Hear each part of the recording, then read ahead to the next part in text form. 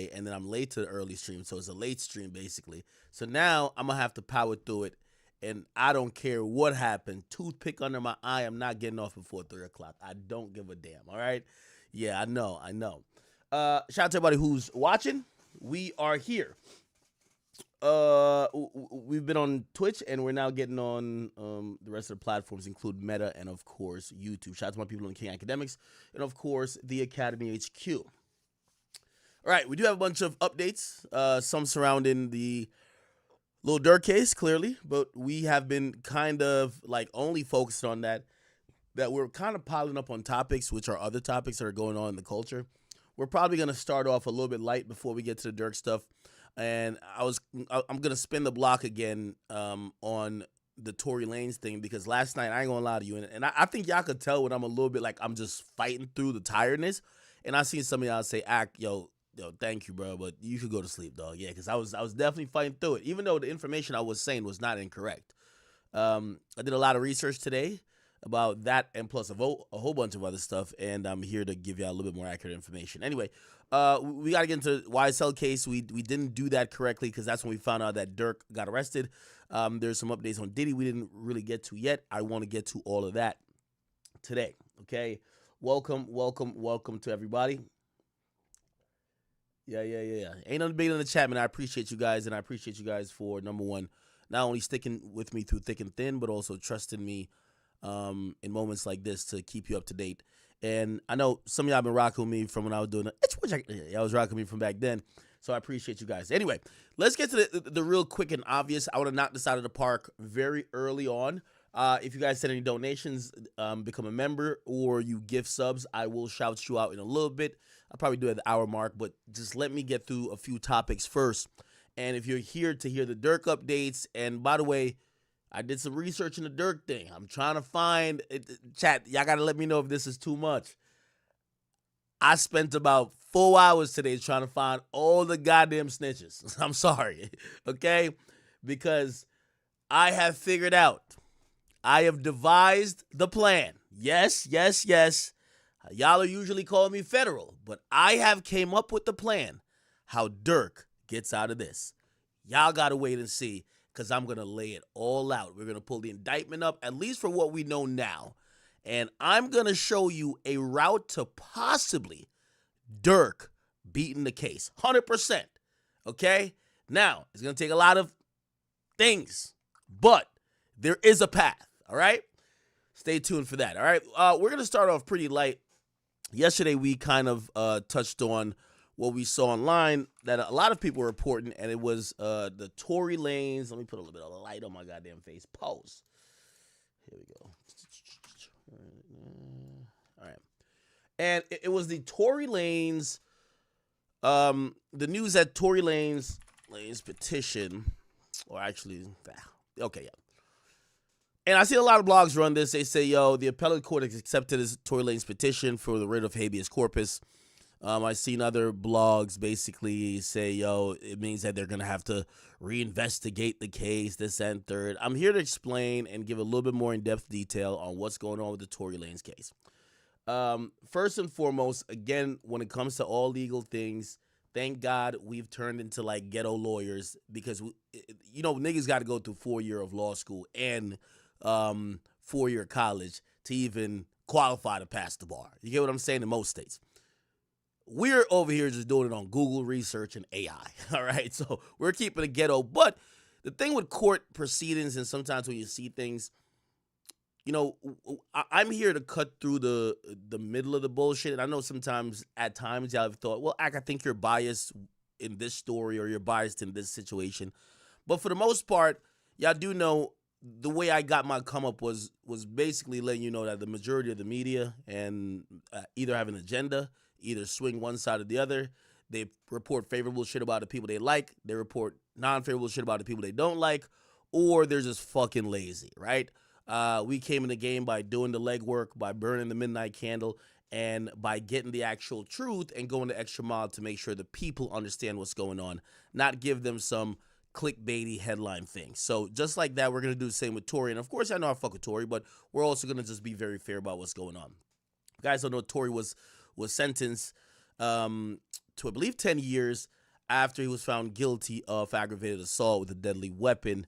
Actually, let me make sure with these charges, because Tory found guilty on, yeah, he was found guilty on assault with a firearm. Okay, not aggravated assault. So assault with a firearm, and illegal possession of a firearm, and a negligent discharge of a gun. So technically, you know what I mean, it's not really like said that he's found guilty of shooting Meg, even though you could say assault with a firearm. That's what that is, right? Anyway, the whole point is, I believe he got 10 years, and he's trying to get out of jail. He's now in California prison.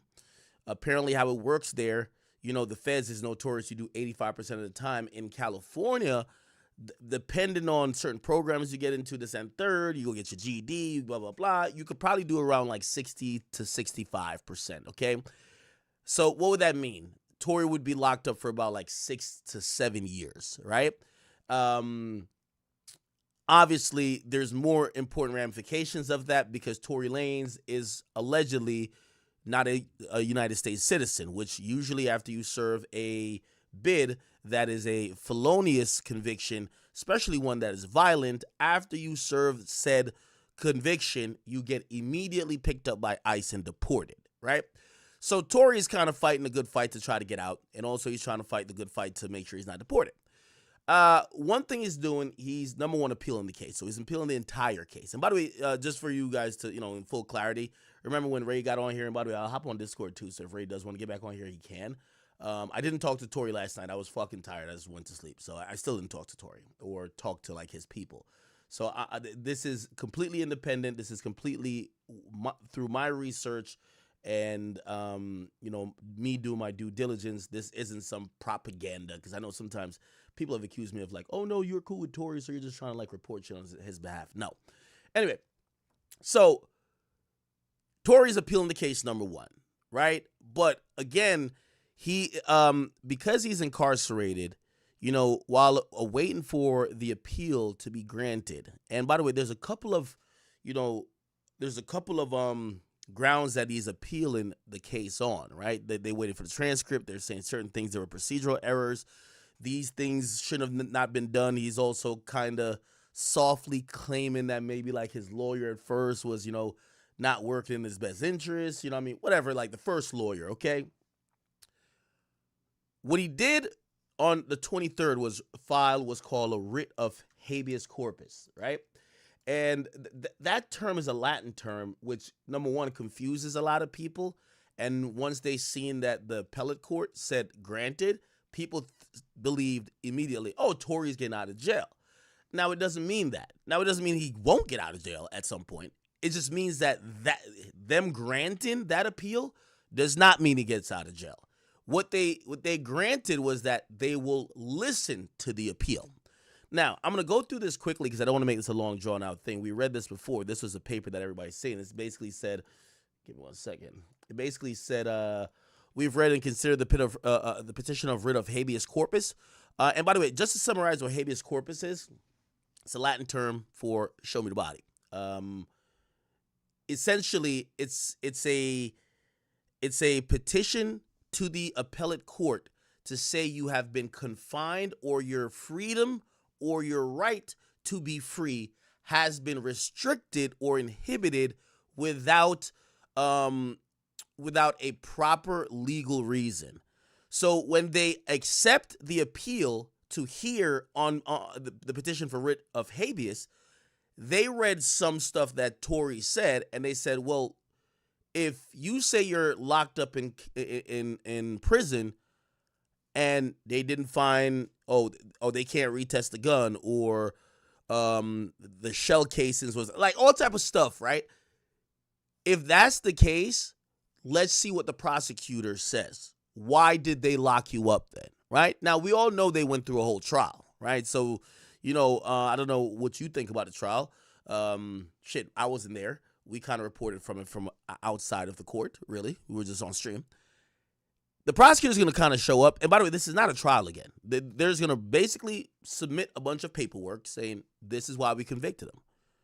Now, as I said, this is a paper floating around social media, but it's misleading. It's misleading because it doesn't even tell you on what grounds Tory is claiming that he was that he was unjustly imprisoned. Now, I have found pieces of that petition, and I'll pull it up here. Now, his petition and his appeal is being taken care of by a group named Unite the People, okay? And they filed in the second appellate district, which is the one that covers Los Angeles. They filed an appeal, and I'll read some of the I'm not going to read through the whole thing. I think it's like 30 pages or something like that. But I'll give you the main points they're hitting in this writ of habeas corpus, okay? Now, keep in mind, a writ of habeas corpus could be used in multiple different times. Like, for example, if your sentence was unfair given compared to the guidelines, or if there was if you're being denied bail and that's not fair, that's a step. So like, even when Diddy gets denied, which I think he's going to get denied on the circuit court, he could do a federal writ of habeas corpus, right? Where they could look into why his freedom is being inhibited by a lack of bond. The prosecutor is still going to say the same thing. Yo, you threatened a witness. And I still think that you can't beat that. No judge, no matter what judge, 50 million judges, they're all going to say, bro, you're threatening witnesses. We can't let you out. Anyway, the point is that in appellate court, this is not a trial. They usually go with the decision that's already set, and you have to give clear evidence or clear reasons why they should go against what the other court said, right? And obviously, and if there's mistakes made, that's where you point it out. So these are the grounds that Tory's appealing on, right? Or this was the grounds for the habeas corpus. They're saying that there's a declaration from Jaquan Smith. This is a driver that it says it does meet the required prima facie. I always fuck up with that word. Standard for relief through the penal code in the alternative, and it was an effective assistance of counsel. This is interesting. So Tory's saying that his lawyer failed him by not calling, right? By not calling the driver to the stand, right? So that's what Tory's going with. They're saying the driver knows key information and he was not called to the stand, and his counsel failed him. Now, this is a little bit of a twist of how Tory's initial appeal for the whole trial is, because the initial appeal kind of said, well, we have a witness that would testify otherwise. And a part of, I'm going to get a little bit legal on y'all, so just relax with me for a second. When it comes to habeas corpus, now this is specific to these states, but like this is in general, there are going to be some other specific stuff.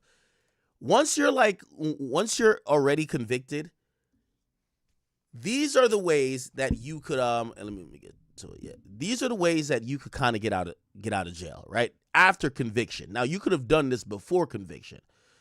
Hold on. Let me see. All right, no. Here we go. Sorry. All right.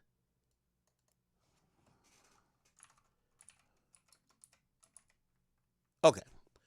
All right, never mind. Yeah. So there's like 5 ways, right? So after your conviction, 1, your confinement is beyond your sentence. Tory got 10 years. He's not beyond his sentence. 2, it's a violation of your fundamental constitutional or statutory rights. Like, for example, like if you got sentenced for a gun, right? You got sentenced for having possession of a gun, but the search that found the gun was illegal, and you still went through a court process, and that was still allowed to happen, you could challenge it to say they violated my 4th Amendment right, which prevents unlawful searches and seizures, and that's how they found a gun. Habeas corpus, which some people even call a Hail Mary, damn near, because it's a long shot. It's like 4th and 89, right? It's a long shot to get this in, because you went through this is not a trial. This is people reading what you're saying and then going back to the transcript and they're not going to have a whole trial, right? So was your fundamental rights violated? Tory claims some rights were violated. Don't know if it's enough. Don't know if anything that was significant enough that it's going to sway the appellate court.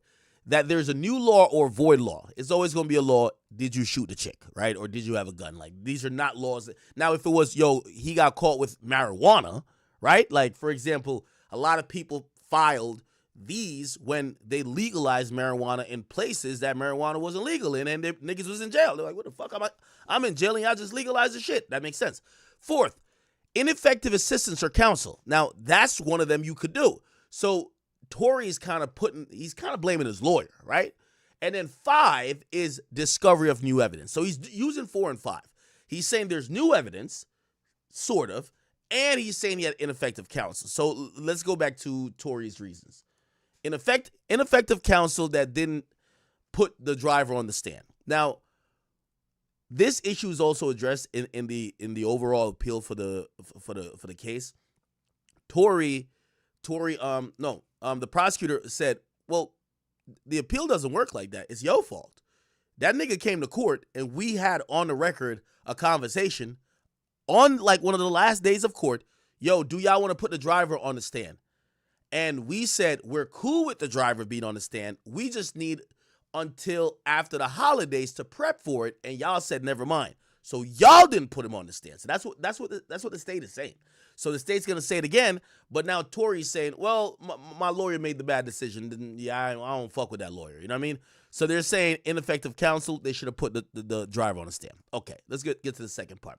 Second part is the expert testimony concerning the DNA was false evidence. Now, this is about the DNA. So remember this whole thing when they said Ack was lying or whatever the case is. So in the discovery, right? And remember, there's something called like Brady evidence, right? So, or Brady, which means if, for example, they claim, I don't know, they claim you stole this cup, right? And there's a big ass fingerprint because you were just eating cookies and your fingerprint is muddy and there's a fingerprint on it, right? They get the cup that they claim you stole and they charge you for stealing the cup. When they test the cup and test the fingerprint belonged to somebody else. They got to tell you, like, bro, yeah, we tested the cup. It ain't your fingerprint. Like, the prosecutor got to tell you. If they don't tell you and they try to hide it because they're trying to get you convicted, that's a huge violation. And usually they'll just dismiss the whole case once that's figured out, right? So the prosecutor has a duty to share in discovery favorable and non-favorable evidence when it comes to a defendant. So Tory's claiming the expert witness concerning the DA. Oh, remember when they said that Tory violated the discovery order by leaking it to me, which I got it from Meg. Anyway, here's the point. Remember, it's this whole thing about, was Tory's DNA found found on the gun, or can you not? It's just inconclusive. Now, there's a difference between the two. Inconclusive means it could be, but we don't have proof. It doesn't tell us anything. It doesn't tell us one way or the other. If it says no, it's ruling out that he ever touched, well, not ever touched the gun, but that his DNA could ever be found on the gun. Now, when they turned over discovery, they told Tory it's inconclusive, right? So that's what they turned over in discovery. Tory had his own analyst go over the testing results, and they said, well, based on blah blah blah, based on blah blah, it's not only it's more than inconclusive. Tory's DNA ain't on the gun. So the prosecutor said inconclusive. Tory's analyst is saying he ain't on the gun. Okay, so that's one of the grounds, because they're saying the analyst for the prosecutor lied, because they're saying that Tory's DNA could be on the gun. It's just that enough wasn't there, so that's why it was inconclusive. And Tory's people are saying, no, based on our analyst and expert, my DNA ain't on the gun, nigga. The fuck are you talking about? So that's the second thing. Third thing is the petition claims through assembly bill are applicable to this case at hand and are not procedurally barred. I don't know what that is, and I'm not about to Google it. I don't want to waste our time. Okay, yeah, I don't know that. Okay. Petitioner claimed that the lower court did indeed commit an error as it did not adequately consider the factors mitigating presented at sentencing and not procedurally barred does not meet blah, blah, blah. Okay. So essentially this is more not about the decision in the case. This is about the sentencing in the case. You know, they're probably saying there's certain factors that should be considered when giving out a sentence. You know, Tory got 10. And they're saying that wasn't considered, which this could lead to a lowering of his sentence, but not a dismissal. If this is the only thing that, you know, say when the attorney general or the state responds, they're like, yeah, whatever. It wouldn't overturn it. It would just probably lessen it.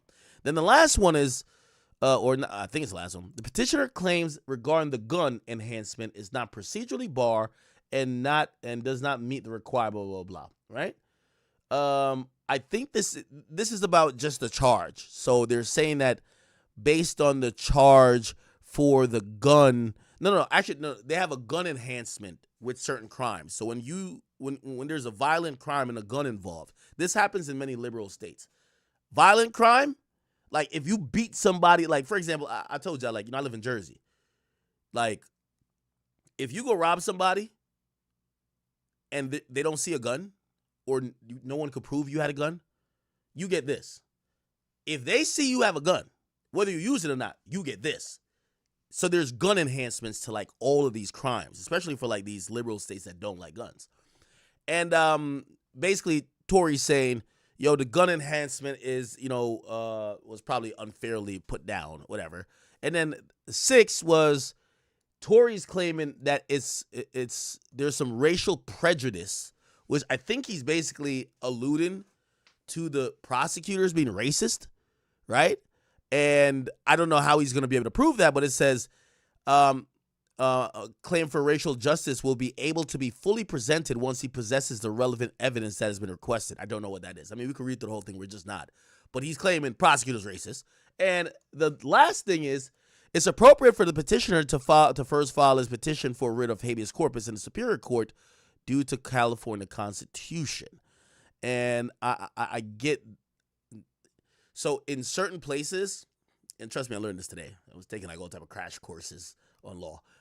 In certain places, the way how you submit a writ of habeas corpus, because, you know, obviously the appellate court, you could go up to the state Supreme Court, is that they usually stipulate that you submit the writ of habeas corpus at the lowest court, and the Superior isn't the lowest court, but I think in California, due to its constitution, that's the appellate court for county court, right? So yeah, it is what it is. Okay, so essentially that's what he submitted. There's a bunch of stuff there. You guys could go to Unite the People USA if you want to read through this. We're not going to read through this. It's just a whole bunch of stuff he's detailing. You'll see some stuff right here. Factors of mitigation. So they're talking about the sentencing. They're saying he shouldn't have got 10 years. There's another thing here saying the people engaged in prosecutorial misconduct which interfered with the person's right to a conflict of free counsel. Okay, They're saying the sentencing court reversed erred in declining to impose the lowest possible sentencing term. You know, they're basically talking about Tory's, you know, Tory's background, this and third, like all type of things, because they're appealing everything, right? Yeah, they're just arguing about a bunch of. Now, anyway, the point of what I'm trying to say is that those are the grounds that he's filing this. Hey, I'm being held against my will in state prison. These are the causes why I shouldn't be held. And all the appellate court said was, okay, those are decent causes. We want to hear from the state on why you were held. Now, here's the thing I keep saying. If this case was circumstantial, like for example, in the YNW Melly case, right? There's 0 people testifying against YNW Melly. YNW Melly is going against data, GPS, fucking ballistics. He's going against all science, right? Because there is no witness, right? If he gets convicted, hope he doesn't, But if, I hope he's innocent, and he doesn't. If he gets found guilty, because there's no witnesses, say they find out that the ballistic guy did the math wrong and the gun didn't come, the bullet there was a possibility the bullet could have been fired from the other seat that Melly didn't get. Like, those things could be grounds for a potential reversal. But here's the thing, and this is what I'm saying about the Tories case, respectfully. All the prosecutor going to say, they're going to answer all those points. And even if Tory scores some points or like, they'd be like, all right, well, Tory's kind of right here. They're going to come with a whole bunch of other things to say, Tory, no, they're going to say, we got 3 to 4 witnesses who corroborate the same thing. You can't, the witnesses, that's going to always kill you, okay? We're going to get to the Durk thing momentarily, but if you guys did want to know what was happening with the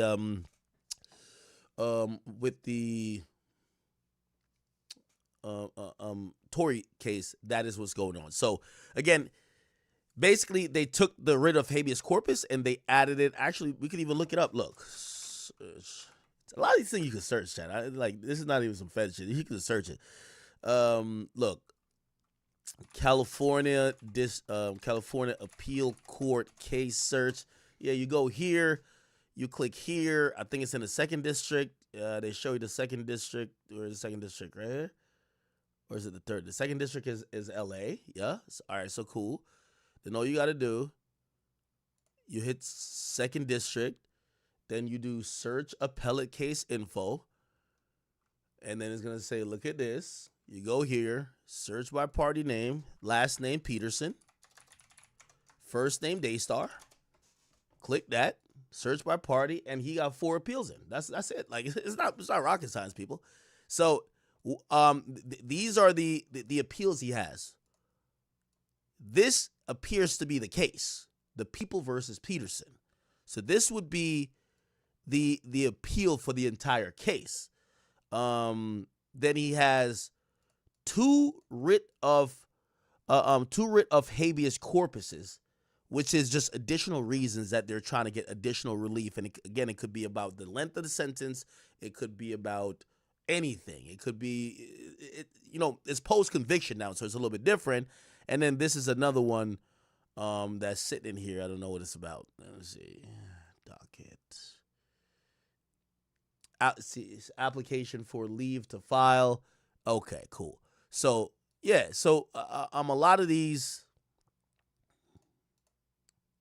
Yeah, a lot of these is asking for leave. Usually means sometimes they'll also grant you bail while your appeal is being heard, right? Because you can make a case to say I could prepare better to write this appeal and defend myself if I'm free. And again, it doesn't work all the time. It has worked sometime, but basically California ain't trying to let Tory out right now. Again, who knows? They might listen to that appeal for the entire case and throw it out. So all they did was this new writ of habeas corpus, they lumped it in with the other 2 appeals already. So they consolidated it. So whenever they come with their ruling, which is, I believe, is a 3-panel judge that's going to come with the ruling, they're going to let us know a few things. Hey, we think Tory's sentencing is too harsh. Go back and sentence him to something lower. Or he shouldn't have gotten over, I don't know, whatever, right? Clearly, he wants to get out of jail. But also, I think the biggest thing, he wants to overturn this shit. And that's an uphill fight. But they're working. His people are definitely working. Can't be mad at that. All right? All good. All good, people. Brick Baby was trying to hop on the stream. Oh, by the way, I did all that. Somebody said, bro, just go to Law for Workers. He basically breaks it down. It basically, what Law for Workers said, I'm going to look like an idiot if I said wrong shit. Lane's innocent claim accepted by appellate court, giving DA 2 weeks to respond. Let's talk about what this means. So first off, when they say accepted by the appellate court is just saying they're going to hear the appeal. They're not saying, oh, we're letting him out or we believe he's free. They're just going to listen to what his appeal is. That's all that means. Now, what is his appeal? It's pretty good. It's been made in a couple different ways, and you have to understand the different court processes that are involved. One, they asked for a new trial on the basis that there's this evidence, the affidavit from the driver. The driver could take the stand and testify he was working security that night. He was the only one not drinking at the party. He saw two women fighting. He saw Kelsey with the gun. He saw Tori trying to break up that fight. And y'all threw Tori in jail and never charge any of the two women. That's what Quan would have said if he took the stand, according to his affidavit. Now, the court in the appeals case said, yeah, but we can't give you a new trial because Quan was in court and your lawyer said we're not going to have Quan testify. So that's on you. But this is different. This is a writ of habeas corpus. In Latin, it means bring me the body. It's a Hail Mary. It's a writ of last resort. It's what the courts have set up so that if you've tried to appeal on every other basis, you can always tell the court to bring me the body and just see what the hell's going on here. And you have to have a very good argument for what the hell's going on here. Their very good argument, this is actual innocence. Whether or not I tried or I could have or I should have, I'm innocent. Tory Lane's innocent claim, except. All right. I don't know where the rest of that video went, but okay. Kind of said pretty much some of the same things. Yeah, they're down to listen to it. The state is gonna respond, but they're gonna. I just believe they're gonna say, "Bruv, you went through the case, my nigga. Niggas snitched on you or told on you." Unless so you don't think the appellate court is gonna give this up to him at all? Nah. No, well. Let me bring it back a bit. It depends on how much they're gonna weigh this whole. Oh, Tory's saying my DNA isn't found on the gun. Also, the bullet fragments. You know, these are elementary points. These are elementary points because the doctor is testifying, even if supposedly they can't find the bullet fragments or something like that. I don't know, whatever. Anyway, evidence isn't stored in perpetuity. So, like, if you got convicted 80 years ago, you can't be like, yo, where's the hair follicle that convicted me? You know what I mean? In this case, unless the doctor comes out and says, oh, yeah, we removed something, but we don't know if it was bullet. Like, they testified that it was a bullet fragment, right? They testified it's a bullet fragment. There's eyewitness testifying. I think that's the hardest thing to come across. Honestly, in chat, I'm gonna keep it a bean with you because I'm on some Netflix shit today, chat. Y'all want to watch? I'm gonna give y'all the Netflix way out of. This is how to really beat murder, okay? Or how to get away with murder. And by the way, that's what I should title the stream. How to get away with murder. Yeah. Because I'm going to tell Durk how to get away with it. And it's kind of the same advice I'm going to give to even Tory. If Tory want to get out of this, some witness got to change the story. I don't know how. I don't care. They got to change the story. A witness got to say, you know what? I thought about it more. I talked to that Sean Kelly dude. I talked to my son who was there. I got Alzheimer's. I actually didn't see Tory doing shit. That's good. See, that's good. Oh, so what you testified against, right? You're saying that you basically misremembered. Oh, that's good. But as long as these eyewitnesses, like we really discount. I know with technology and all this shit these days, we discount how much someone getting in court and saying, I seen him do it. I've seen him do it. It matters a lot. So we'll see what happens with that. Okay. Yeah, but that's pretty much it on this particular case.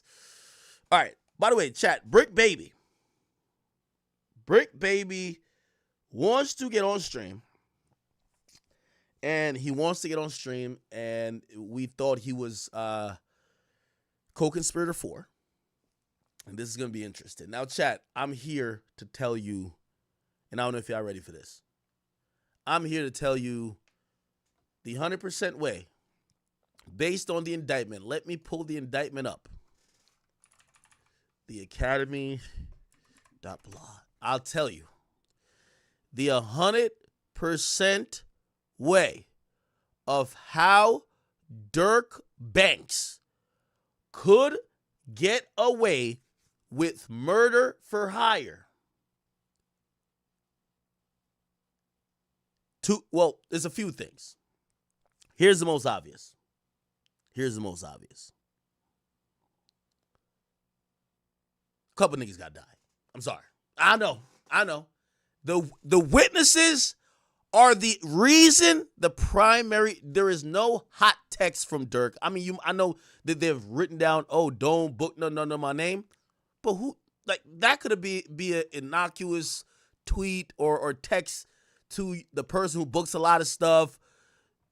Durk travels around, and Durk is a motherfucking, he's a guy who, these guys book and check into places under fake names. You do know this, right?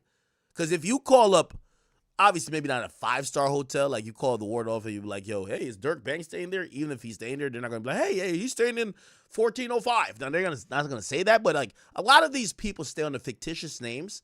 So, hey, I'm just giving you some ways you could try to explain it. So we're trying to tackle the hard and fast things that have gotten him essentially indicted, right? There's a few snitches. Now, I'm going to rule out this one guy as a snitch. Kevon Grant, not a snitch. His name is O.T. Avani, okay? Who that is, remember I told you O.T. Avani was the guy who flew on the plane with Durk. And as we go down here, hold on. So, Kevon London Grant, let me see. Private. We just got to go to private. Okay. All right. So, yeah. Based on my review of the records, a private airplane from a private airplane company, which, by the way, you already know now, they subpoenaed the records, right? They issued a warrant, subpoenaed the records from that airplane charter company, right? Probably came out of everybody in Miami flies out of this. This is a Opa-locka executive airport. So this is where everybody from Miami flies out of, OPF. And, yeah, if you go here, you look this up, you'll see a bunch of private jet charter companies. Durk was probably around the corner from here, right? It's 10 minutes from the Hard Rock. And what probably happened is that they knew exactly where he was going to go. They knew what airline it was booked to because it had to register with FAA in the flight path. And with the manifest that had Durk's name on it. And obviously, they subpoenaed the records.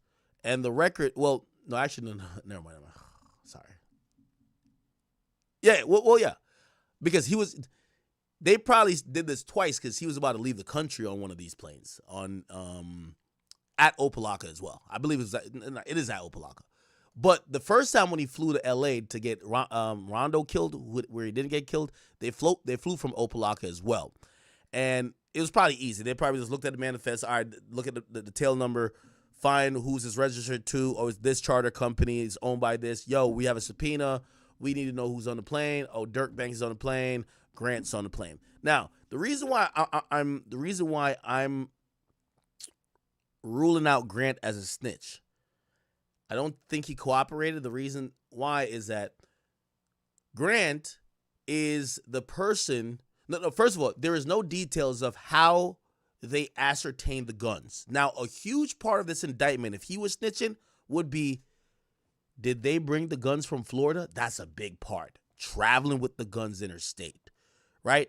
It doesn't specifically say here. Maybe they did, and maybe they know it. But in this complaint, and even in the other indictment, it doesn't say how the guns got to Cali. All it said was that Grant somehow procured them and gave out guns to the shooters. But it would be an attractive case if Durk brings the guns on the private jet, lands in, which could have happened, but here's the thing. The only way they would have known that to happen is if Grant is snitching. So by the mere fact that they don't state that, Grant is not snitching for me. You know what I'm saying? Now, I could be wrong. Things could change later, but we don't believe he's a cooperant, right? Cool. So, by the way, Durk could easily explain the strip. Hey, I went out there to do a podcast. Apparently on the 18th when they land, he's in a house that was rented by his manager with someone that was a podcast host. So Durk has an alibi here. Why did you go to L.A.? Not to go murder Quando Rondo. I'm an artist. I do interviews. I did one with Ack. And then I went out to LA to go do another one. I wanted to do some shoot. I wanted to go visit Spotify, whatever, who cares? So he has an alibi of why he's going out there. So that's not criminal in itself. What makes it criminal? Well, what happens that makes it criminal is we're going to hear, and we're going to get to the credit card things too, but it's going to say, hold on. Let me go up a little bit. It's going to say, hold on.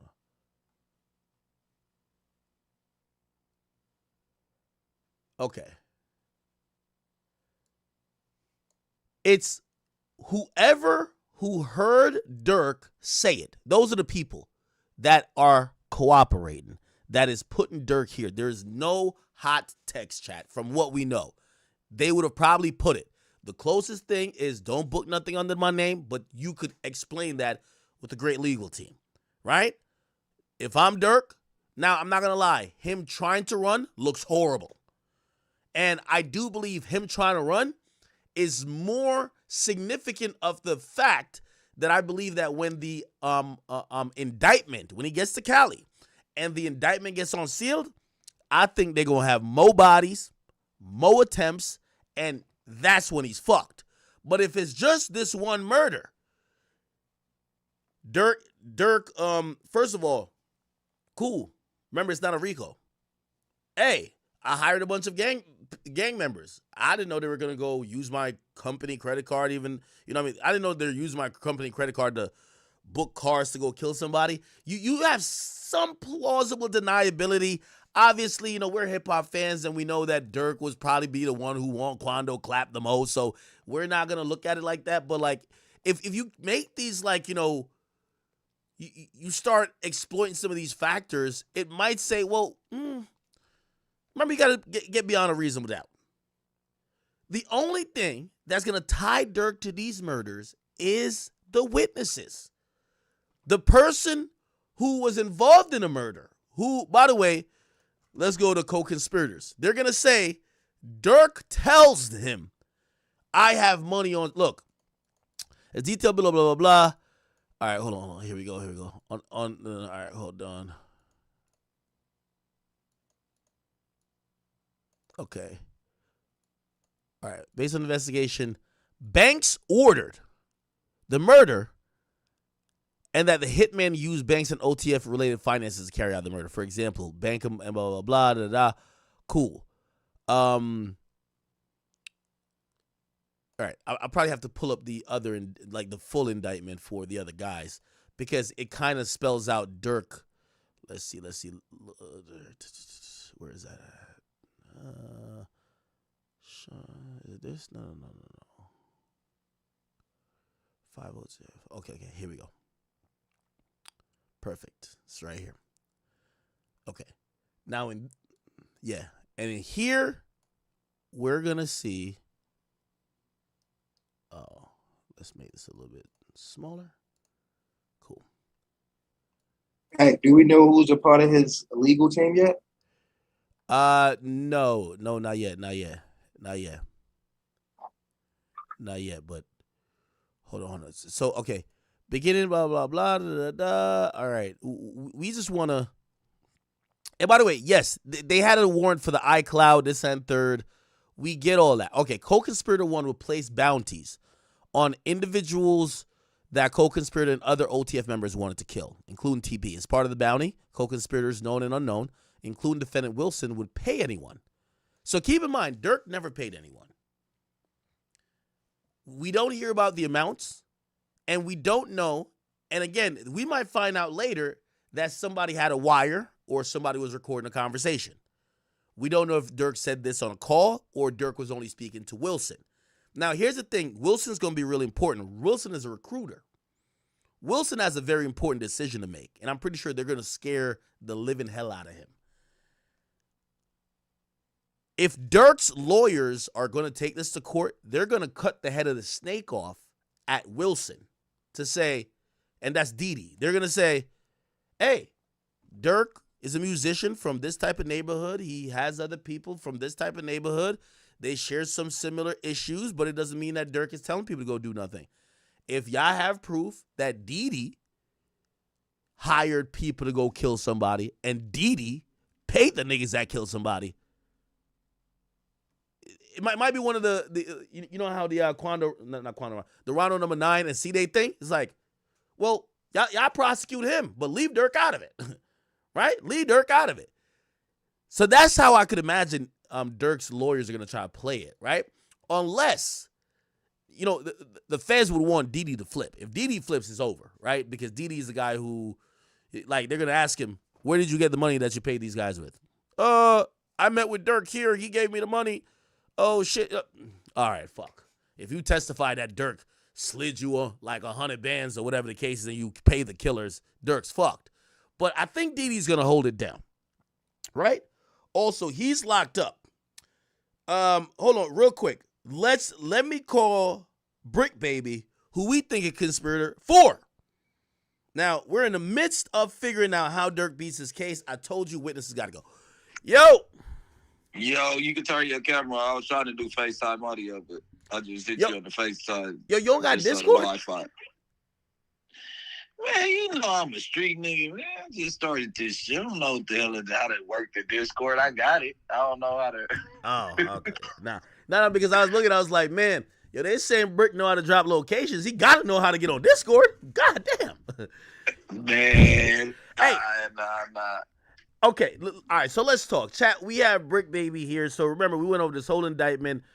From what we came up with that there's a person named co-conspirator 4 that seems to be a local LA dude, seems to be a guy who, at least the feds even say, this is a longtime affiliate of OTF, which means he's not an OTF, but he's a longtime affiliate. We think he's local because he's the one that gets the drop, and then everybody comes to LA. Now, people... Okay, academics. Wait, hold on. Let me just set it up. Go ahead. Get off. Go ahead. So people start saying it's Brick Baby. Now, I didn't really know too much about like some of this, and even when you made that comment, we'll get to that. I didn't like. I know fans say a lot of stuff. Like there was a time fans were saying, "Oh yeah, no, you don't," because I did an interview with Durk and he literally said you can't say it no more. But I'm gonna be honest with you. Whack 100, Loose Cannon, and 600 gave a compelling argument to basically said it was you who's co-conspirator 4 and that you were working undercover because you had another case. I'm glad you didn't run from all this and you're actually addressing everything. What do you know? And what could you tell us about this whole thing? And are you co-conspirator number 4? So basically, if you look at the paperwork, right? Yeah.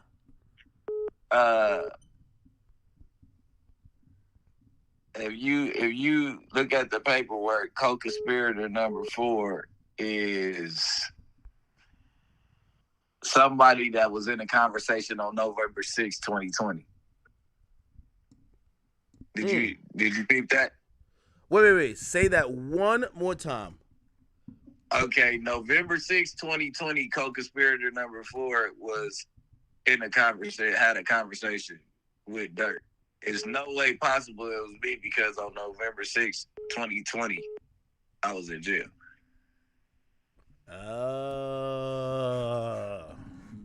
You get what I'm saying? So that clears me out of that. You know what I mean? Like just that. One of my fans pointed towards that to make it smoother and to the point. It's no way that it was me. And then I wouldn't be sitting here shaking ass. I'd be somewhere else, tucked up trying to be, you know what I mean? I'd be out the way. Okay. It ain't no way possible I would just sit here and be this bold.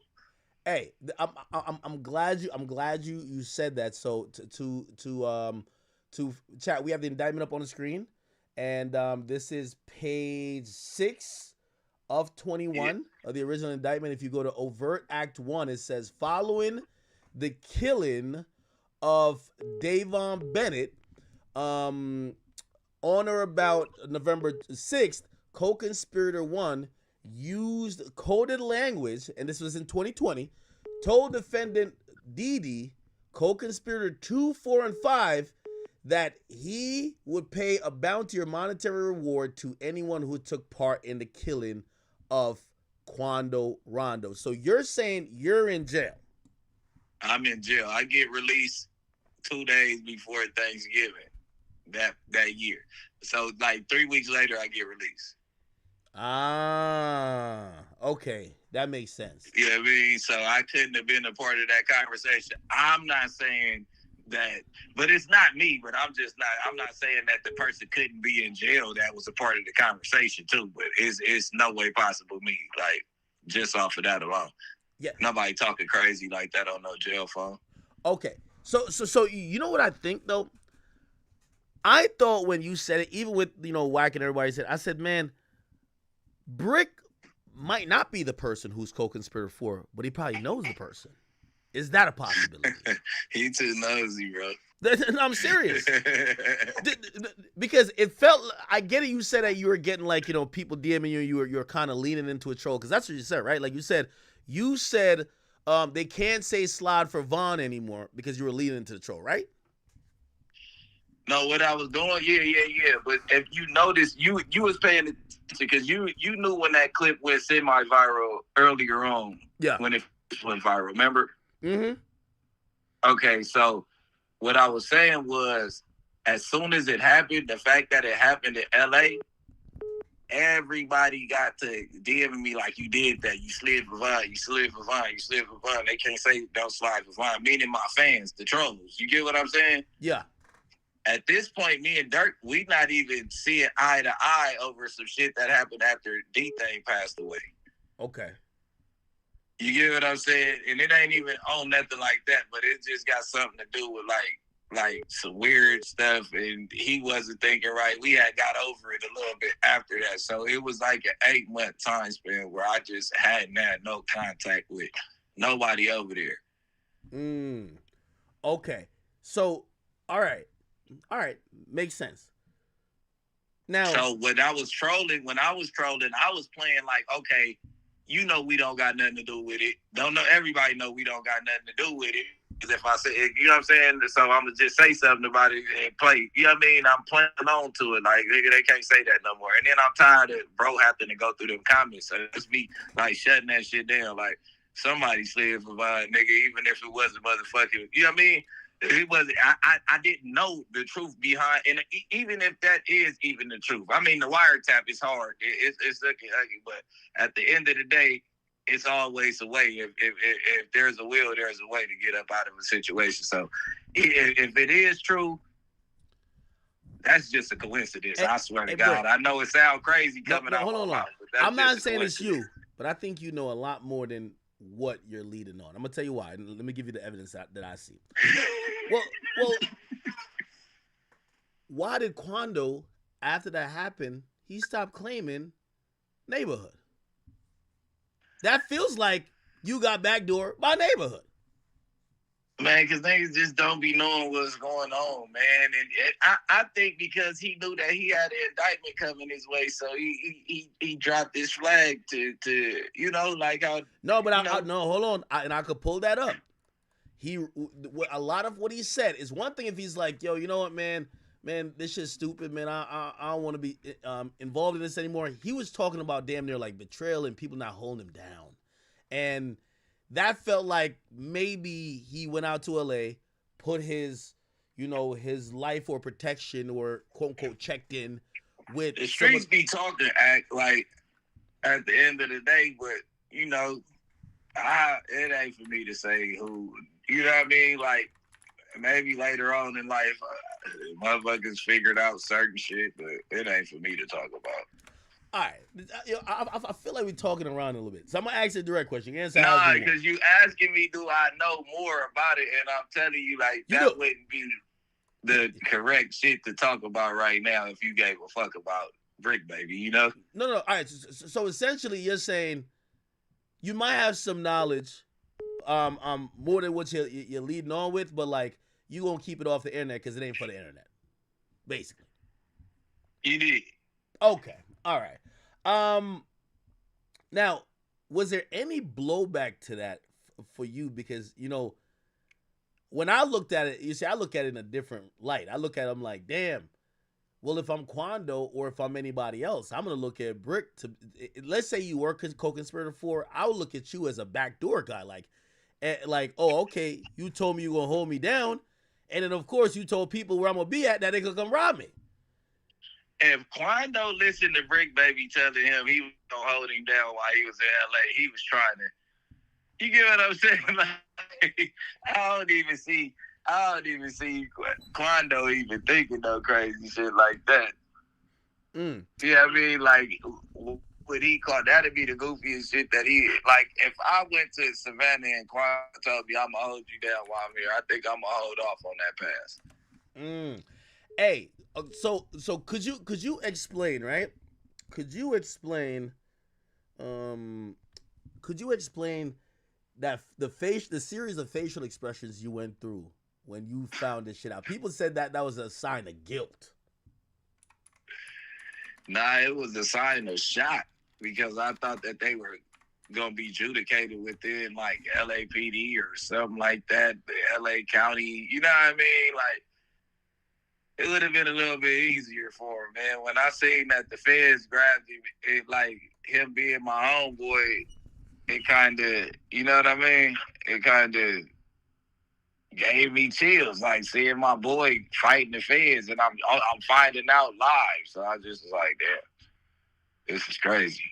And then it did run through my mind, like, damn, was they trailing me thinking I was, you know what I mean? Like some shit like that. Okay, and by the way, it's okay if you can say no comment. So Whack 100 accuses you of having federal interaction in terms of police supposedly raised your spot, caught you with a gun, whatever the case is. Have they ever asked you about anything to do with this? And if you can't answer that question, it's fine.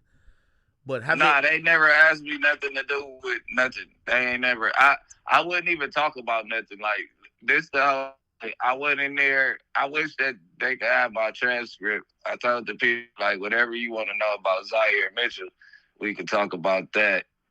Anything other than me, like the questions you got about me, I can answer. You know what I mean? Off the rip. So it was times where they tried to negate, you know, shit like that. But it ain't nothing. You know what I mean? Were you any type of nervous? You know, because again, maybe you're not involved, but like, you know, we know with these cases, and look what's happening with Jeffrey Williams, aka Young Thug in Fulton County. It looked like they picked up anybody who was at the smoke sesh. You know, it's like, all right, we're just gonna grab everybody and figure it out later. And you might not be involved directly, but you know, shit, I learned later, like, yo, you and Durk are pretty cool. And based on that, they're saying there was local help. Never know, they could be like, yo.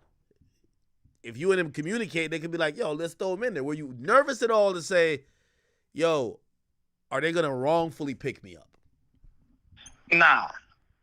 At this point, it's the way that they coming with the OTF jam, dude, they not finna wrongfully pick nobody up. You got to think, they just had somebody working with a wire. Yeah, you get what I'm saying? Yeah. They just had somebody working with a wire. What the hell do they need Brick Baby or anybody else for at this point? Like, we got to just think, like, reasonable. Like, this person was way closer to Durk than Brick Baby. He can get the darkest secret. He getting dropped on every song, every 3 out of 5 songs that come out, you got jam in there. You get what I'm saying? Yeah. Hey, let me ask you a question, because this is like Wax angle right here, and 600 said the same. They said that you as a podcaster now, the way how you're fucking up is that you're saying street shit on the mic, and that might kind of spur things and narratives and make situations hot, and they feel that's like a form of telling. Do you feel like you've brought anything from the streets that probably shouldn't have been on the microphone and spoke about it? 100%. 100%. I'm learning in live time though, bro. So it's like, some people gotta kind of give me a pass on that, because it's like I'll have a conversation and I'm potting, but then I would turn this conversation into a regular conversation because I'm getting too comfortable. And when I'm talking, I'm just talking like I'm chopping it with the guys, and it ain't a conversation you should have on a live stream. Did you or a stream period, any type of interview. So sometimes, but if you look at my more recent content, I ain't been doing. You know what I mean? I kind of. I appreciate that answer. You basically saying you learning on the fly, and there's times you probably said shit you probably wish you didn't. Hey, have you talked to anybody in Durk's camp since? Even just be like, yo, is everything good? Or, you know what I mean? Like, just communicate, because I'm guessing you had a relationship with them where y'all communicated. Have you communicated with anyone over there yet, or no? I think everybody over there probably is in probably just trying not to use their phone at all. Did you have to reach out to them? You know what I'm saying? Like, no, I get that. I feel like if I call to tap in right now that'd be sufficient. Even if it's just like you know what I mean? But also, they could be thinking. I just send some hearts out. You know what I mean? Like, I show them my love and respect. Yeah, but they could be thinking what the internet is saying, which is, oh, Brick is this co-conspirator that's on name. You never know. Like, you know, obviously the people close to it would probably be like, man, Brick ain't got nothing to do with it. But some other people could be like, man, what the fuck? So did you at least like try to read some feelers to be like, yo, listen, I just want to let y'all know that shit is. Well, the people that's over there that I deal with, that's really my people, they're my brothers. Okay. So they already know. This is what I'm saying. We've all been together, like, you know what I mean? Like, we've all been together and kicked it after all that. We got over our stuff or whatever the case is. They know that I ain't on no timing like that. Like, they know. The paperwork gonna show everything in due time. Like, and even if I was, like, that's even more of a reason not to talk to. You know what I'm saying? But I don't even.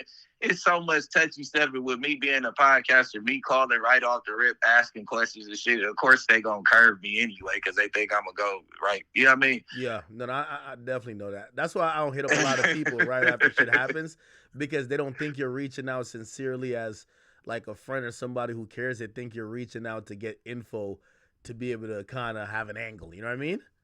Yeah, they try to get you. You know what I mean? And I've been catching a lot of that. I done lost a lot of friends being a podcaster. I've noticed that my rap friends that used to tap in a lot, like they'd tap in off of like certain shows, but like just on the regular pull up and all that stuff, they been cool. Like, you know what I mean? Like, I could go to the club, do all that type of stuff, but like it used to be to the point where we pulling up at each other's house on a day-to-day. Now that I'm on the podcast, it's like, we don't want you to know our day-to-day routine no more, nigga.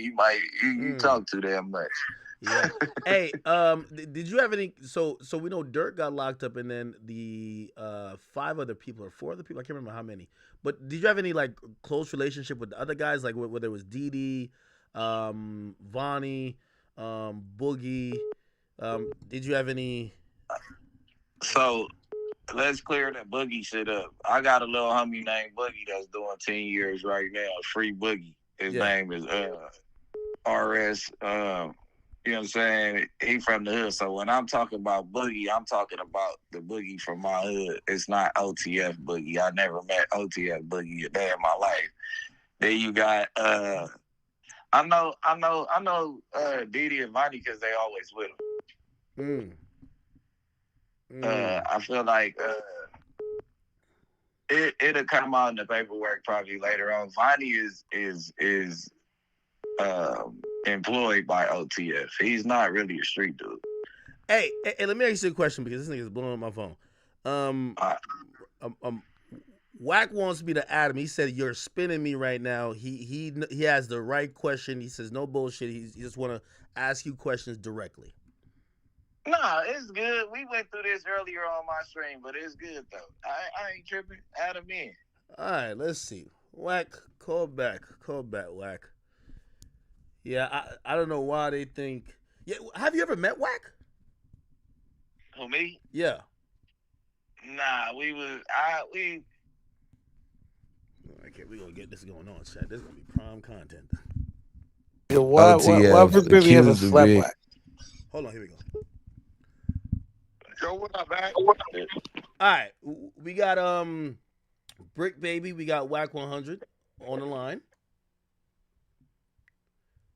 Yo. What up, man? Yo, we got Brick on the line, Whack. Man, I just got through running the New York room with Bimmy and motherfucking Zip. So, exposure's been hard at work. What's up, Brick Baby? What's going on, Whack? Oh, my God. He didn't say cuz. Got this guy real... we got... Whack, I did a we whole... got the exposures on the phone. Brick Baby, salute your big homie. Man, what's going on, man? What you talking about? Salute my big homie. Who's that, man? Hey, what up, Brick? What's going on? My good special man. What up, Brick? What's going on? What up, man? Oh, man. Yo, what up? What up? Is that Loose? The one and only. Yeah. Wait. Loose is Brick's big homie? For sure, he knows. Man, come on with all that. Stop doing that, guys. Wait, hold on. He's an affiliate.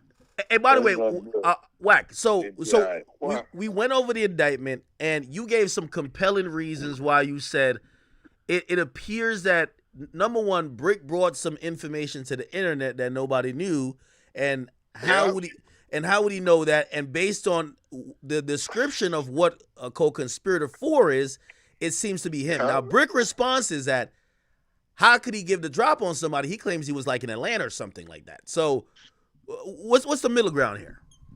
I don't know, Brick. Was you in LA or Atlanta? No, I was in Houston. Oh, Houston. Oh, my God. You told me Atlanta earlier. You didn't say that.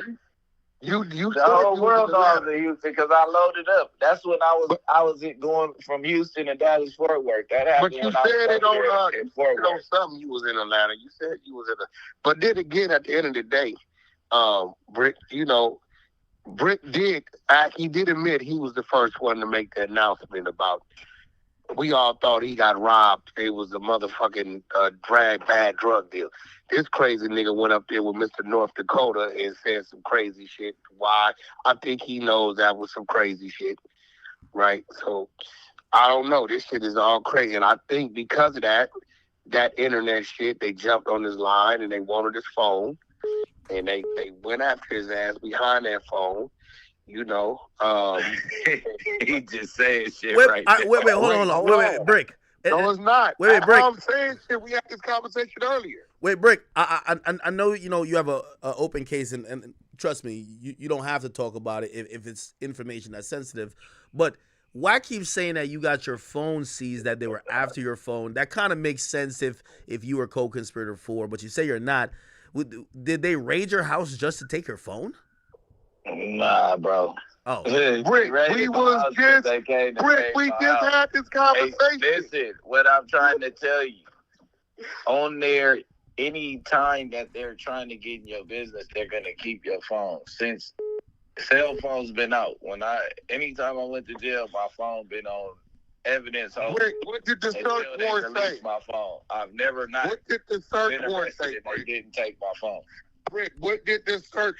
We just 3 hours ago I went just over said that the search warrant said social media, cell phone. There we go. There you go. Drugs. Yeah, but the thing is, with the feds, they would probably say all electronics, computers. Electronics, it said some electronic shit. That's what I'm trying to think of the shit. It said some electronic something on that motherfucker.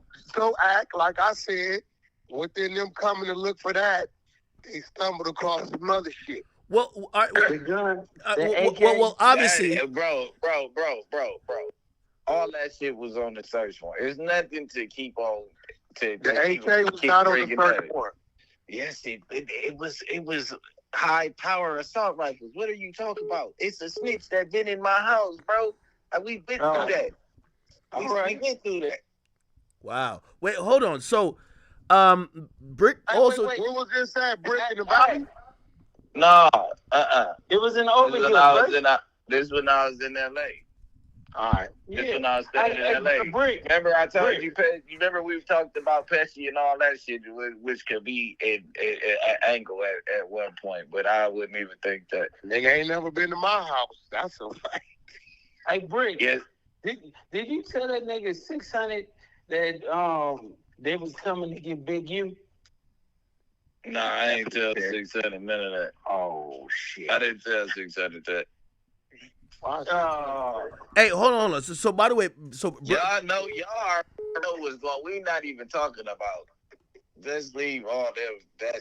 Yeah. Wait, hold on. So Brick basically said. So Brick, you didn't tell 600 that they was gonna come Big U. They was on Big U by the Rico. Nah. Hell, you didn't tell me that. I told 600 that. Chat. Brick Baby leaked my number, so like everybody's like calling me like, yo, could y'all fans like get a fucking life? Stop calling me, my nigga. Like call me after the fucking call. Like what the fuck? Stop going to the hood every day making them vlogs, nigga. That's what I told 600 on that phone.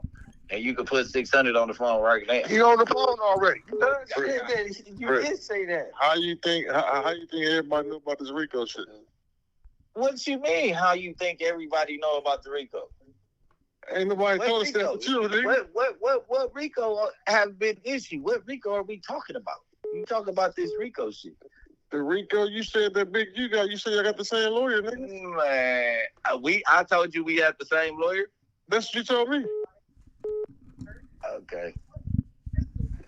That's why when people who don't never catch cases get to talking and lying, they can't really put a lie together. Because if we have the same, so you didn't say that. Fact. Am I lying? So you didn't say that. Can I have the same lawyer on the same case as the nigga? I mean, y'all not on the same case, are you? Yeah, but bro. That's what I'm trying to tell you. You ain't no conflict. He got his own Rico. We got the same lawyer. You said it ain't no 6-0 Rico. He got his own Rico. They want Cuz in jail. It's ugly for Cuz. Bro. It's bad for him.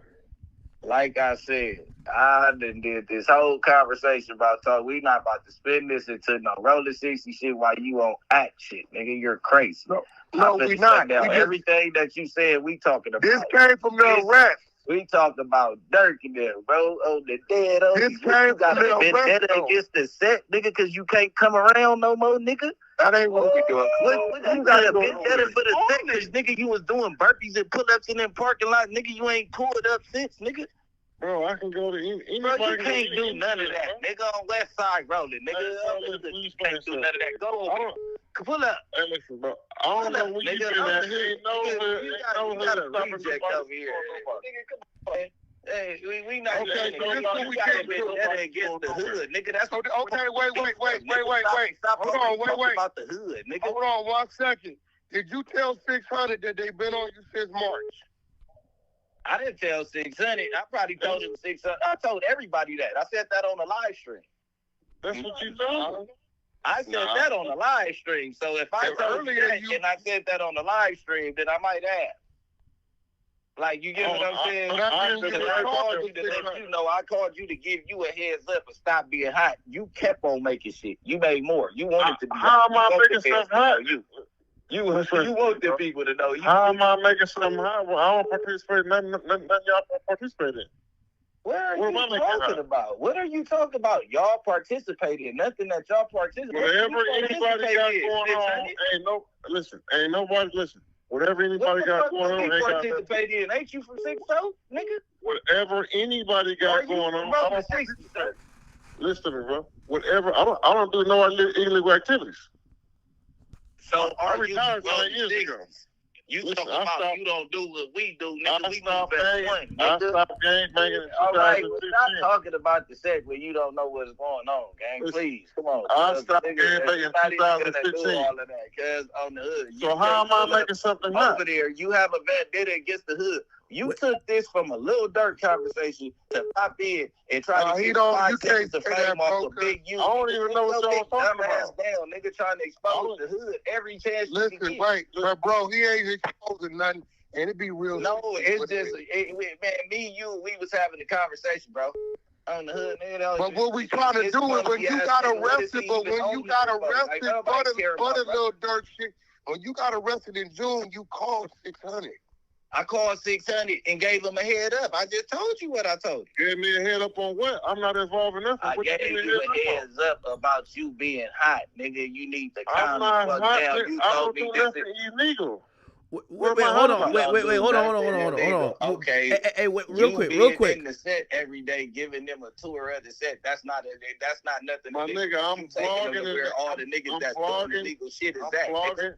I ain't never filmed nobody doing anything illegal. Where the illegal shit at every time you I've never recorded nobody doing nothing illegal in my life. I got over 2,000 videos. I ain't never deleted one. Bro, I said you're going to where the niggas that doing illegal shit is at, nigga. I'm in South Central LA in my neighborhood. It's everything. Man, come on, man. That ain't just so. Go back to that motherfucker, nigga. We waiting. We trying to understand your point. You said we not trying to do nothing. What am I making hot? Mute them up. Hey, so hold on. So wait. Are you guys, like, I know you guys kind of veered off the point real quick, but like, how confident do y'all think that you know, Brick is involved in this little Durk thing, or is it basically you guys are going off more of a pattern of behavior? He involved himself when he said what he said with Flacco on it. I involved myself when I pulled up to that donut shop on nigga and 600 pulled up. Nigga with Kev Mac. One of you niggas is title tellers. Nigga, either you or Kev Mac, nigga. On the hood. As soon as I get on your live, nigga, 4-5 days later, nigga, what is we talking about, nigga? Also, you said they hit your house 5 days later. Then they say your name up there. What are we talking about here? I ain't never been to your house. I'm saying, I'm trying to tell you. Well, you said they hit your house 4-5 days later. Because I said that earlier on the stream. No, I hear what he said. He said he pulled up, and then 5 days later they hit his house. I get what he's saying. I ain't saying it could be the YouTube detectives. I don't know what the fuck, nigga. I know everybody. Hood Day. I shot a movie on Hood Day. I came back. Niggas had me fucked up talking about I can't go to a donut shop I grew up at. Nigga, I pulled up. You pulled up. Nigga. Hey, Brick, could I ask you a question? 6 days later, that happened, nigga. Brick, could I ask you a question? Like, why do you think, like, what have you done that it feels like these guys don't like you, man? Like, what have you done, bro? White don't dislike me. These other niggas, I'm too salty for the Brick, baby. It's not the point that I don't like you, because it's the point that you have to keep it real with the crib. That's it. You keep it real with the... Man, you niggas don't... How y'all 42? I ain't never seen none of you niggas in the hood before 20 fucking sales, nigga. What is you talking about? Sweetie. Brick. Listen, come on, man. You when I was in the I don't want to get it told on academic. Nigga, you know what's up. Hold on, Brick. Brick. Niggas can't come up with 300. I was out there with 2 blowers, nigga. And we was up there about to run a skit, nigga. And you let the nigga we was running a skit on run off with you. I ain't seen you since, nigga. You said we ran a skit where? I said, nigga, I was out about to run a skit with 2 blowers, nigga. It was the first time I met you, nigga. And we was about to chase the niggas up out of there. And you escort the niggas up out of there, nigga. YG the niggas. We went up to the after hour, nigga. Flexed up on your big ass. You got right in your place, little nigga. Dead homies, nigga. YG with the 60. You talking about YG the 60s want to holler at you. Hey, nigga. Nigga, I said, nigga, you ain't going nowhere, nigga. You got issues, nigga. Me and AD pressed you that night, boy. Nigga, why you didn't do nothing? Where was your skit, nigga? My nigga. Where was your skit, nigga? Once I got up on you, nigga. Nigga. When you got up on me, nigga, I put cuz in the car, got right back. Man, stop playing. And you got on. I got on. I got on. So nigga, AD didn't tell you, nigga, he with the real 60. Nigga, we asked him. AD told me I need to put my gun away, nigga. That nigga said this police. And he said, nigga, I got my gun out and this police out here. I said, man, I'm not chilling out for nothing, nigga. Niggas packed out the homies, nigga. Fuck is you talking about, nigga? Man, nigga. Clown. Nigga, so the next day, nigga, we had a big ass meeting. Nigga, you was looking dumb in the motherfucker. You had nigga on the dead. I ain't seen you since, nigga. The next time I saw you, do you know how many niggas you was in the county calling me talking about I'm in here with the homies. I'm like, nigga, who you with? Oh, man, I'm in with Lisa now. Oh, yeah, what's up with her? I'm like, girl, straight. Man, I hear what you talk, what you saying in your head, nigga. We flex right up on you, big guy. Ain't nobody flexed up on nothing, nigga. We was on cuz. Nigga, we met you, and we put you in your place, cuz, and you been cool ever since. Ain't nobody put nobody no place. Why you didn't everybody who says cuz got lined the fuck up the next day, nigga. It was so why my face was pretty? The next day, because you didn't show up and kiss your face, nigga.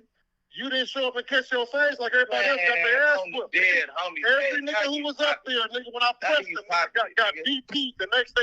Nigga, on the dead homies, nigga. Now you popping. It was a lineup. It was a line. Everybody got their ass whooped. See, this is what you doing. Look what you doing. I'm finna stop talking. Now we going too far. Now you going into hood business again. You got a vendetta. Don't give a fuck about none of that. That's when you first came around. Who put you on this motherfucking line? You not Big Six. What's your name? Don't get on this motherfucking line. They call you some whole goofy shit, nigga. It's the first time I met you. Man, you was a goofy, nigga. The first time I met you, nigga, the next time I seen you was in here was when you called me. We was on you like a goofy, nigga. Fuck is you talking about, big goofy ass nigga? What are you talking about? Nobody respect. But every time you see me, nigga, you best friend, Cuddy. Nigga respect what you do for the homies gang on hood, and that's why niggas ain't went full fledged on you, bro. Ain't nobody going full fledged. Now I've been a motherfucker all my life. Didn't have nothing, nigga. You did a whole lot, nigga. That's why a lot of niggas started. I done been around that motherfucker all my life. Let's not talk about, nigga. You came in bearing gifts. Nigga, and nigga, I ain't came in bearing gifts. You ain't going to me, my nigga. You ain't grew up inside. All my addresses been in the 60s, my nigga. All mine 90043, nigga. Look me up, nigga. What is you talking about? Nigga, every address I ever had was 43, nigga. Nigga, my grandma was on Jefferson, nigga. I don't know where you grew up at, nigga. You sound crazy. Every address I ever had was 90043. I don't know where you grew up at, nigga. Every address I had was 90043. Hey, listen, man. What was yours? My shit is submitted in his history, my nigga. I don't know where you grew up at, bro. I can name every address since I was a baby. Been in the 60s, nigga. I fucked that up. What'd you say? Yeah, anyway. Earlier when I talked to him. Right. You the nigga who couldn't come outside after football practice. Go ahead, right? Wait, 600? Come on, guys. That's 600. First time I met that nigga, I had two blowers on my You too big for me not to know you being from the set, bro. You the first time I seen you, nigga, you ain't never squabbled no dudes. You ain't never squabbled boats. You ain't never squabbled no big niggas around you. Chasing niggas a damn nigga. You ain't squabbled. Man, listen, you ain't squabble nobody your size, nigga. Daddy, it don't matter who I squabble. Nigga, I squabble everybody who stands in front of me. Nigga, the fuck is you talking about? Come on, cuz. Like I said, I never seen you in hood, let alone take a squabble. So what are you talking about? What you seen me do? Bro, you ain't never squabbled none of the big niggas from the set. You ain't never Yeah, on to the next content, bro. I don't know why you put this big soft nigga on the phone, cuz. Bro, I ain't never seen that nigga in the neighborhood in my life, bro. Rick went to Atlanta kind of young, though, and came back. So I you didn't come around till 2012, nigga. What are you talking about? 2012? What are you talking about? Bro, other than that was 2011 or 2012 that I see you. Christopher the Tax Man. Come on, bro. Come on, Christopher the Tax Man. You're Christopher the Tax Man. That's how you came around. You acquired the name 600. Who big 600? I'm big 600. Who is big 600? I'm big 600. You don't got your own name from the hood. Who is big 600? Boy, you lost. Who is big 600? I just told you, I'm big 600. Nigga, what are you talking about? Man, you sound crazy. So you came from the hood and you got a name big? Nigga, this how you don't know your history. Nigga with a pop you just come to the hood. You wouldn't even live my photo. I'm in you know the hood got too much jealousy. But you wouldn't know that because you ain't been around like that. Talk about you big stuff, I got nigga, 5 names from the front. You wouldn't even know nothing about me. It would have popped you a long time ago, nigga.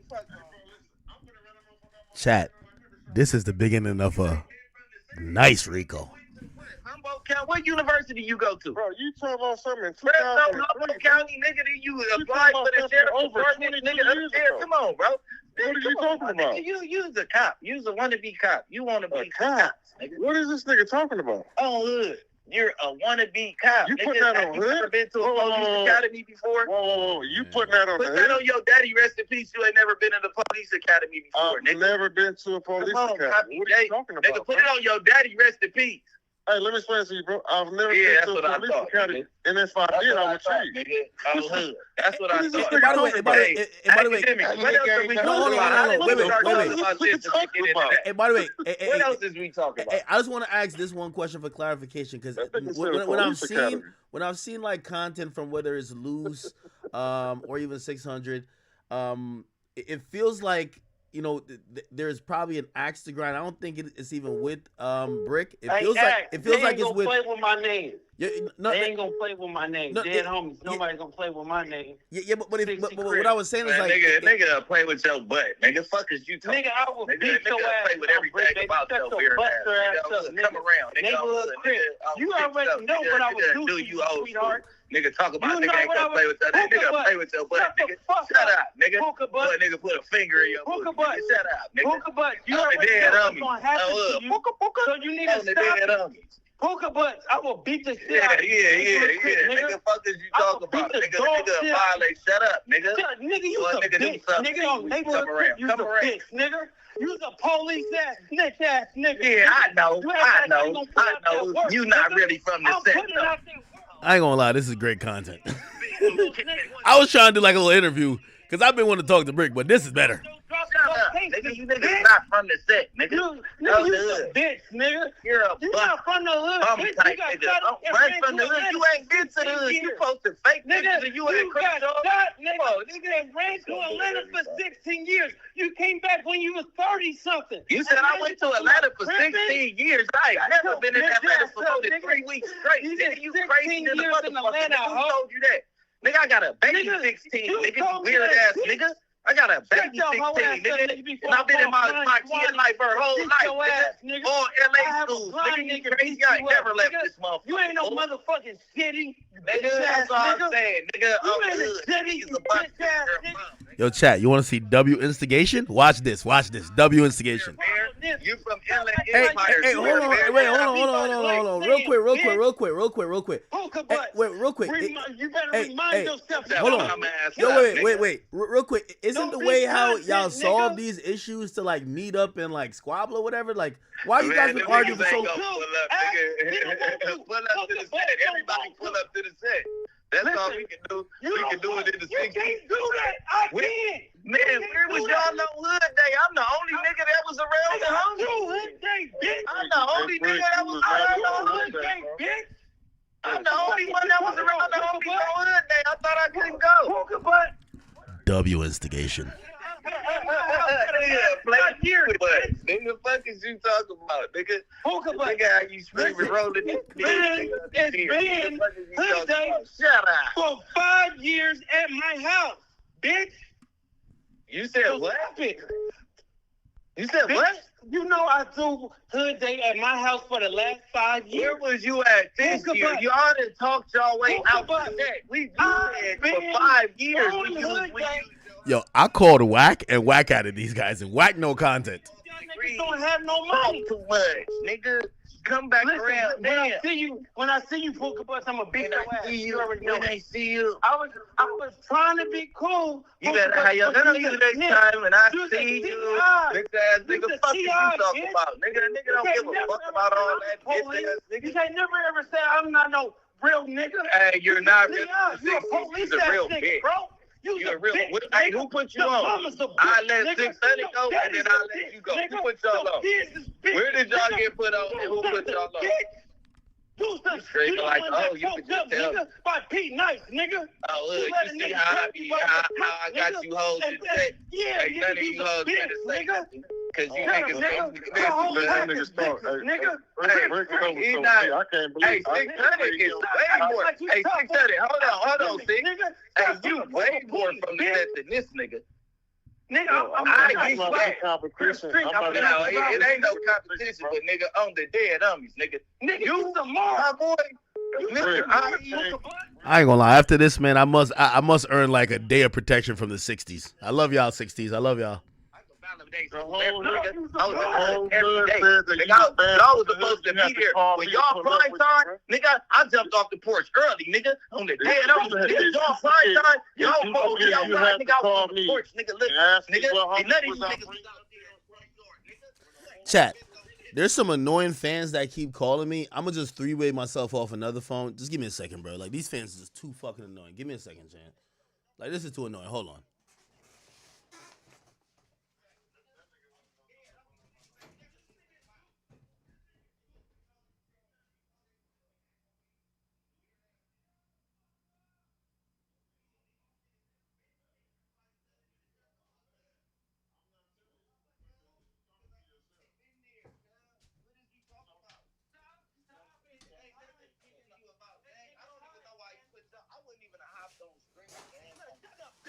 We do what we want to do, bitch. So I was gonna make that whole week of content.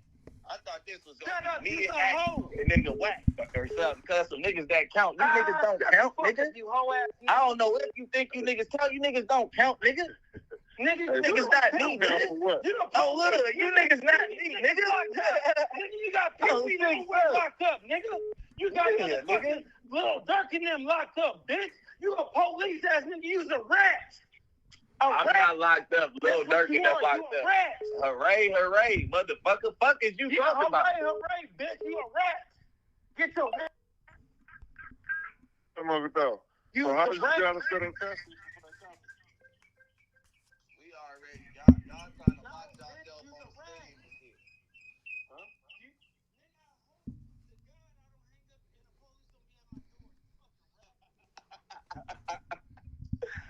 What? All right, you bum ass fans who kept calling. I just hit y'all with the script, man. Y'all calling the other phone. I'm on my other phone now. You mad? Y'all mad? You ain't gonna fuck up the content.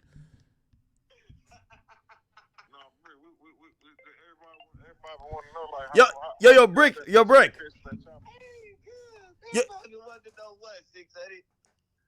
the way, Brick, you know you leaked my number, bro? Like, by mistake? I think it was by mistake, though. That's why I've been getting called from fans all day. Nah, it's all good. God damn it, he did it again. Nah, it's all good. I ain't do that shit on purpose. Nah, I tapped in my other phone. It's fine. Oh my God. Nah, it's all good. I tapped in my other phone. Go ahead. On purpose, nigga, but hell. Hey, anyway, I appreciate you accepting that light mistake. No, of course a light mistake. No, it's all good. Hey, by the way. Wait, Luz, can I ask you and 600 this question, though? Like, is any of, like, you know, like, the vitriol towards Brick, is it because he's on No Jumper and he has more visibility, or y'all just really think he a fuck nigga? No, Booker, I'm glad you're keeping it real, Act. Answer the question. No, we don't keep it real, right? Act, Booker Butts is a police nigga. The niggas lies about every single thing. He gets caught in his lies, and then this says the dude that said that he got a call from Nipsey before he died. Are you dude? What type of joke you talking about Big U, right? Big Useless. The nigga that you I'm said talking about you, bro. Yeah, Big Useless called, not Nipsey. Big Useless, remember that. I thought that you said that you Big Useless called. I thought Nip told you to take this music shit to another level. Big Useless called. But when you told Nip, he told you to take the music to another level. Sweetheart. He told you to take over where he started, like he knew he was gonna die. You just a CI. You're a police nigga. He's not talking to you. Now, let me go at. This the thing. Go ahead. I never really had no problem with Brick, right? You know, he couple years younger, different generation, whatever, right? So, you know, I don't like niggas that be pressing niggas like bullying niggas. So last year they was trying to like tell him he can't come to the hood, he bullying. I'm like, nigga, y'all got cuz fucked up. Nigga, you ain't never told, nigga. Fuck whatever you niggas talking about, nigga. We gonna be in the hood, nigga. If you got a problem, pull up. So I'm just like on some cuz ain't never told no nigga, so I'm gonna pull up. Hey, so wait. Hold on. You had tried to plan to pull up.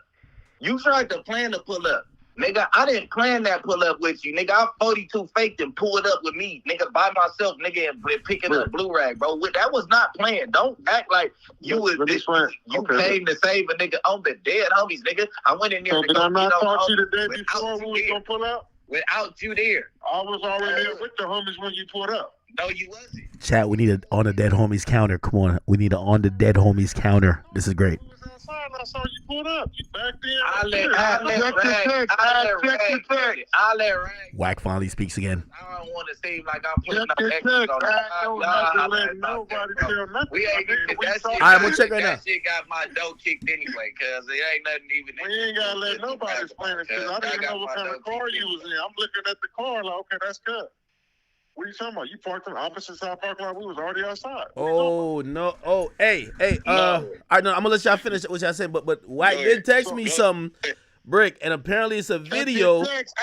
Let me ask Brick about this video. So Brick, apparently, about a month before Rondo went to LA, you had made a video saying that he had to check in. Is that true? We got content. Nah, that probably was like a year before. So wait. Big U, that was when the whole little shit when he did the Big U check-in,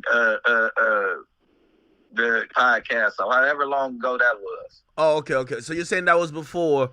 It wasn't like right before the incident. You were saying you better check. No, that was at least like a year, maybe a year and a half in between that. It don't matter. You still had to check in, right? Hey, man, he probably had to do what he had to do. I mean, act on the content. Wait, what just happened right now? Oh, fuck. No. It's one of y'all bitch ass niggas who call me. I'm fucking up the content. Give me 1 second. I gotta call back Brick. Damn, then I gotta call back Whack. Yo. Y'all fans are the worst. Yeah, Brick didn't leak my number like because he wanted to. Hold on, fuck. How do I do this again?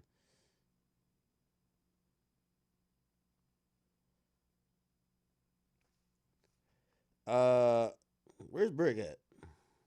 Where's the number? Oh shit. Oh, yeah, it's right here. My bad. I gotta call Brick back. Brick probably happy that I hung up on him. It's all good. So I'm gonna call him on this, and then the number I don't want y'all to get, I'm gonna just three-way that number in on it.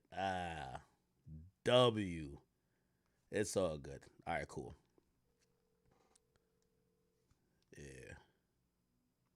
Yo. Hello? Yo, did the whole call just drop? It might have. That probably was God. God. Yeah, no. That content was probably boring as hell. I'm sorry to your chat, bro. No, they were intrigued because I guess a lot of people know about some of the stuff like you and these guys been going back and forth with. Hold on. Let me I'm gonna add my other phone because these fans keep calling this number. It's all good though. Yeah. Damn, bro. It's all good. I'm about to store my phone because it's not stored, so I could have just flicked my phone the other way.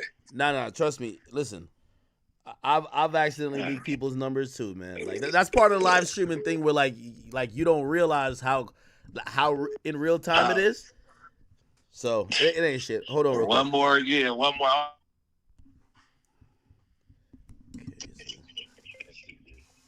All right, perfect. Okay, good. You hear me? I'm here. All right. Okay, cool. Yeah. So I mean, I was just trying to add Whack, and I guess Whack has 600 and loose, a part of the exposures.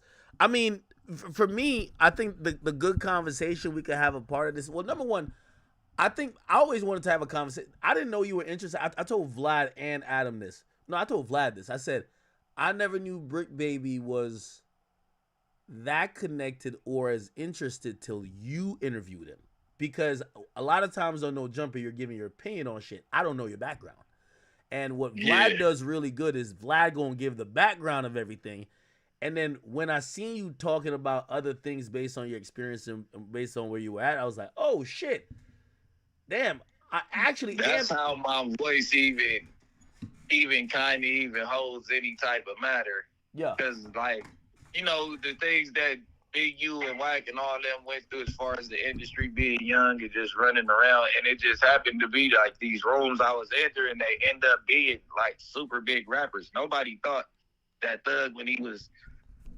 missing teeth and in the trenches every day, nobody thought he was going to. We just was rocking out. And the movement just ended up being so crazy that really between him and Kid Ink, and Big, the introduction through BMF, Big Meech, and all that stuff when I first got there, that kind of like pushed me into these rooms to where like when anything great was going on, I was able to be there, and I just made it my, you know what I'm saying? I took the floor every time I hit one of them rooms.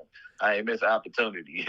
No, I completely get it. And I didn't know like you were really like you were the fly on the wall in mad photos and mad situations. Hey, let me ask you a question. And I asked it while Luce and 600 was on. But like even your issue with Wack, which you say is not that personal, it feels like people go at you because Big U doesn't talk. Right? Like we don't see Big U like online. Yeah. Do you feel like these guys who go at you, like even Wack, do you feel like they really want to go at Big U, but like you're the next best option? Yeah, that's exactly. It's nothing. That's the only thing it could be, because it's like I don't really have any smoke. I don't really know them. They know him. You get what I'm saying? And when they caught on that I ain't just finna let you talk bad about him, because I was raised by him. They kind of like poke at the bear. Like they know like certain stuff, I'm not going to let you run with that narrative because I know how easy the world is. Like, you know, if they hear it with no debate or no rebuttal, then it's true. So it's like certain stuff I can't let you drag my boy name in the dirt. I ain't here to fight nobody else's battles. Yeah. Yo, why you and Wack never met or even sat down ever? Well, we was going to have a sit down. The way he came around my area was through Big U, and he's beefing with Big U. So my whole thing was trying to get to like a medium, let them find a middle ground. You get what I'm saying? And then hop on with them. But I was even willing to hop on with them before they got fully to a medium because I had both had them agreeing on. By the way, I added back Wack, but I only added Wack. So. Okay. With them almost agreeing on a conversation to settle things. And I think the Black Sam interview came out and we took a couple steps back. Would you say so, Wack? So this is the thing, right? And I said this the other day. It'll probably come out tomorrow. I think you be forgetting because you need to start doing your own personal therapy. I had to do it. I challenge you to stop refrain from the on 6-0 on hood dead homies on there, because when you can do that, then you can mentally tell yourself I'm on a podcast and you won't slip and be pulling shit in from over there that shouldn't be over there. And this is no troll. This is, I swear to God, tomorrow when it come out, you're going to see I said it to you, right? Right? So what I'm saying is you going to start talking, but I think you be, and see, your shit more dangerous because your shit be live. My shit be recorded. You know what I'm saying? So once you utter something, it's gone. Right? And I think you know, you come from something and then you over here and it's like they fuck with you because you authentically from the streets and you on no jumper, but some of that shit you is too authentic for no jumper. No, I agree. I agree in certain instances though, but everybody, you know, like you I got said, better. I told Ack in my recent content, you ain't really seen me slipping like that.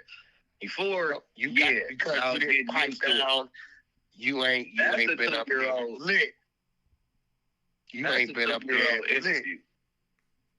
Yeah, you ain't been up there as lit. You ain't been as lit up there. Yeah, I had to take back off of everything. I don't sip lean like that no more. I do it because nigga, you would get up the next day.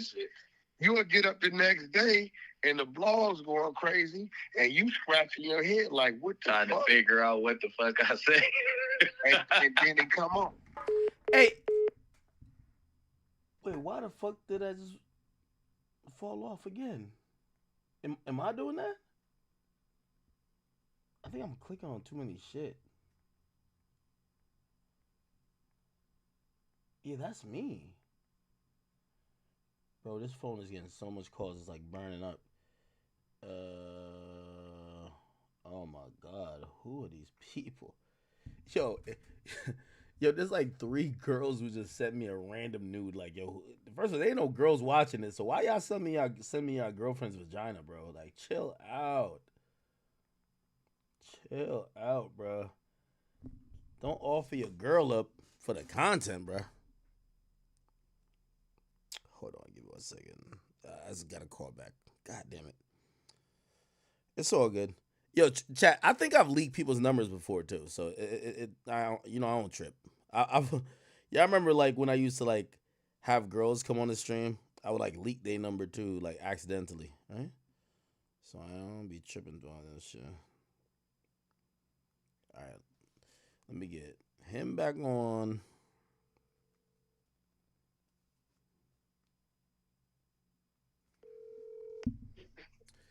Yeah, my bad. I think that it keeps cutting off. I don't know because I'm playing with the phone. But anyway, hold on. Let me add whack again. I'm gonna add whack. Do that. All right. Okay. All right, bet. Y'all both back on here. Whack you here? Wait, is Whack on here? I don't know if he's on here. You can hear me though? Okay. All right. You can hear me. Whack, I'm adding you to the call. My bad. This shit must have dropped. All right. Yeah. You know. Yeah. All right. Bet.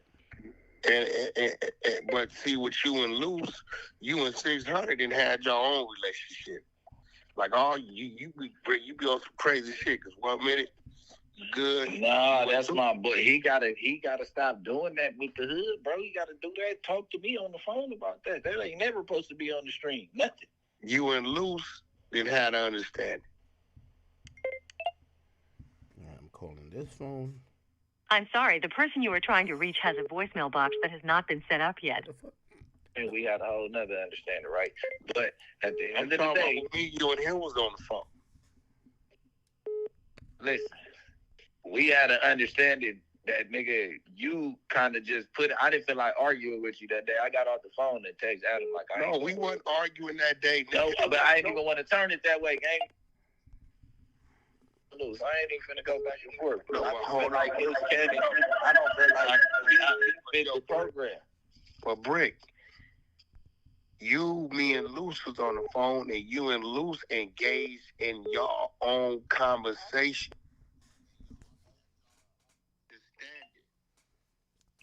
Right? And I wasn't tripping. Shit, all right, fuck it. We had a conversation. And then 15 minutes beforehand, you pulled out. But you having to understand. I be thinking, Brick. I'm not gonna talk about it on screen. Wait. Whack. Can we get one thing accomplished? It feels like you're coming around to the point that maybe Brick isn't co-conspirator 4 in the Durk case. I don't know what the fuck Brick is, cause Brick.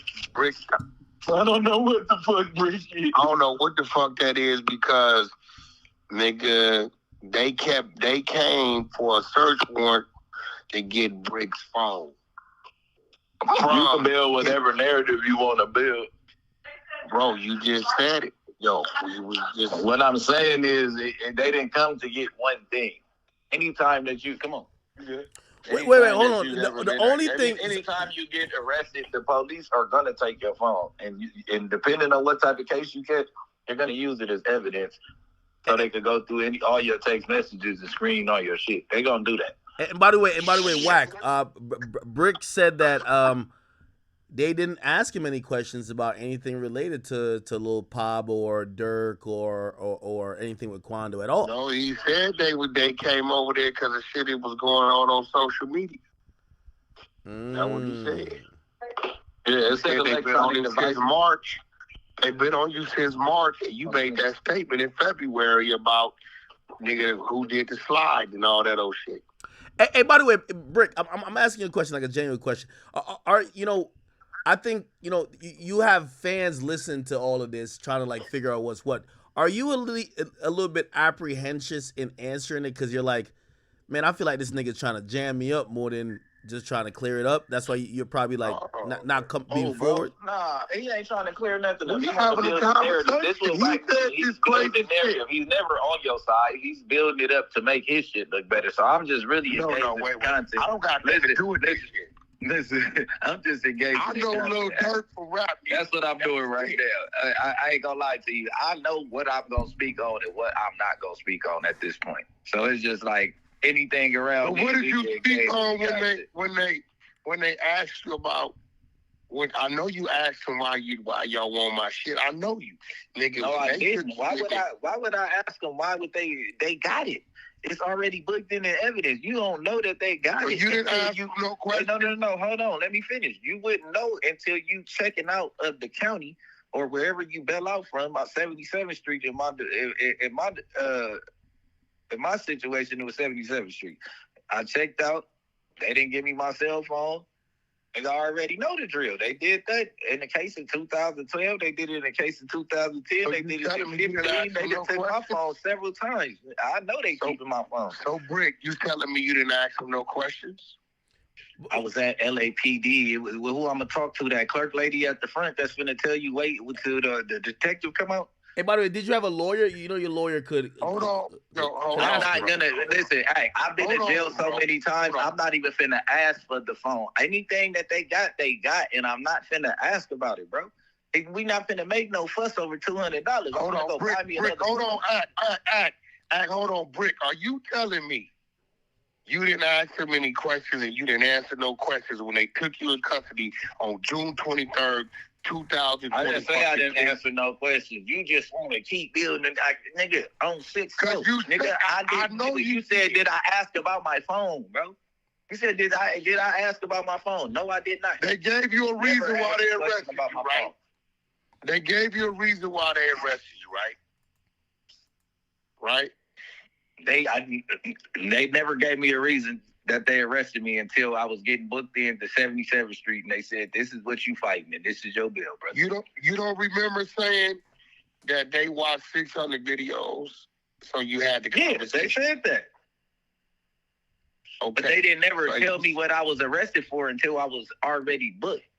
So what is the conversation? When I got my pink receipt, it said I was booked for firearms, and it gave me a court date and all that. But that ain't why they came. They might have came, but they originally came for a reason. I mean, if you know, because you be having all the insight, then keep on going through your intel, bro, because you know all about the shit that I don't even know. I keep telling you that they don't. If you know, that means that you know the people. Brick, no. What I'm saying is this, Brick, right? Nice try. You said that they told you they watched 600 videos, and you said because they told you that you had the conversation. Did you not? With 600, right?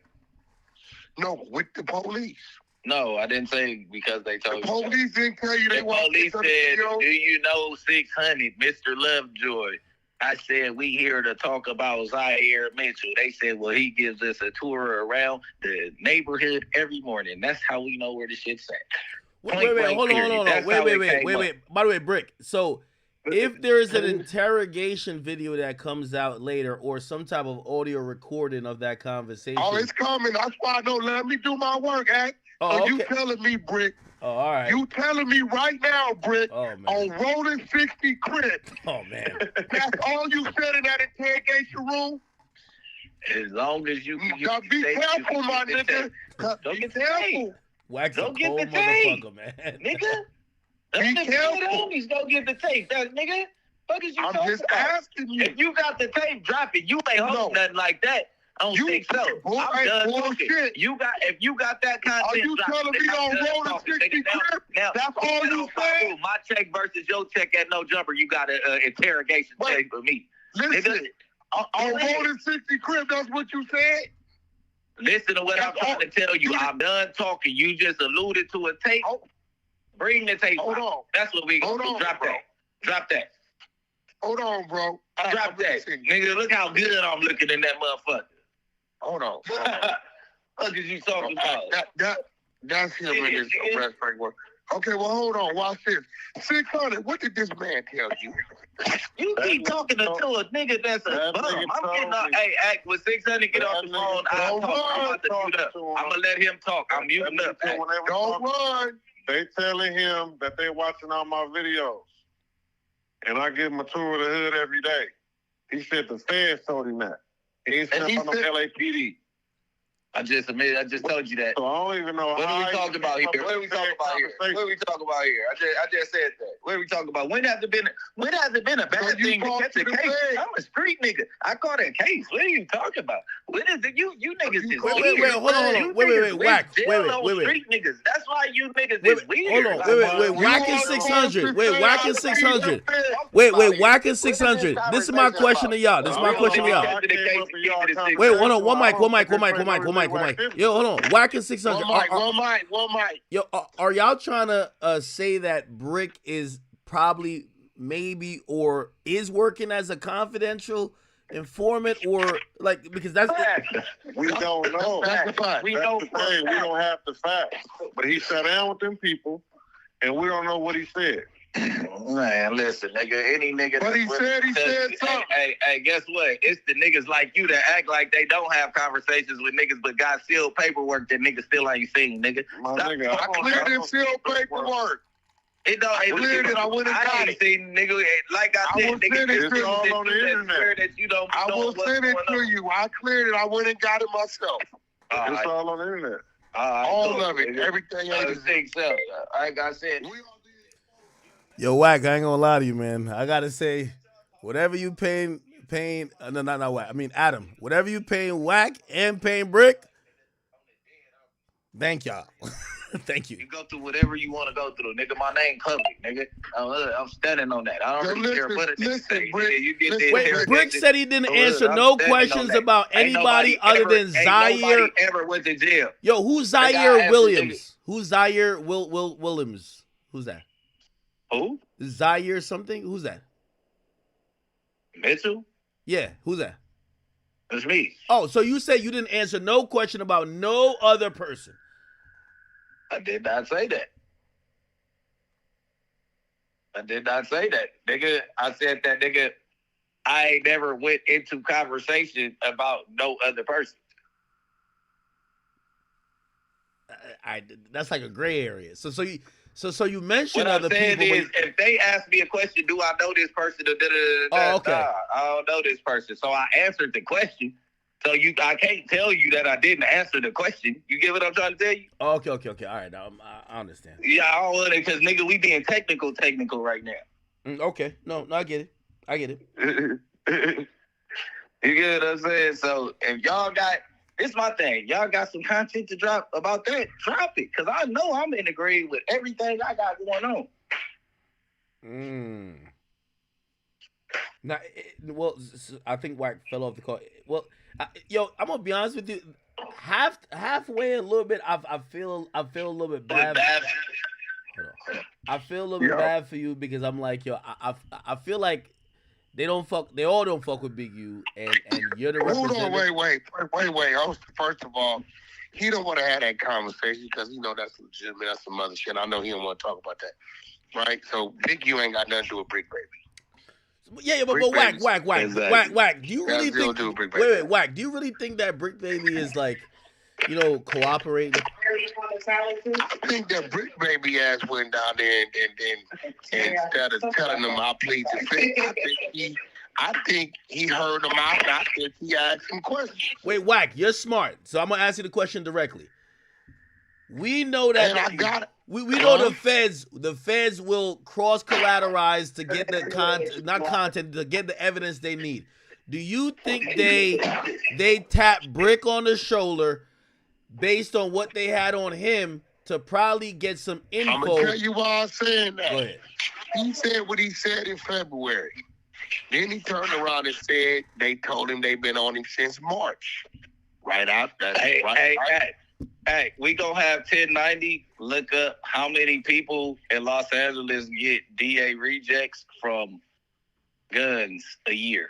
That's what we gonna do, because everybody thinks that like we go look that up. That is a common practice. If they don't have the right, like if they don't have you all the way to the T, because out here, the way that you can fight a gun that wasn't in my possession, there's no reason of that DA picking up, right post-COVID, picking up a gun case where they don't have enough evidence to fully have me go take the deal. And have you went to court already, nigga. And it was a DA reject. They did not pick up the case, right? Okay, but you said you went to court. So you got arrested, to go out here. You got to know. I know how it goes. Going to jail. This is my first time ever being out of jail for 4 years, nigga, since I was 18. This is my first time. You got arrested June 23rd, 2023. You went to court July. You going back in over the same shit. Yes, you went to court July. Yeah, I went to July. Court date, did they ask you how did you plead guilty, not guilty? If I made it that far, I wouldn't have a DA reject. Brother, the DA reject means he rejected to accept the case. It means he rejected to accept the case. When you went to court July, what was said? Because 8 months ago, you just said you still had court on it. There's nothing else to talk about that one, bro. Did you not just say 8 months ago you still had court on it? Hey, hold on. Wait. Break. I went to Compton Court, niggas. Break. I said. I'll ask you this question. He won't answer the question. Well, I asked him a separate question. So whatever case, I don't really care about it. But is it adjudicated? Is it dismissed? Is it finalized? Listen, in Los Angeles, if they don't file within a year and above, the case is automatically thrown. AK-47s are illegal in the state of California. You're so jealous of nigga on the streets without telling. God damn, you want a nigga to go to jail? What are you talking about? Put a case on the all nigga. All right, hold on. Wait. What are you Yo, whack. It appears that what Brick Baby is saying, Brick Baby is trying to say that he feels that, so there's a thing called DA reject where they don't pick it up. He's saying that he feels that you're upset that he's not locked up. Wait, Whack, are you upset he's not locked up? Stop. He got arrested June 23rd, 2023. They not telling me that the chop don't got no bullets in it, nigga. It ain't found in my room. It don't matter. Wait, hold on. Wait, Whack. He's giving some details. You won't let me wait, hold on, Whack. He's giving some details. He said the gun wasn't found in his house. It had no bullets in it. Go ahead. But it's different. Come on, brother. This particular firearm is illegal in our state. It ain't a 9. It ain't a 40. Are you a cop? Are you a cop? This is the law. Like, do you want them to refile? Google AK-47 state of California. Google it. Yeah, like you like, Google it. Bro, you put they are not DA rejecting no case, nigga. Get out, nigga. What do you mean?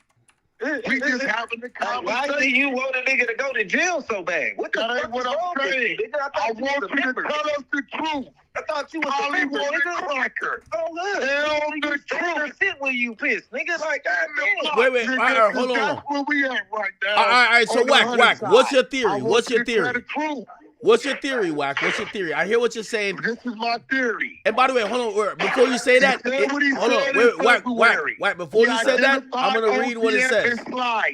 Before you say that, I'm gonna read this. It says, because the AK-47, as everybody should know, is an assault rifle, it's a highly illegal gun when it comes to California. It's not just California. It's definitely just not seen as in California.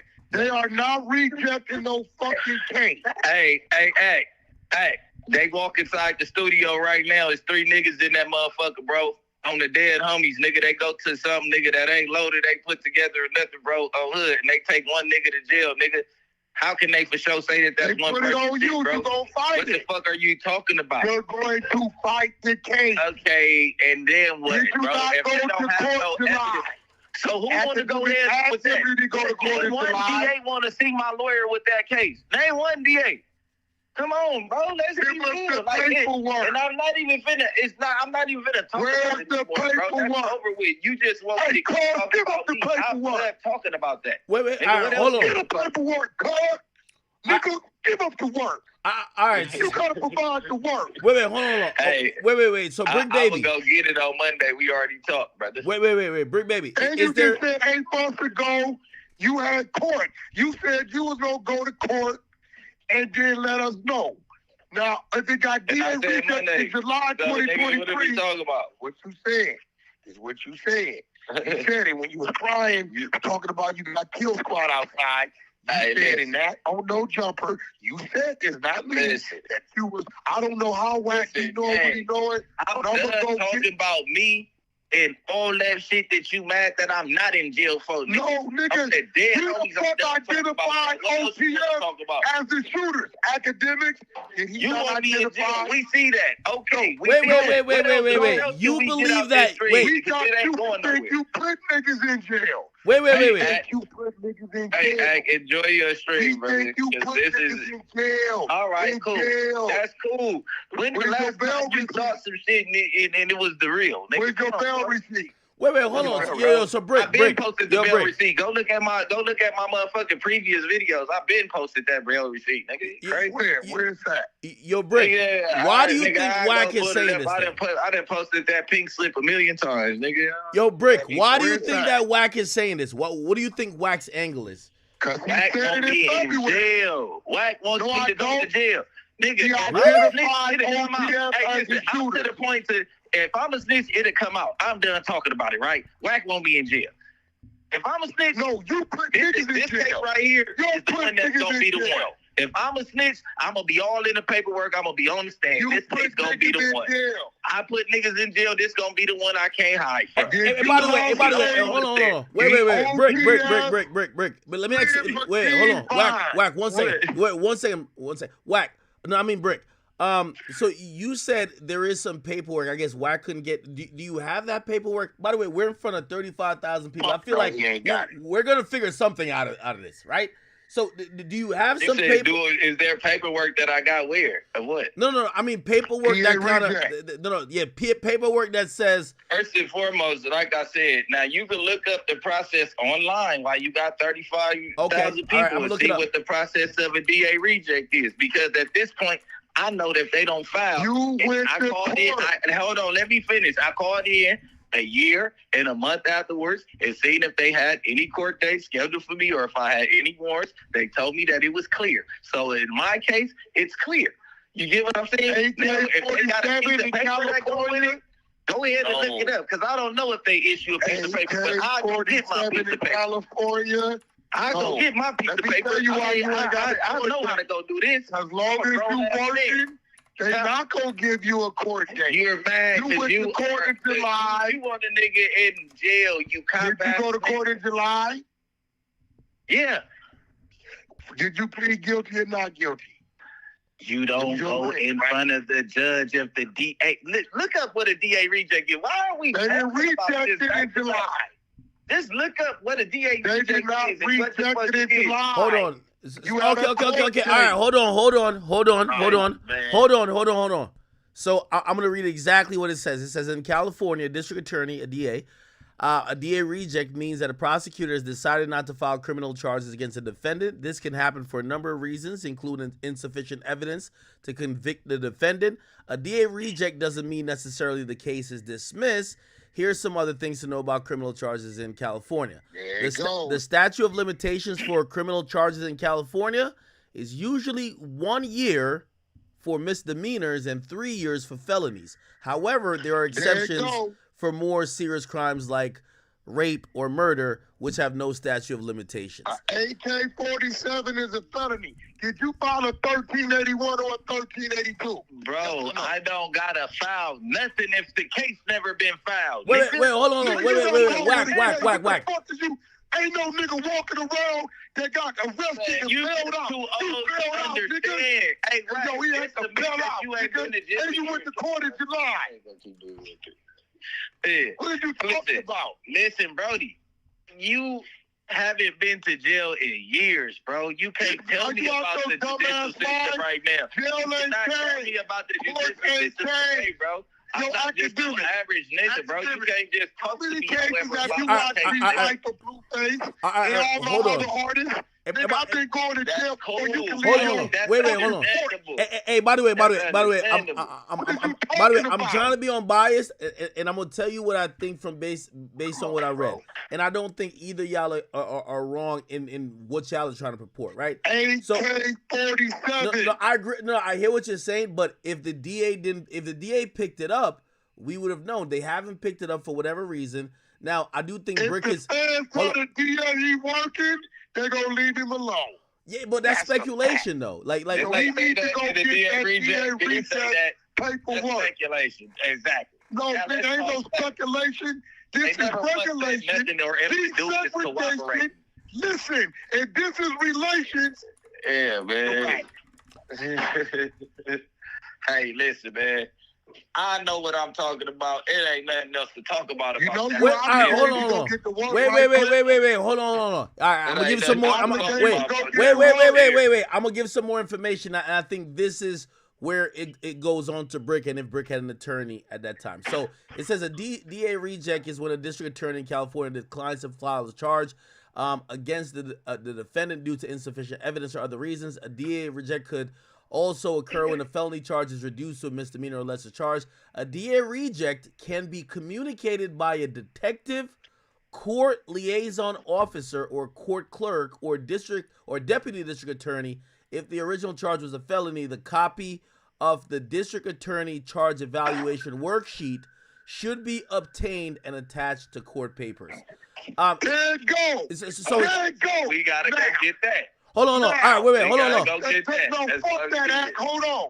Now listen. Wait. I got one more thing to read. Wait. Just give me 1 second. 1 second. So, and again, this is y'all can talk after this. It says to encourage a DA to not file charges, criminal defense attorneys can send a DA reject request or letter of representation to the prosecutor. This letter informs the prosecutor that the suspect has retained private defense, which means that there should be some paperwork or some communication that says we're rejected. That says that it's for sure. It's been 16 months. This nigga ain't been to court. Got no paperwork. You keep saying I ain't been to court. I wait for court to lie, bro. There's no other court date. What are we talking about? You're just talking.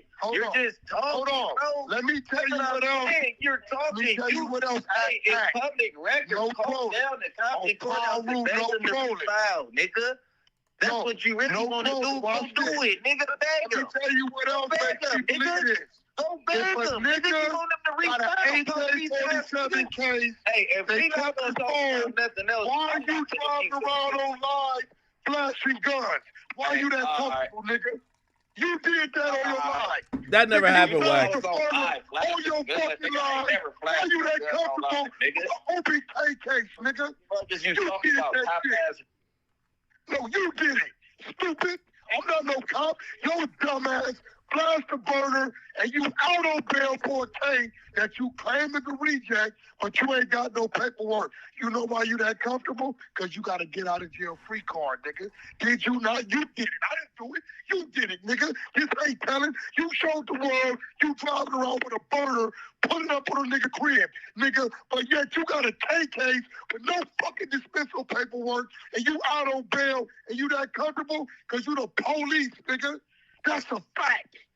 Hey, I think he hung. I don't know if he meant to hung up, but yeah, you know why? Because I saved that act. This nigga was driving around about 3-4 months ago with a flashing a pistol, smoking weed, but yet you got an AK-47 case, nigga, that you ain't been to court on.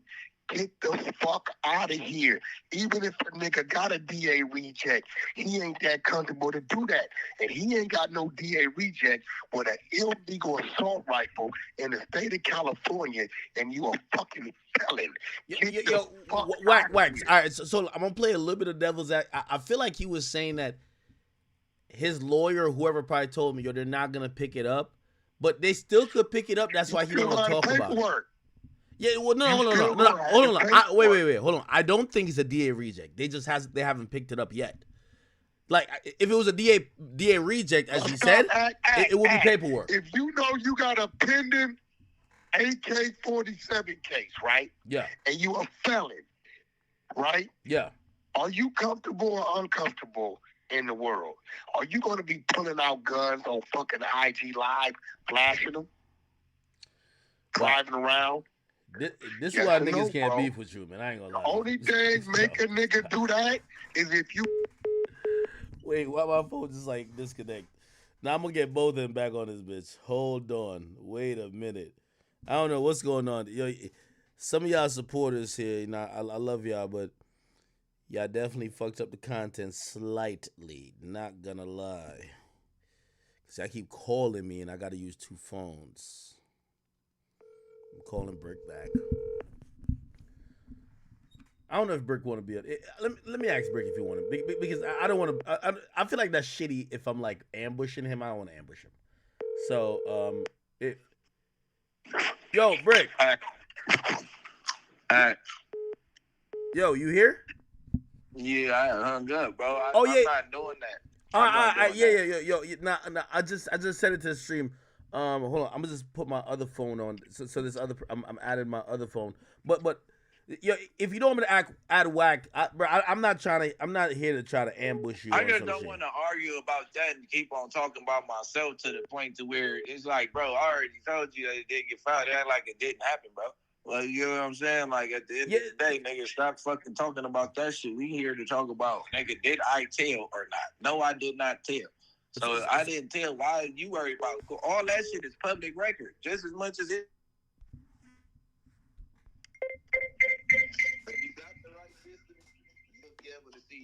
Motherfucker went to court, what date, and all that. I don't know. I go look it up, figure it out.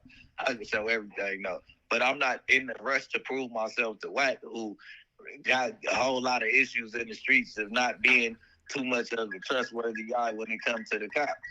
You know what I'm saying? Like, and you know, he says that's a made up narrative, whatever. So I don't even chase that narrative. You don't see me running around talking about that shit as much as everybody else. Yeah, no, I understand that angle too, because, you know, obviously we didn't call to, you know, I know he's going to tie it to, well, if we're going to talk about the Durk thing in Co-Conspirator 4, part of his theory why he thinks you're a Co-Conspirator 4 is because you're in trouble with the feds and you got to give him something. So you basically help connect some dots, which that's his theory. Like, I'm not here to talk about, like, we don't got 35,000 people on here to talk about whatever case you got, like, you know, respectfully. Hope you figure it out. We're not here to talk about it. We want to talk about things connected to the Durk situation. That's what I thought we were talking about. Because, man, I ain't talking about nothing that got nothing to do with me. I know I'm on with. They can't wait. As soon as I do something fucked up, hey, if I fuck up on the stream, they got it, bro. If I fuck up in real life, they gonna fry me. So that's why I said if they get that and they get some shit like that, they not gonna be able to hold on to it, bro. It don't exist, though. They've been digging. It don't exist. Hey, I wanted to ask you this: do you know OTF Jam or no? I don't know how many people in OTF you knew. I don't know OTF Jam. You ever met? You never met him, right? I never met him. What year he came home from jail? So it looked like he came around like 2022, and then it appears that he got locked up in 2023. I've been doing research on him the whole day. So is that when? So at what point did he tell the police he'll work in 2023? So this is a funny thing. He's incarcerated now. You know how I know he's telling? Number one, the feds got a hold on him. I can't find him nowhere. They sent him to the gulag, which is exactly where 6ix9ine went when he started telling. Like, you can't, when someone's telling in the feds, you can't find him nowhere. Like, you know, they're incarcerated, but you can't find them from public searches. You get what I'm saying? So what I'm doing is a like public search. Protective custody for real. Like, yes. You can't even see what prison they at. Exactly. Type shit. And by the way, chat, I have some details. Trust me. You know me. I'm always tapping my DMs in. The OTF Jam, he is incarcerated. He reached out to somebody because he is apparently, I don't know if he's just snitching blindly. He don't have a lawyer. He's reached out to a few people for lawyers, but we realize he's incarcerated. I looked from the jail he's made the phone call. I won't tell y'all, you know what I mean? Because also I don't want to get raided my damn self because I think he's under federal protection. I try to look at the jail, and this is verified. He definitely called from a particular jail. He's not listed as an inmate. He's not listed as an inmate. Wow. He has an open case. He has an open gun case in Chicago, but he's not in Chicago. That's how you know the feds got him. He has an open case. He has an open gun case in Chicago that pretty much violated whatever he was out on because, you know, he came home after 12 years. But he's not in Chicago. The feds got him. I think they flipped him. But again, I'm still investigating. I'm just looking around to see something's up here because I've never seen. Yo, and by the way, I don't got no special tools. It's just we know how to. Hey, if you get locked up for a gun in Milwaukee, whatever that county is, you could go to that county's website and see that person locked up because until they get a bond. This is a situation. He got a case in Illinois, Chicago, but he's somewhere else and look like he's on the move and the feds are moving him around, which at first I was like, maybe people are just blaming this OTF Jam guy, but it looks like he might be in the mix. Where did they get the wire information from? So that's not verified yet. It's not verified that there's somebody with a wire, right? Like it's thought that someone has a wire based on some of the things that are being said. The series of events. Yeah. Like for example, and by the way, like I have a slight theory that maybe OTF Jam, based on the timeline of him being arrested and him being free, in August 19th, 2022, when Lil Pop got murdered, he was free. He got caught and he got locked up in 2023. He might be co-conspirator too, which means he would be the shooter. Now that would make sense, but I don't know yet if he's the shooter. And here's the thing: they named Diddy as co-conspirator too. Who? No. I thought it. No. I was reading it wrong there. Yeah, Diddy. His last name is Wilson. His last name is Wilson. So, I think it's DeAndre Wilson or something like that. That's his full name. By the way, I don't think he's telling, because if he's telling, Durk is completely done. Because he's the middleman. He's like, to compare to Dolph's case, he's the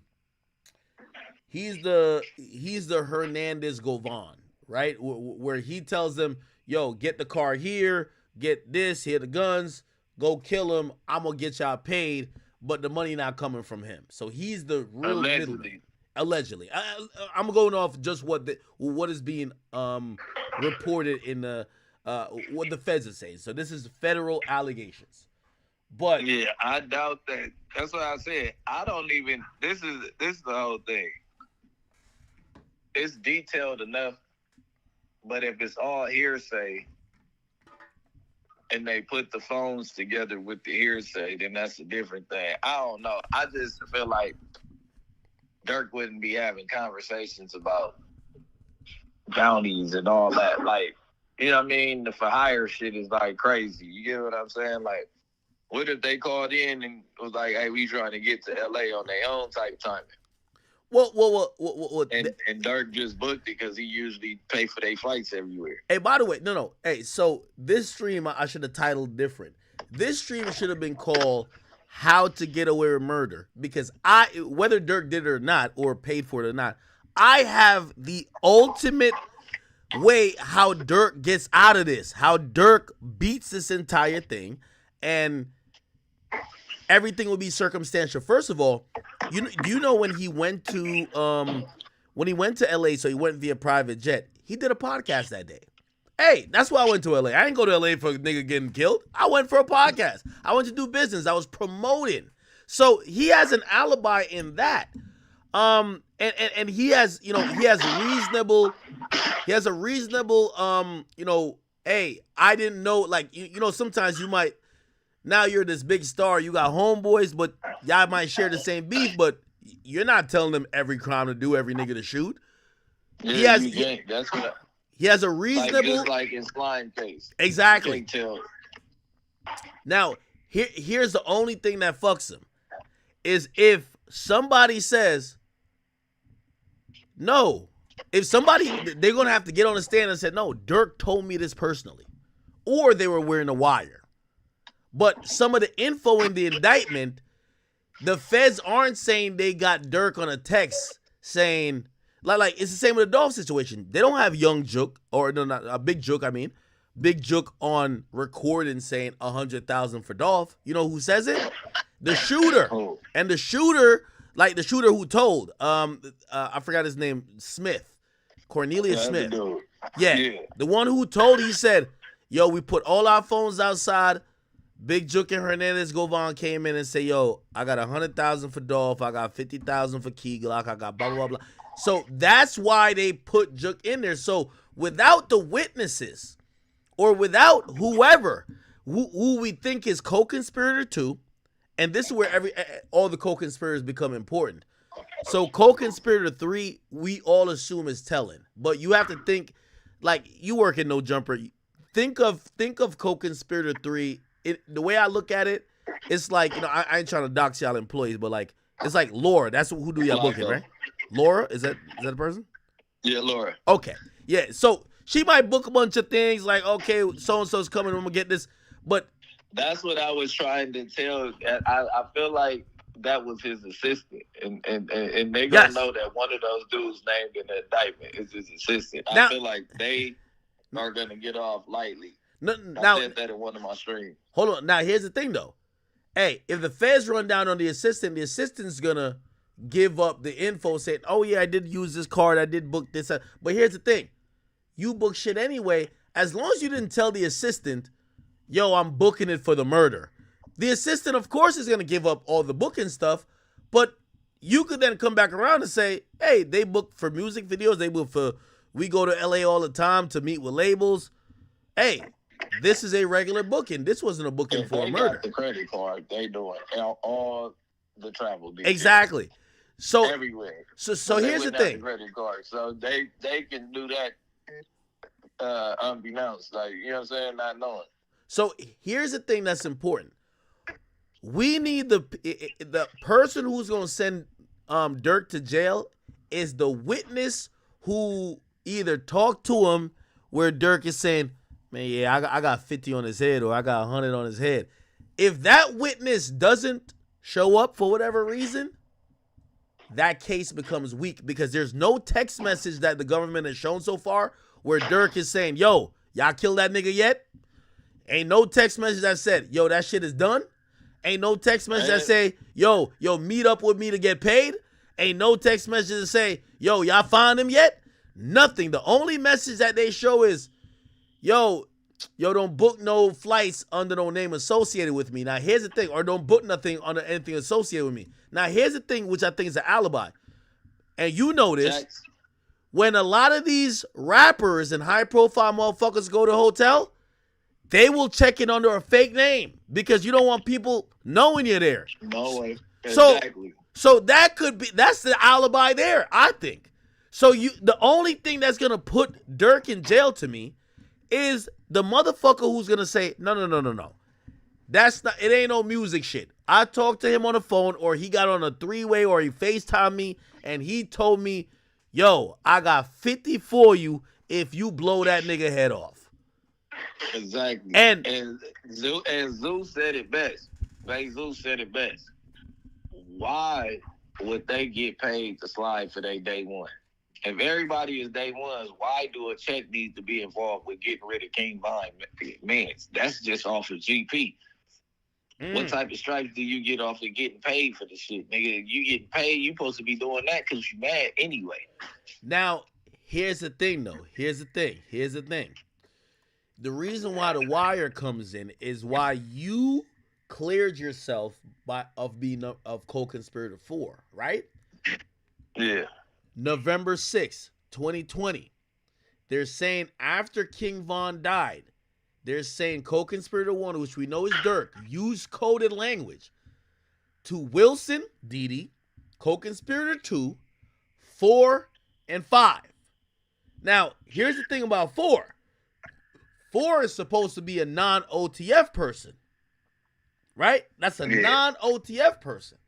But apparently he used coded language. Maybe they were in a group chat. Maybe it was whatever. But regardless of what that is, the mere fact that the feds know, like the mere facts the feds know that there was coded language, somebody probably was having a wire on. Or they were recording a conversation. That's where the wire comes in. Because how the hell, if this is 2 years before Lil Pop gets killed, how the hell you know about the conversation planning to kill? Now, there's another option, which is incarcerated. Yeah. Well, now there's another option of, they were already investigating Durk and Vaughn, and after the killing, them wiretaps came up with this, but we'll find out. But people think that Co-Conspirator 2, because Co-Conspirator 2 is not named, we haven't heard about him being arrested, and he keep being around all the hot conversations that could put niggas in jail, and niggas is in jail. And we don't know who this person is. So that's why we think Co-Conspirator 2 is not only the biggest snitch, but people think that's OTF Jam or maybe somebody of the sort. But here's my thing. If Durk, and by the way, chat, I'm not, I think this would probably be a federal crime. So you know me, I'm a law-abiding citizen. I'm not encouraging for nobody to get hurt. But if Co-Conspirator 2, for whatever reason, just fell off a cliff, I think this is a weak-ass case versus Durk. But Co-Conspirator 2 is going to be up there like 6ix9ine, feet up, eating fries, McDonald's, and he got a point. They not putting Co-Conspirator. Co-Conspirator 2 could be in jail because I think he's in jail. They feel like he got so much money that even if they put him somewhere else, that they'll still get with his program. So they probably just housing him in jail until the shit over with. Yeah, but here's the thing. He might be in like a halfway house program, but you know where he at. So I can't say where he might be because you just don't want to say where he at. Well, that's that's OTF Jam, right? But here's the thing. Yeah. Co-conspirator, so chat. Remember I said I was gonna name the stream "How to Get Away with Murder for Hire." Well, if again, I'm not wishing nothing to happen to nobody, but if Durk, if for whatever reason Co-Conspirator 2 called COVID and was not able to show up for the trial, the case for the feds would be weakened. Because he's the person who's going to corroborate. I don't think Kevon Grant, which is OTF Vonnie, I don't think he's the guy. Because, I don't think he's a guy. They don't know where the guns came from. Did it come from Miami on a private jet? Or did it come from some local niggas in L.A.? The mere fact that they don't know that, Co-Conspirator 4 didn't... Kevon Grant, who flew on the plane, who gave niggas the guns... Because Co-Conspirator 2 said he got the gun from Kevon Grant. They don't know where the guns came from, so Kevon is not the snitch. Wait, you said Co-Conspirator 2 said that they... Co-Conspirator 2 is a shooter. He got the gun put in his hand by some a nigga named Kevon Grant, OTF Vonnie. What I'm saying is that Kevon Grant ain't the snitch. He ain't fold. Because we don't know where the guns, there's nothing that tells you how they got the guns. And he's the one with the guns. So he's solid. He's solid. The one that's not solid is Co-Conspirator 2. He did the shooting, and clearly he was also involved in conversations to put Durk directly involved with this. And that's the only person in this case that I feel like if Co-Conspirator 2 wasn't here or could not show up to trial, I think Durk could take this to trial and possibly beat it. Now, obviously... he's the only one. You making sense like a motherfucker because he's the only one in every sentence. Yeah, he's the every one... Every situation, he's there. November 6th, 2020. He's in the conversation. That might not be Jam, though, because Jam didn't touch down till 2022. Ooh. Hey. You using your brain. Yeah. Now, if I wasn't home, that mean he definitely wasn't home. Okay.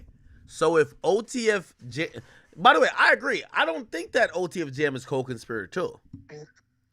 I think he could be Co-Conspirator 5. Well, actually, no, 5 isn't the same thing. This OTF Jam thing, I'm going to be honest with you, might be... It's called that's a send-off. I think that's a send-off. Now, you think it's a send-off? Yeah. Now, is Jam snitching on some other shit? Probably, right? Probably. But this situation right here, there's a few other names that I feel like we don't know. But whoever 2 is, trust me. And by the way, chat, it took me 4 hours to find OTF Jam. Chat, I'll put it up on the screen. Remember I told you I was looking for his real name? Ain't it Curse or something? Nah, his name is Casey Hester. Okay? Casey Hester, Chicago. If you Google that, you're going to see the mugshot. This when he was locked up. This is 5, which is May 3rd, 2023. Chat, we click on this. We're going to see the charges. The charges is aggravated assault. I think this is a weapon charge. And there was also another warrant. So this is 2023, right? By the way, I looked in Chicago. Both cases are still open, but he's not in Chicago. So he was locked up in Chicago. We don't know about bail. I got somebody going. The weird thing with Cook County, it doesn't really give you all the access online. You got to have somebody go down to the court. They have kiosks that you could put some shit in. We're gonna figure that out, but he's not. I know for a fact he's not in Illinois. I won't tell you exactly where he's at. It's interesting because where he's at, I looked up their list of inmates. He's not listed. That's odd. I remember when 6ix9ine was locked up and he called. That nigga was like, it was like he was calling from like Mars. You know what I mean? Like he knew they just disappeared him off the map real quick. So yeah. They know how to play tricky when they need to. This the feds. This ain't the state. They give a fuck about their witness. They finna do everything to protect that witness. Yeah. No, of like course. The only way that they even gonna get him slimed out is if they could get their hands on another rat that's over there that's pushing the code law. Hey, I believe there's at least 4 or 5 people who are cooperating, and I believe there's at least 10 people who have taken proffers. For example, I don't believe. People might call co-conspirator 3 a rat, but I think that's a civilian. What I think they did to that person, all you got to do with a civilian, like if you catch a nigga like me, you don't got to do much. You just scare him. Be like, yo, we about to charge you with all this. Hell nah, nigga, I only book flights and I do this. Okay, give me your phone. Let me look through all that. Give me the login for blah blah blah, and we will do this as a proffer. We don't charge you, right? They already know that. Or they came with enough info to get the grand jury to issue a fucking warrant of Durk's iCloud too, because somebody said something was retained from an iCloud. So that's the only way they was gonna be able to do that. Oh yeah, no, they got onto Durk's iCloud later too. Yeah. Okay. They got Durk's number from this booker, but I think the booker is not charged because there's even though it said co-conspirator 3. This person, I don't believe that they believe that this guy was booking flights for murders. They thought there was just booking flights for Durk, but they scared him enough, did a proffer, got all the shit. They're gonna leave them as co-conspirator 3, but now they get into Durk shit. So now they got Durk. I don't think we're gonna see co-conspirator 3 at all because they're just an assistant. Co-conspirator 2, that's a shooter. We're gonna see. Wait. I thought that co-conspirator 3 was the one that hopped on the jet and met them in LA too. Okay, I'm gonna break everybody down for you real quick. And by the way, chat, we've gone over this a lot, but it's good for y'all to also remember this. I ain't gonna lie, this might be a little federal, but like it's not federal because I'm going off the indictment. It's like I'm doing extra shit because I got notes. Let me give you the rundown. Co-conspirator 1, this before I knew it was Durk. That was the boss. He puts bounties on people's heads, so he puts the hits out. Now we find out it's Durk, okay? Co-conspirator 2. By the way, the chat, let me put this on the screen that y'all can see it. Remember I took notes while we were going through all this shit. Okay.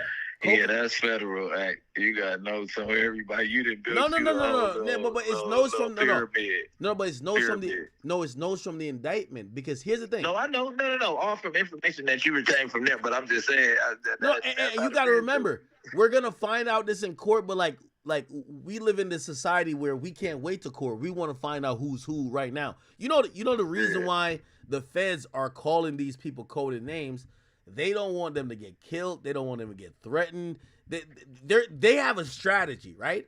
But we're fans and we want to figure out everything now, right? So like, you know what I mean? I guess it's federal, but I would think more federal is me saying, well, what about this guy over here? I think he should be charged. Like, and his name ain't mentioned at all. And my whole thing, I don't think they got full cases on those conspiracy guys. They got to get some more stuff because I feel like I agree. Huh? Hey, no, I agree. Hey, by the way, you gotta realize. I'm like, for them to get Durk and just say that he paid and did all of that, like, you gotta have proof of the currency being exchanged and shit. You can't just fucking say that somebody paid. Yo, hold on. So you know what's gonna happen with Durk, right? I'm gonna tell you. So what's gonna happen with Durk is this. We're gonna figure out his lawyers by the time he gets to he already got lawyers, but they didn't appear on the record. So by the time he gets to Cali, his lawyers are going to say this. Yo, y'all indicted those other 5 guys. Y'all gave a complaint. The difference between a federal complaint is that you have a federal agent, one federal agent that wrote up something that he believes that the judge signed off on. That's not as strong as a grand jury indictment. A grand jury means that usually in most places, or if it's state, like, you know, I know for here, it's 23 people. They're going to vote, and they need 12. So they need majority rules. 12 people to say there's probable cause that they could issue an indictment. So at least you get a jury if you're on Pierce or a grand jury. With a complaint, it means that's a singular cop that did it. You know why they did it for Durk? They felt Durk was going to run to Italy. So essentially, the reason why they arrested him before he ran, they do have an indictment that they're trying to run through the grand jury, but it's not ready yet.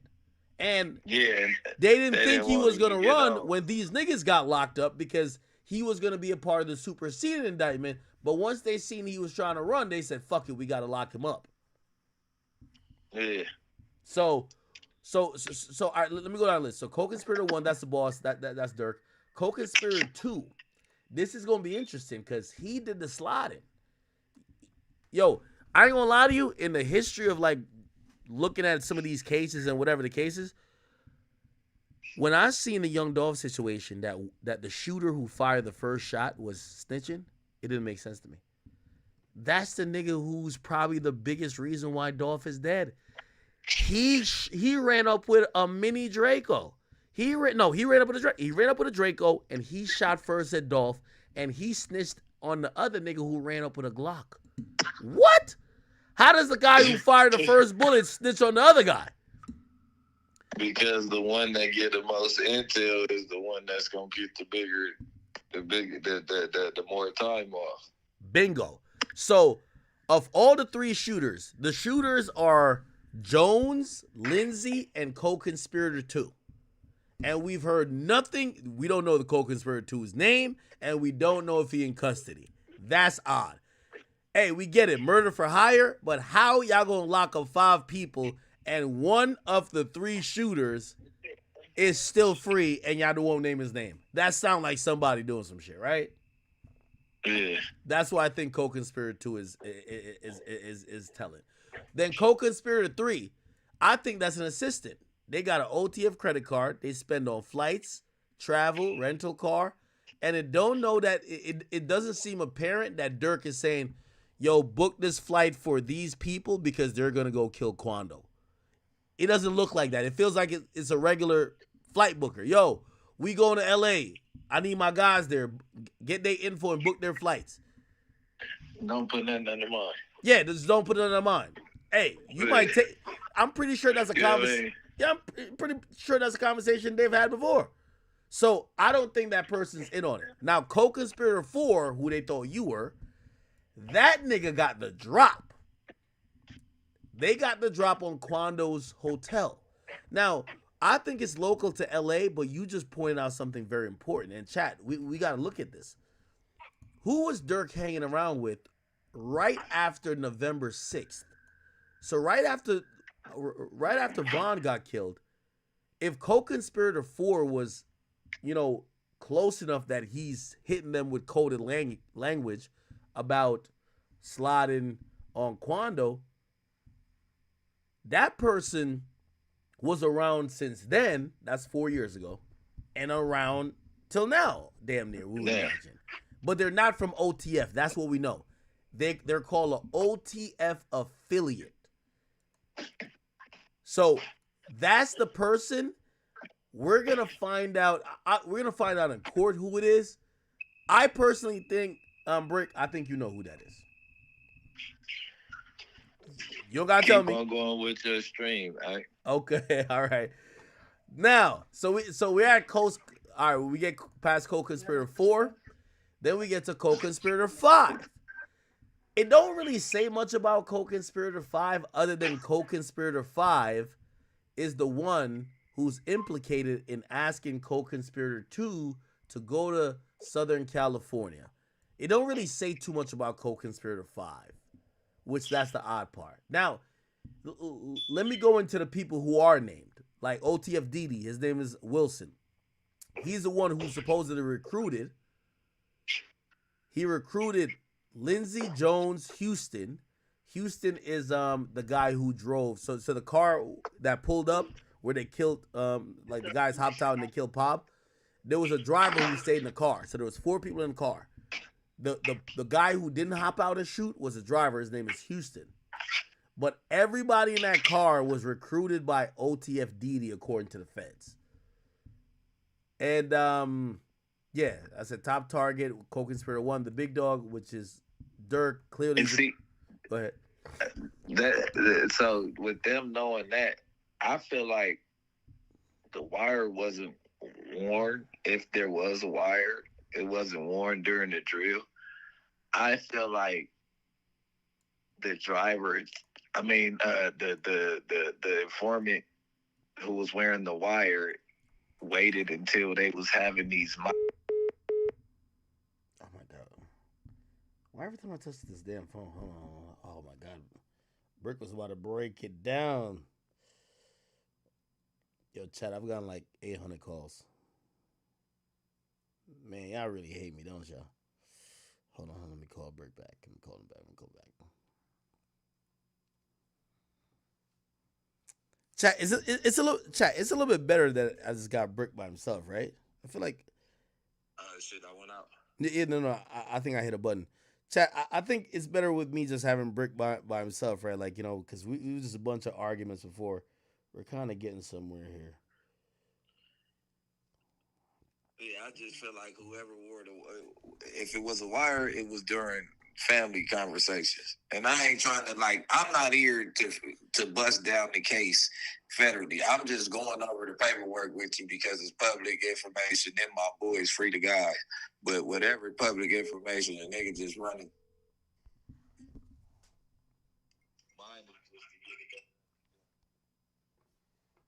My boys is going through. I'm just saying that for the record because everybody, they like to slander Brick. No.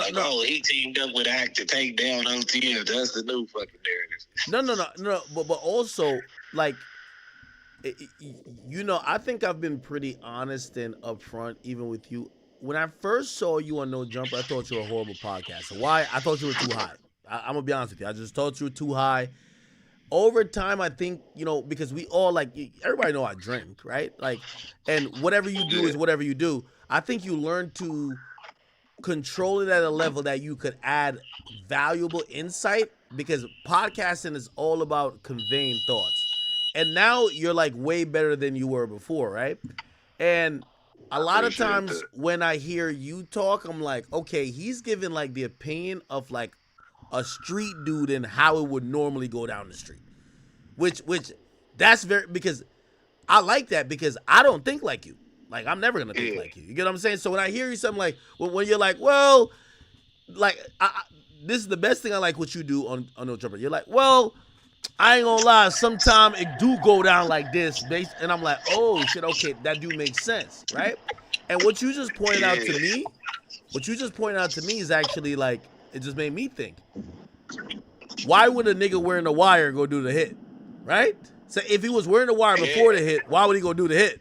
Like, that sounds crazy. If you're wearing a wire, you're trying to wear the wire to get out of some shit, why go do the hit with the wire? If you got the wire on, if you got the wire on during the hit, right?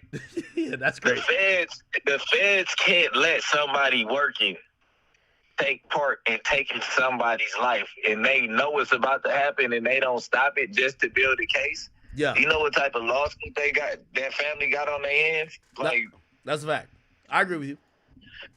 I mean, if they let him knock somebody off, that means, and then they don't do nothing about it. They come back years later and then charge them. Like, oh man. No, yeah, no, I agree with you, and this is why I'm open to, you know, we're gonna find out much more later. Right now, the internet is jumping to the most likely conclusions. This is why they're saying, "Oh, Brick is co-conspirator 4 and this and third." Hey, I'm not saying Jam might be into some shit, but what we should really think about is that maybe co-conspirator 2 is not him, and maybe co-conspirator 2 is some other person. We got to think outside the box. We're going to find out a lot of shit. Yeah, no, that's what I'm saying. What's coming, they already got who they, whenever they come and drop the gavel on whatever they got going on, you know what I mean? They'll all see what's going on. Everybody will see what's going on. You know what I mean? And I don't know too much. Like, I know everybody wants me to know a lot, but that's why I got online, and anybody from OTF vouch. Me and my brother ain't been around each other like that, like, recently. Like, we'll talk from time to time, send love out, what up, bro, are you good? Do be straight. You know what I mean? He always check it in and straight. You know me, I ain't gonna keep asking for no handout or nothing like that, but I know what he mean by if you straight. He just probably see me going through some shit or whatever, like, you straight, like, yeah, I'm straight, but, you know, I'm gonna get it together. You know what I mean? Like, I'm known to get it together. So, hey, by the way, like that. When's the last time you talked to Durk? Like last month. Really? Okay. Yeah, I don't want to reveal no DMs and you don't got to. But yeah, but probably like last month we got into a butthurt argument. Me being butthurt, feeling like he taking over me and shit. And he just told me he been with the family, with his girl and shit. Ain't nothing personal. Because he had been to LA a couple times without calling me, but maybe he knew something I didn't know. I don't know. So I can't remember when I did an interview with him, but there was a part of me, like, you know, after the interview, I remember he was talking a lot about not only therapy, which I was a little bit shocked by, but he was also talking about religion. This is before we see a lot of the obvious, you know, some of the religious, you know, rituals that he was doing. What I kind of noticed, though, he was kind of backing up off a lot of people, and I don't know why, right? Like, if you ask me, I was thinking that, you know, man, he realized he had to let go of some of that shit to really escalate. And, you know, I think, for me, in my opinion, I could be wrong, once the whole thing with, you know, people were saying Slav Havon, once he felt at peace with that, he ain't need to keep having these fictional beefs, because everybody who he really got into it with or he had a problem with, he handled that. And I felt like he was just saying, bro, I'm moving to a different direction. Also, his father coming home. So that's why I feel like he was staying away from his father coming home had a lot to do with his online presence after that. Like, if nobody was going to get through to him, it was going to be his father. Like, you know what I mean? Like, I feel like if anybody was going to slow him down, it has something to do with him telling him he already lost one son, and you need to figure out a way to get it back together, because when I left the streets, the GDs and the BDs was under the same umbrella. Now we beefing. I feel like it went something like that. Yeah. Wow. Nah. You know what I mean? Like, when his dad left, now you got me feeling weird because the little niggas from where I'm from, they see me with you like, damn, your son, shit, he been dissing the set the whole time you been gone, man. Damn. You know? So I feel like, and then Tay coming home on the positive vibe with the Muslims and the way Tay was probably putting it down before he left, I feel like everybody just got in line with Tay. And J Mane just happened to be one of the people that Tay was willing to forgive because J Mane ain't never did nothing to Tay. Yeah. It's vice versa. It's up to Tay to, you know what I'm saying? It's up to J Mane to forgive. It ain't really on Tay. He already issued out his blow allegedly. You know what I mean? When they be talking, whenever he be hinting to whatever problems they had in the past. And let me ask you this question. And you know, I've talked to Durk. You know, Durk usually checks up on me. The first time I met him was during the interview. I'm not gonna say I'm like super close to him, but I'm gonna be honest with you. I think because I've covered him for so long, when he got locked up, man, I kind of felt the way, man. I kind of felt a little hurt. You know what I mean? Obviously, you know, I'm a civilian. I'm not in that life, but like I really fuck with Durk and I like him. What did you feel? I know you was on the stream when you were kind of like processing, but like even after the stream and kind of now you're seeing everything online. What are you feeling just kind of watching that? Man, I had just posted probably 2 days before that, probably on his birthday, us playing basketball in my living room. I used to have a basketball court in the living room. We used to always play one-on-one and shoot around when he had the low haircut. I just was like, I just see you go from rags to riches. Like, you know what I mean? Like, you know it hurt. Like, it's like when I see Slime go down, like, damn, I see you at one of your lowest. Probably not your lowest, but one of your lowest moments. I definitely was like riding it out with you. You know what I'm saying? We both was going through some shit together and came up. You know what I'm saying? So, to see him just wiped off the streets over allegedly trying to settle a score for somebody. How that situation went down, me not being from the hood, I just be like, damn. I wish somebody could see and just take it as an L, like, damn. The homie punched the nigga and his homie popped the nigga, like, you know what I mean? Like, but when you coming from where we come from, like the concrete jungle, you can't really let that go. It was bloodshed. So if it is true, you know what I mean? Like, if all this shit is true, then I just hate to see my homeboy played off the streets like that. You know what I'm saying? Because really, at the end of the day, it all goes back to looking out, going back to the community and looking out for the community. How it backfires on you, like Nipsey Hussle. How it backfires on you, like so many stories that we can point back to when everybody goes back and lends a helping hand to the community. You know what I mean? Yeah, let me ask you a question. Do you think when you think about the totality of it,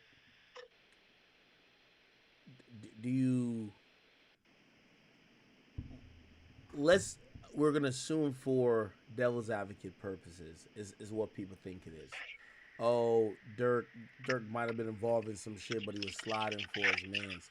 Do you look at that as stupid, or you being from the streets, you're like, I know the pressure, bro. I know the pressure after to make them decisions. It ain't easy. You get what I'm saying? Like anytime that you get an opening. Now he let that shit go. Let's say he let that shit go. And the devil knocked on his door one morning like, boy, I know where he at.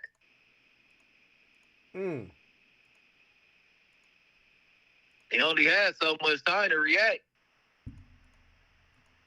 If it's true, you only had so much time. Should I give him a pass or no? Shit, nigga, that's the first time you didn't heard, you know where he at. And it ain't no show, it ain't no 100 people around, it ain't no, you know what I mean? Hey, that's like a gut check time, right? Where like people probably looking at you to see if like you are who you probably says you are. Exactly. Like, nigga, do you sit or do you stand when you piss, nigga? Like in the streets, like as a man, you look at it different. But in the streets, I know how we looking at it. But like as a civilian and a man, it's like shit. You know what I mean? You wouldn't let that shit go a little bit. You know what I mean? Do you believe that also? Like, you see, Durk had some of the lyrics that people love. Be like, yo, if you can't get the main nigga, you better get his mans or whatever it is. You get what I mean? And Durk basically, he talked that talk pretty good. Do you believe that there's a possibility that maybe, like, man, that's even more pressure because everybody around you is like, nigga, we know what you rap about. This gonna be if we know what you stand about, and how could you say no, and can you say no? Basically saying, yo, bro, I'm in a position I can't do that right now. How does that work? That's what I'm like. I mean, of course he did not do it. You get what I'm saying? Yeah. He didn't do it, but I can see. Yeah, we're trying to extrapolate off of Durk. I can see myself facing that same situation. What would you do? Myself facing that same situation and having to make a hard decision, bro. And I don't know if I would have made the right decision. Knowing, you get what I'm saying? I don't know. Like, you know what I'm saying? I don't know if I would have made the right decision, the same decision. You know what I'm saying? Like, because it's just like the hurt. That, like, you got to think somebody's scoring if it's true.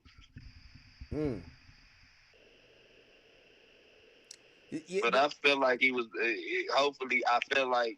Hopefully that they got him fucked up, and it wasn't no wiretap or nothing. And they just, like, you know what I mean, putting his name in the middle of that shit. And you know what I mean? I think the feds is a scary, scary place. I'm gonna be honest with you. There's a thought of mine. There's a thought of mine that says when the feds unseal this indictment, they're gonna have every attempt on Quando Rondo's life, which there was supposedly like 3 or 4 before. They might have they might have FBG Cash. They might have other situations. They might bring that Atlanta joint back that he was co-defendants with Vaughn. This is the indictment still sealed? You got to remember, they gave a complaint. The complaint is more to lock him up. The complaint doesn't have the info on what they believe Durk did. Right? Like it says certain shit, but you're right. Because that paperwork, I never been to the Fed, so I just didn't know they format of how they do paperwork. Because I was looking for, like, the statements and the interrogations. So the indictment, that was just the warrant. Yeah, so the indictment has it. So once again, I'll tell y'all what the easiest way for me to explain to you is this, right? Yo, if you driving right now in Cali, they pull you over. I don't know if we was illegal, but say whatever. They look in the back seat, they see something that resembles a gun, right? Weapons are pretty much illegal. Say they run your file, they know you don't got no concealed carry. They're gonna say, I got probable cause to go search the car, or even say they know something is up and they bring a dog sniffer to sniff the car. They feel like something's there, the weed. Right? And let's say it's coke. All right, now they search the car. There's coke there. That's a heavy charge. They don't need to grand jury you. What happens is that how you get charged is that cop does a complaint, and that complaint gets picked up by the DA as a felony. They go beyond. They actually skip the grand jury. Now for things like murder and stuff like that, even if there's a complaint, they'll lock you up. But just to cross their T's and dot their I's, they'll send it back to a grand jury or have a grand jury do it. But for regular shit with cops, not in federal court, a cop doing a complaint is how you get arrested for 95% of the things. In federal court don't have a bunch of DEA. Like, if you running around and you met like a DEA agent, a FBI agent, you're doing something wrong. You're not gonna see these people. Like, they don't have even the resources just to be at every stop sign or on every road.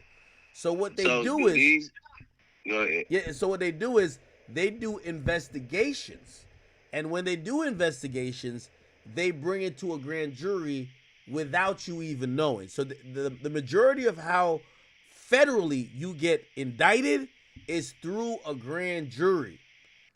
The reason why they locked up Durk through a complaint, which usually some state shit, or like how states do it, where a cop pulls you over and he smells some stuff or he sees something and then he locks you up.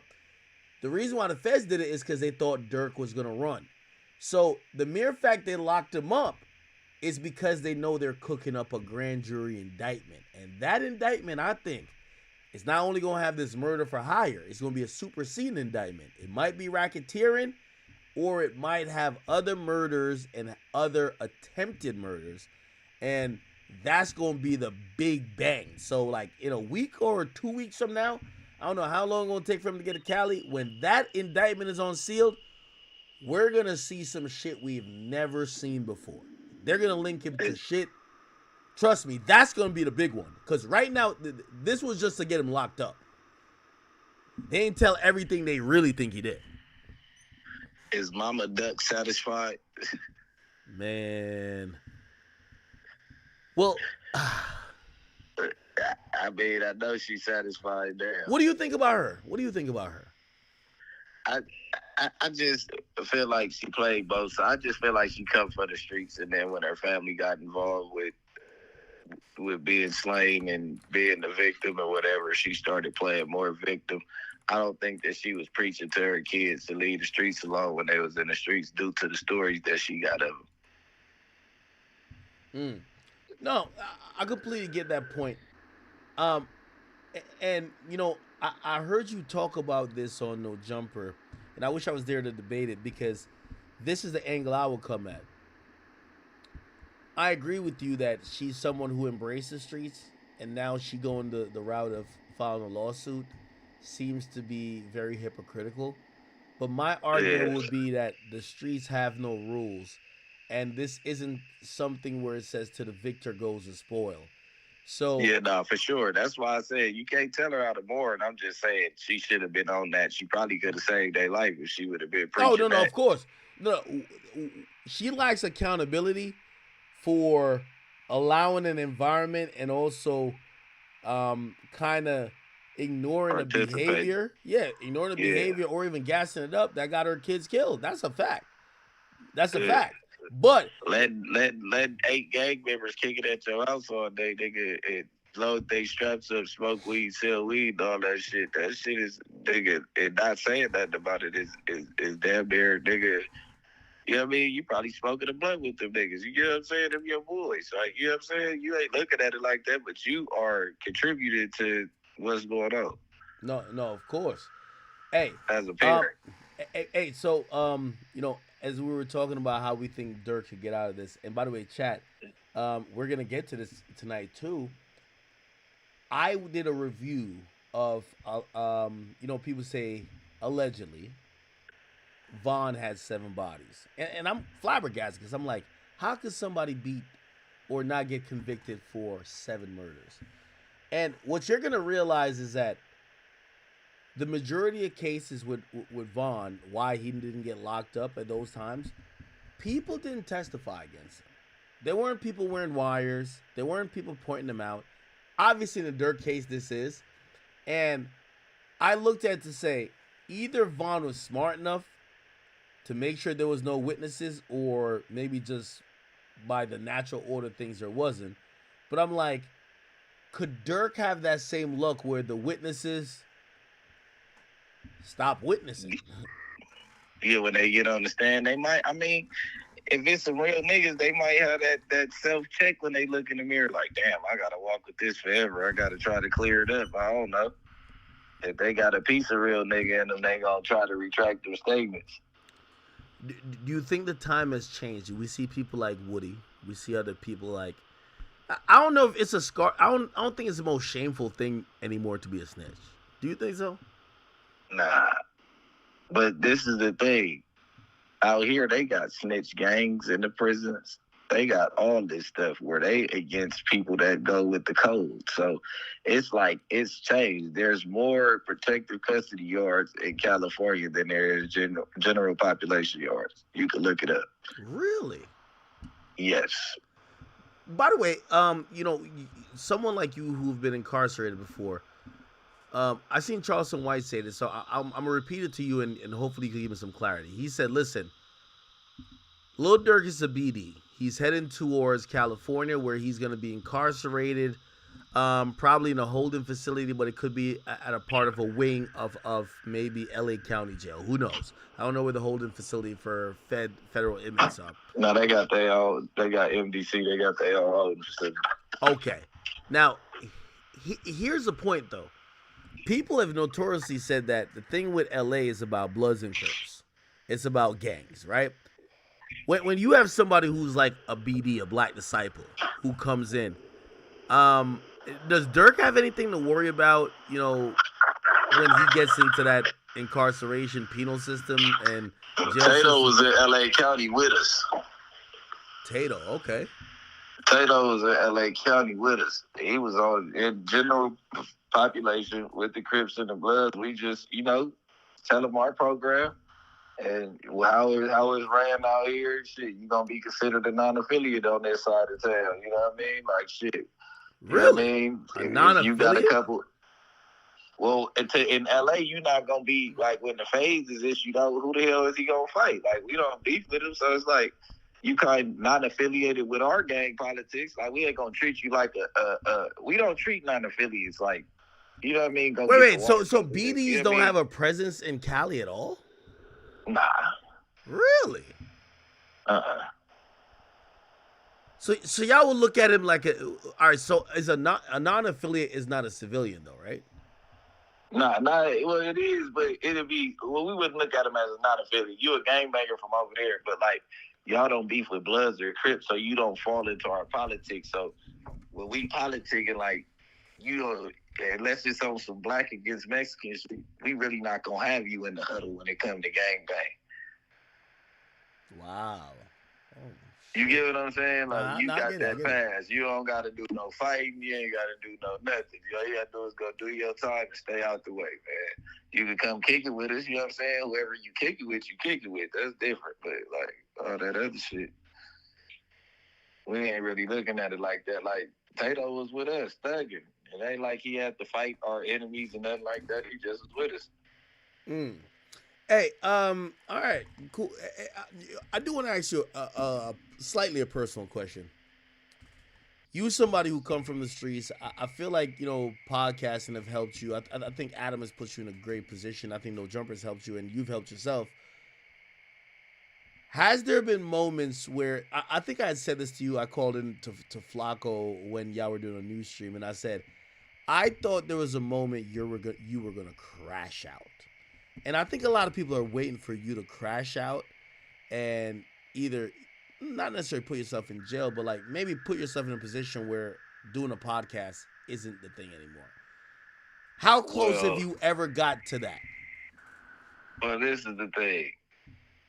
Learning from every mistake that I've made, I've never really, after that moment is up, and you go back to the house and clear your head and say you just got tricked into some internet shit, I think the next day and the days after that, it's like, I'm not beefing with them. They don't even have a presence in my life. These people are on the internet. I had a debate or whatever, disagreement with somebody. I got real ops in the streets. So they'd be like, you really mad? Go get your get back for what you got to go get your get back for if that's what you going to do. Don't waste your time with this shit. That makes sense. It levels you back to you wasn't looking for your ops the day before that. You get what I'm saying? They don't got nothing to do with this drama. Go on ahead, walk straight, and try to get your money. I done fucked up too many times, and I'm watching people fuck up in real time. So it's like, for me to join the wave of jumping in some shit that could get me a RICO or get me wiped off the streets forever when it's a trend of getting people in our genre off the streets right now, I don't think I'm not going to play into that narrative ever. But it has been times where it's been like, okay, this ain't no street shit, Brick. This ain't me. And I'm telling myself that back to back. The Kill Squad moment, you were ready to crash out. Yeah. Definitely, 100%. That was the wake-up call. Do you regret how I won't say emotional, but like how like it felt like you were sincere. Like, all right, fuck it. Like, this shit don't mean nothing compared to my integrity. Did you regret allowing others or situations to get you to that? I regret allowing it, but then sometimes you gotta drop your nuts when enough is enough. Like, certain situations won't even happen no more due to me doing that. You get what I'm saying? Like, certain content won't be ran. Everybody got the message.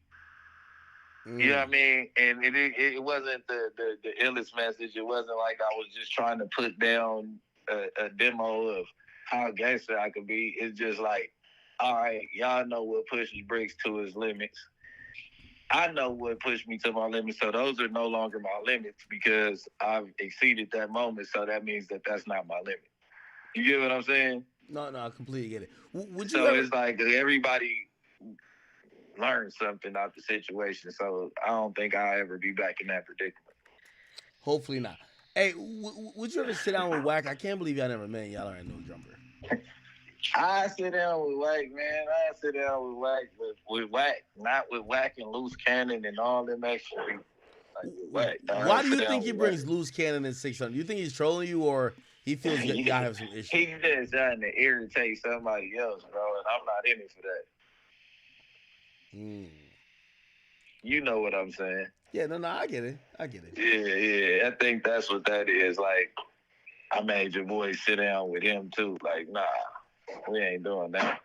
Because them people from the same area I'm from, we ain't supposed to hash out our problems right there. We supposed to go do that in our area. Yeah. Yo. Hey, listen. I don't know if you ever make it to New York. I feel like I'm older. I'm due a trip out in. I'm gonna pull up on you. I'm whenever you and Flock or whatever. I'm gonna pull down on y'all. No. Of course. I definitely want to do like a one-on-one interview with you. You know, kind of like flush everything out with that. Let's do it soon. I figure it out. I ain't been to New York when it was snowing in a minute, so I'll probably come up there. It's finna get cold. And honestly, you know, I think I shared these words with you when I called into Flacco on the news stream. But, you know, again, I hope you understand. You know, you're in the landscape of content. You know, I'm 15 years into this shit. You know, I know how to get upset at somebody, but I also know how to bring it back down, and I know what's good for content, what's not good for content. And sometimes I get in my feelings. That happens to everybody. For you, I do want to let you know you're in a privileged position. I think Adam has helped you out a lot. I think you've also done a lot to give the content that would warrant and make your position solidified. Keep that in mind. Don't crash out. And also, you know, there are some decisions, you know, if you haven't made them already, you know, some of this, you know, I always say to people, the biggest street niggas can never be good on the internet. You gotta, because the internet is all about kind of being open and saying certain shit, and you're playing to an audience that is not caring about ramifications. I didn't cross over, big act. It's over with that other shit. The streets is a mystery, man. I'm right here. I'm reporting. I'm doing media journalism. I'm learning that this is journalism. I didn't know that I was a journalist, so now I'm about to dig deeper into what I'm really supposed to be doing. See, my whole thing of a podcast was sit down, talk shit, put the episode out. I didn't know that it was like it's a lot. You know what I'm saying? It was a sauce to it. I didn't know it was the way it was supposed to. So, you know what I mean? I came in the game not knowing anything, and Adam really was patient with me and taught me, and I called him and asked him how I do this time. All right, what I need to do on the next one. So I think that's why we really meshed together, because I wasn't afraid to, like, hey, I just watched this back. I was talking too much right here. What I'm supposed to do. You know what I mean? Yeah. Yo, with all due respect, I'm going to say this. You know, a lot of dudes from the streets could be really good at podcasting, but you know, sometimes, you know, other things get involved or in the way. I think Wack is a great example of straddling the line, but also knowing what's content. Like, he's really smart. You got to start having a higher IQ, and I think you're getting there too, because Like I've watched you in conversation, and you know, I always say like, you know, shout out to I don't know if you get along with him, but shout out to DW Flame. I always just thought that he cool. I think the internet ruined our relationship, but go ahead. Yeah, no, I thought that, you know, he was too in his own convictions to be able to do content, right? Because it's like, yo, you're on No Jumper with Adam. Adam does this with It's you the and Wack. lawless land. Yeah, like, yo, land. Like, you gotta let them fly or just go somewhere else, and that's why exactly. I know where I'm at. He's gonna have some kind of weird jokes, whatever. You know who you are. You know what it is. You're gonna either play along or the shtick is gonna be you getting mad as fuck all the time. But regardless, it's part of what the fans are watching, and I think you know how to be a little bit secure in. You know, like people be like, "Oh, you and him making whatever type of jokes," but it's like, you know who you are. You don't give a fuck. I already had this talk with my big homies. They told me go get my bag. I told them I never jeopardized the area. I'm gonna stop really talking about the area so much. I'm finna dive into content because this is where I found the niche at and it's feeding my kids. All my big homies was in agreement. Hey man, keep on inviting us out, nigga. When we need you, pull up. You know what I'm saying? Don't get bigger than your bridges, nigga, and do your thing.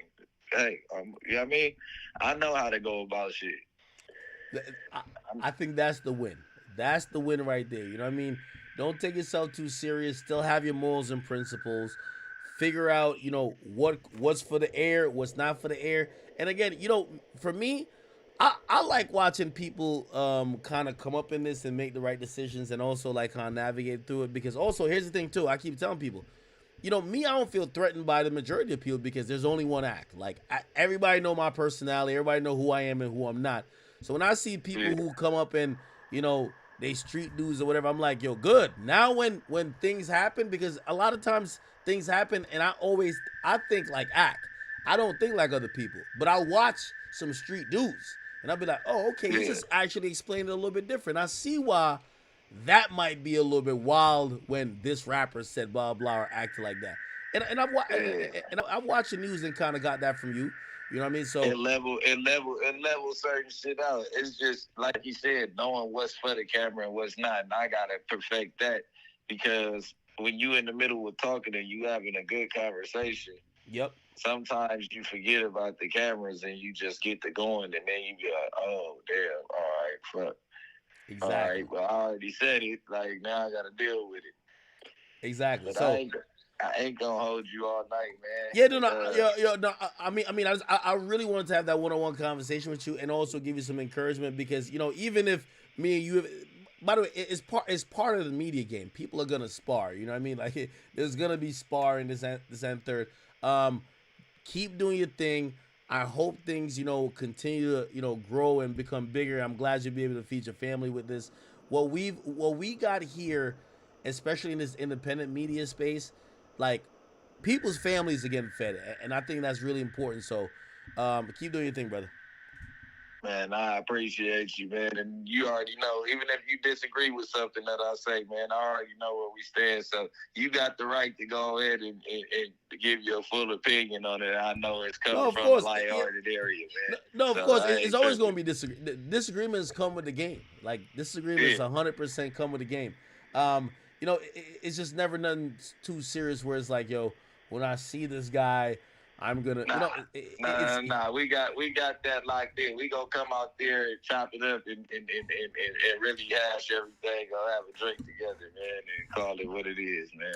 Yeah. And I also say that to you because respectfully, I feel like Wack. I like Loose Cannon. I know you don't. I like Loose Cannon a lot, but I feel like they're antagonizing you for you to crash out, like the ultimate crash out. They ain't got it yet, man. They still learning. They gonna have it down pat. They attacking me with bullshit. Wax know where he's going with this shit when he's attacking me, but he ain't. It's still bullshit, but it's well thought out bullshit. You know what I mean? Yeah. Like he could trick a normal person with the shit that he says. So you have to kind of bark back at it because he'll put something together And it's like, you really sat back and put that bullshit together and thought that all the way out. But that, you're wrong again. But I ain't saying that he wrong on everything. You can get some great information for Wack. But will he jump off the cliff for content? Who knows? Hey, Wack's one of a kind. Anyway, yeah, I'm glad to talk to you. I'm glad you cleared everything up. I'm glad you faced the music. Me truthfully, I don't think you're co-conspirator 4. Ain't no fucking way you would have got on the call with me here. Let me add Wack and then Wack add other people. I think that doesn't make sense. So I don't think it's you. Now, do I think you know some shit? I do, but I understand it's not for you to speak on anyway. And I think that's where you're learning some shit. Let other people go figure out. You can't say. You know what I'm saying? Yeah. The cases, they already arrested. Everything, if they, you know what I mean? Like, whatever the fuck they got. I don't know shit. They already arrested. The feds know everything in this situation. You get what I'm saying? Yeah. Nah, I get it. Yeah. Listen, I'll text you. We'll stay locked in. Whenever you come out here, definitely we could. We're going to do some shit. I feel like Flacco has introduced me to like half of the West Coast, which I like. I love when Flacco comes out here. Yeah, man. We go put it together, me and Flacco. All right, bet. Let's do it. All right, easy call. All right, that was a good conversation. Shout out to Brick. We gotta get Sharp out here too. Shout out to Sharp too. My boy Sharp is my boy like a boxer. He going back and forth with him. He not playing. I ain't gonna lie. He not playing. All right. All good. All right. All good. All good, people. All right. We're not done. I'm glad we'll probably, maybe we call back Whacking a little bit, but chat. Here is the way how I believe Durk beats his case. Now, there are probably other informants and people who have given information as proffers. But in this case, this is what needs to be done. Okay, first of all, I'm going to assume that all these people here are solid. Grant, solid. Dontrell Wilson, Didi, solid, I'm hoping. Keith Jones, we don't hear about much conversation he had with Durk directly. These are Dontrell Wilson's hirees. So even if they're not solid, it won't reflect on Durk. It'll reflect on Didi. Here is what needs to happen. So co-conspirator 1 is Durk.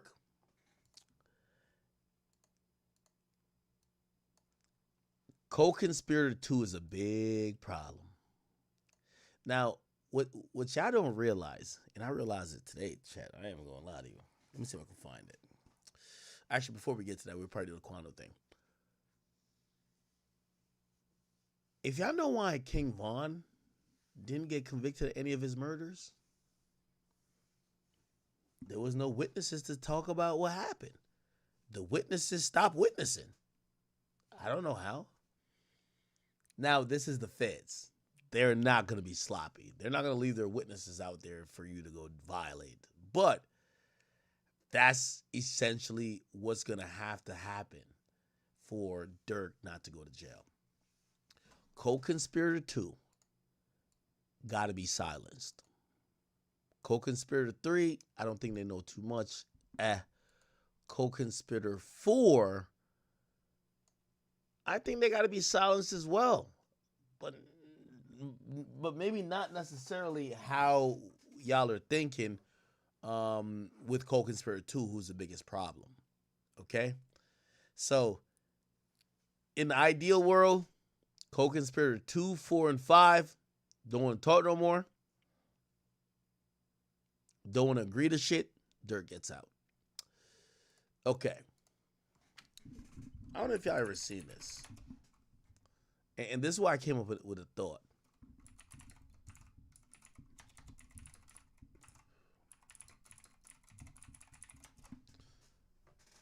Actually, we could probably play the Traplo Ross video of it, right? Look.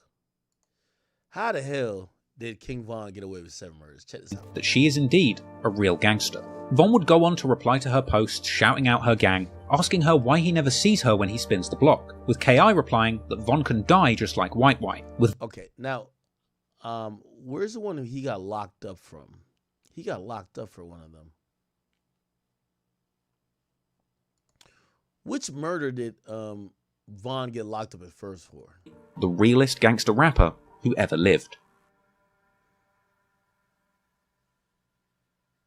Was it Modell? Suspect in the murder. And not only that, but King Von would tweet immediately after the killing. Now, it's important to remember that Twitter timestamps run on which is King Von or KI or somebody about 17 minutes after the murder of Modell took place. And that tweet was followed up with Von saying that the dead into O Block hoping to kill anybody in retaliation for Modell. None of this off the cops at Von that day, asking him where they were at. For our cops grabbed him, they all are trying to kill him. And he is to survive to a full-blown serial killer who is taking the lives of others systemically.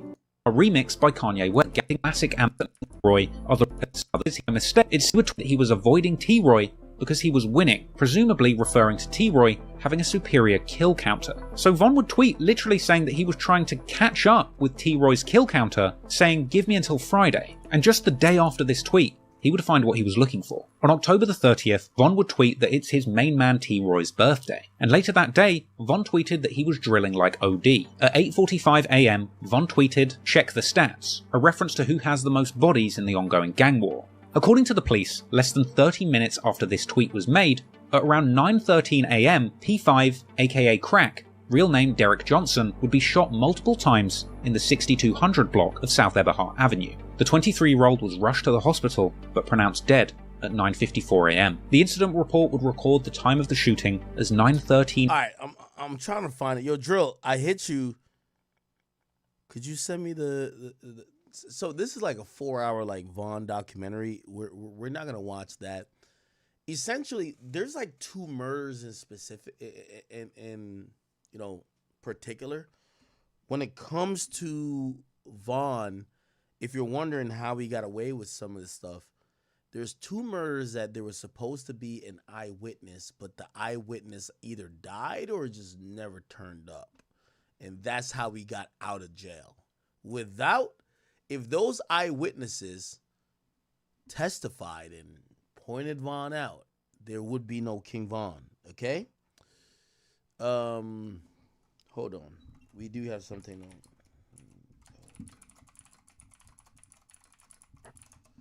I think this is Trap Lord Ross video. Let's see. Is this Trap Lord Ross? Come on.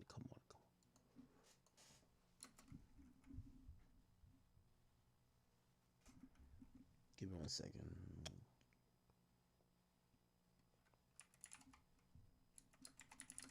Okay, here we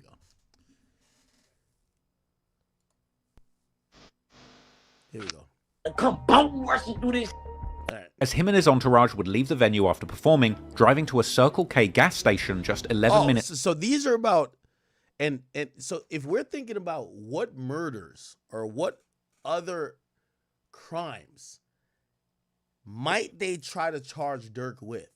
If they charge Durk with murder for hire, where Lil Pop got killed, but they were saying that Quando was the target, well, that's not the only time Quando got targeted. You know, right? So let's go over the other times that they tried to kill Quando Rondo. Here we go. I'm going to take a piss real quick and grab something to drink. Let's watch this. April the 16th, 2021, Quando Rondo denied being shot at and told the world that he rides in a bulletproof truck. That same month, Quando's latest concert is announced on May the 1st, 2021 in Waycross, Georgia. After having his previous shows that were scheduled just weeks after Von's death cancelled, Quando was eager to show his fans, ops, and the world at large that he could travel the country and perform without incident. However, unfortunately for Quando, that simply wasn't true. On May the 1st, 2021, Quando Rondo plays the very show that he was booked to perform at in Waycross, Georgia. And here he's seen playing to an empty venue, complaining to the crowd that his shows are usually bigger than this, with Quando addressing the fans and still thanking them for coming out despite the low turnout. I ain't gonna lie. Like my show's really big, you feel me? People in this, but I know I got a lot of shit going on, you feel me? But I still appreciate everybody who came out.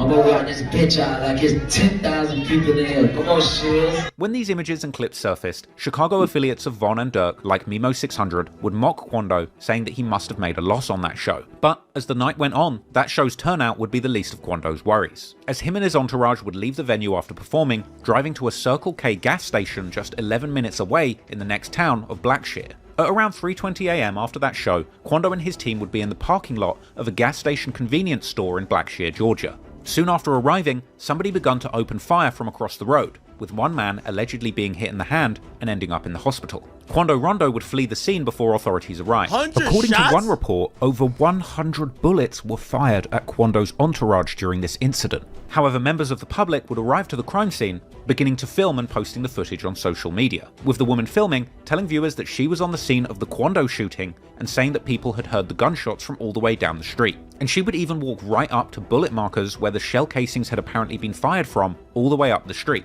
Oh my God, it is Quando, y'all. It's got to be. They talking about it was the rapper that performed at the Vibe at the club. They talking about it was Quando. They heard it was, somebody had a bounty on him. I'm like, damn, how the fuck you know? Look at all them bullets. What? Heard it was, somebody had a bounty on him. I'm like,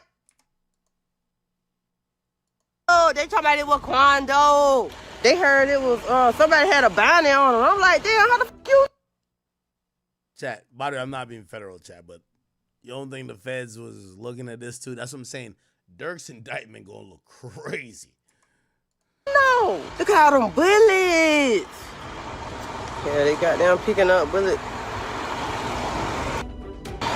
It was unclear who exactly was responsible for the shooting. Quando's ops from Savannah, the gang S8K or the Section 8 kids, would post seemingly referencing the incident, with a caption saying "Get Back Gang," which, if you didn't know, is actually another name for King Von's gang, along with audio from Lil Durk's song Hellcats and Trackhawks, that earlier song where Durk says that he's looking to catch somebody lacking at their show. Now, it's unclear whether S8K members were taking direct responsibility for the incident, or simply celebrating a hit sent from Lil Durk or Von's crew, Get Back Gang. However, a black disciple from Georgia seemingly claimed responsibility for this hit on social media, leading people to believe once again that this was a hit affiliated with Lil Durk, naturally due to his extensive affiliations with the Black Disciples street gang, of which King Von was indeed a prominent member. Lil Pab also tweeted after this incident, brushing off the shooting and telling his ops to enjoy life and not let one person stress them out so much, and going on to post a picture of himself alive and well the following day. Quando would seemingly address the threats against his life in a later interview, also brushing off the danger and saying that he doesn't care about death threats because he's always armed. Death threat all you want to, man, bro. That's just some words, man. Be an action. Right. You feel me? I'm going home to my daughter. I love when Quando say, "You feel me?" Right. And if I didn't, God called me. Right. But I'm going home to my daughter, bro. I'm not even the type of person to move without a firearm. Rumors would later circulate that Lil Tim was also injured in this shooting. Now, whether or not that's true, it was clear that Lil Tim suffered a serious injury, being shot numerous times during the altercation with King Von. A couple of months after that shooting at the gas station, in August 2021, Lil Tim would post a sobering picture to Instagram, revealing that due to his gunshot wounds, he's having to use a colostomy bag, but still giving thanks for the fact he's still alive. It's unclear whether or not this injury was from the Waycross shooting, the shootout with King Von, or even a previous shootout in Savannah. But regardless, it was clear that Quando and Lil Tim were continuing to pay the price for this beef with King Von. But that didn't stop Quando from continuing to push his career forward. On May the 7th, 2021, Quando releases his 6th mixtape, Still Taking Risks, his first full-length release since the killing of King Von. And this project would be laced with references to the incident, as well as the consequences. Quando would rap about having $1 million bounty on his head and the opening track Blue Man. He would also mock King Von on tracks like Red Eye, saying that he's smoking a dead guy and catching homicides with Timmy. There's also a line on that track where he says that he's signed to NBA and rapping, "If he loves that girl, make sure he never sees her again." Seemingly a reference to King Von essentially dying as a result of his girlfriend Asian Doll, creating a love triangle between Von and Youngboy. with Quando going on to disrespect King Von's crew Get Back Gang, saying there ain't no get backs. Quando also says that he has shooters doing murders for only $1,500, and that he wants to kill all of his ops one by one until he gets to the top dog. Perhaps another reference to a desire to take out Lil Durk, as he depicted in his music video for the song Soul Reaper. And Quando even ends this song by mocking Lil Durk for linking up with Youngboy's enemies like Fredo Bang, as well as saying that Lil Tim got out of jail and got straight back to shooting. Even mocking Von, saying that Timmy busted Von's head because he got caught without his gun. There's also the song Drop Some, where Quando reiterates that he didn't even realize that it was a beef with Von the night he got shot, and saying that he has bullets for a wrestler, another reference to Von trying to fight the night he got killed. Quando also raps saying that his young'un is quick to make a rapper bleed. Elsewhere on the track Devil on My Shoulder, he shouts out Timmy, saying he will shoot for him. But perhaps most notably was the track Purple Baby, the song where Quando extensively disses his dead enemies from Savannah, repeating a chorus that had lyrics saying that he's smoking purple babies, a reference to the gang's 1100 block and VBS, the Villa Boy Soldiers, who rep purple, and specifically the deceased members Heem and Huncho Reese, who lost their lives amid a deadly beef with the Rollin' 60s crew, OTM or Only the Mob, aka Jump Out Gang, this crew that Quando and Tim have been representing all of those years. Quando also references the beef with Lil Durk in the hook of this song, saying that this song is for the ones who put money on his head and that they're going to murk them, a suggestion that Quando and his people are trying to take out the people who are putting money on their heads before they get a chance to kill them. That would be followed up with a lyric saying that they're smoking on their new dead homie, which of course is a reference to Von. The track also had lines about Jump Out Gang jumping out and shooting, as well as a lyric attempting to discredit the street reputation of Chicago gangs, with Quando rapping that his ops think that they're the only killers in America, again referencing the fight with Von, saying that he's not wrestling, just shooting, and even referencing Lil Reese's earlier Twitter beef with him, saying his ops wanted smoke until he killed their friend, ultimately ending the song saying all he smokes is dead ops and free Lil Tim. Elsewhere on the song OK, Quando says that the night Von died made him sick, and reflecting on the trauma of seeing his friend Timmy split open after being shot. On the track Still Doing Wrong, he says that they had no choice but to kill Von, but to this day, he still doesn't know what he did to upset him. And then finally, on the track Stand On It, Quando would taunt Lil Durk and the Chicago rappers, who keep saying that they're going to kill him, saying that they better stand on that statement, mocking his rivals and questioning why they think they're the only shooters out here, introducing his team of shooters as Jump Out Gang and saying that they're the ones who put people on the news. Still Taking Risks was a bold project from Quando Rondo that made a big statement. And in spite of the shooting after his concert in Waycross, Quando was still planning on disrespecting his enemies. And Quando wasn't the only one who wasn't scared of the Chicago hitters hell-bent on taking them out, because Lil Tim would also share the same sentiment. Quando went live on the 8th of May 2021 with Lil Tim expressing frustration at their ops and saying that they're smoking Purple Baby and other ops, and saying that people are trying to blackball them from the music industry. I can't sleep at night. Man, these nightmares, they eat me up. You know, real purple babies for real, man. I'm about to start smoking motherfucking black babies around this bitch, cuz. You know, I got that's at the house with me, baby. I got a purple, baby. I want no bags. Man, I'm pissed off, AJ. You gotta get up. No, boy, they cannot get that big straight up, ain't it, big bro? I'm telling you, boy, they let me get that big bag. These folks really don't want to in the industry. So now I'm about to come bone rushing through this. Gotta kick the door in. Come on, man. But they act like they don't like me. Yeah, 4th of July. This. Quando even says that him and Lil Tim are going to drop a mixtape together. Should have put me on that. That me and Lil Tim about to drop a tape, and we ain't about to do no capping at all. Motherfucker. It's up. It's up. It's up. And it would appear that in the midst of all of the hype surrounding Lil Tim, as he quickly went from unknown street figure to demon slayer who had killed Chicago's most dangerous rapper, he would spot an opportunity to capitalize on it. So Lil Tim would seemingly hit the recording studio too, in an effort to garner more money and fame off of the back of this situation. In June, Lil Tim would be on live previewing his new song, Off the List. I dropped them all. I dropped them all. For thought. Man, let me let y'all hear some, man. Since y'all got me turned up like that.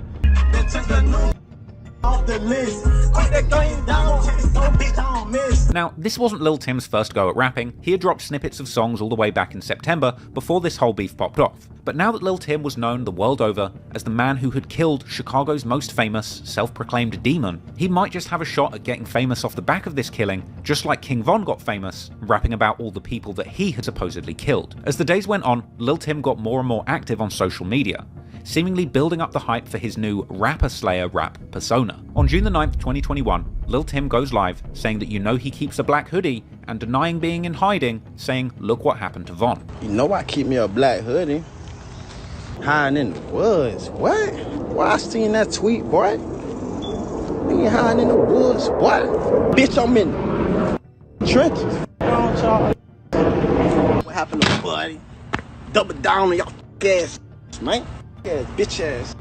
Interestingly, after shooting King Von, Lil Tim didn't tweet for around 8 months, with his final tweet posted literally less than an hour before that shootout. But then, on July the 7th, 2021, Lil Tim would return with a brand new Twitter account, claiming that this new account was set to be foul and disrespectful, titling himself Lil Tim the Biggest Op. Lil Tim would swiftly begin liking other posts on Twitter of people saying that they're smoking on Von, as well as reposting a tweet by Quando Rondo, seemingly referencing that moment where Quando helped a wounded Lil Tim into the hospital after the shootout with Von. A few days later, Lil Tim would post up on Twitter with his friend, saying that if you don't have a homicide, we can't be friends, even attracting him a like and a follow from hip-hop's biggest troll, 6ix9ine. Lil Tim proceeded to post clips on social media showing that he was outside in these streets, on the front lines, and not scared of any of his enemies. Come on, man.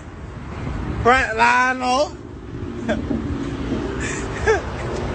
Too many ugly front line.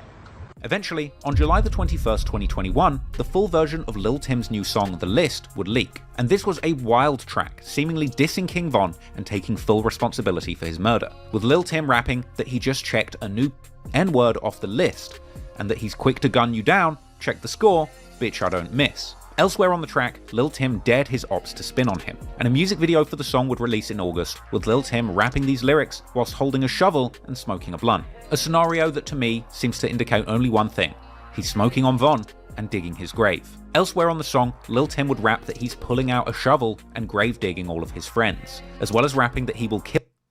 Skip a little bit into it. You know, I fight with him, anybody else throw their hands up, they get their ass. But then that for me, but Lil Tim. Lil Tim. Hey, don't say no, bro. On God, I won't. Oh, listen. Alright. When y'all go and slide on Lil Tim, right?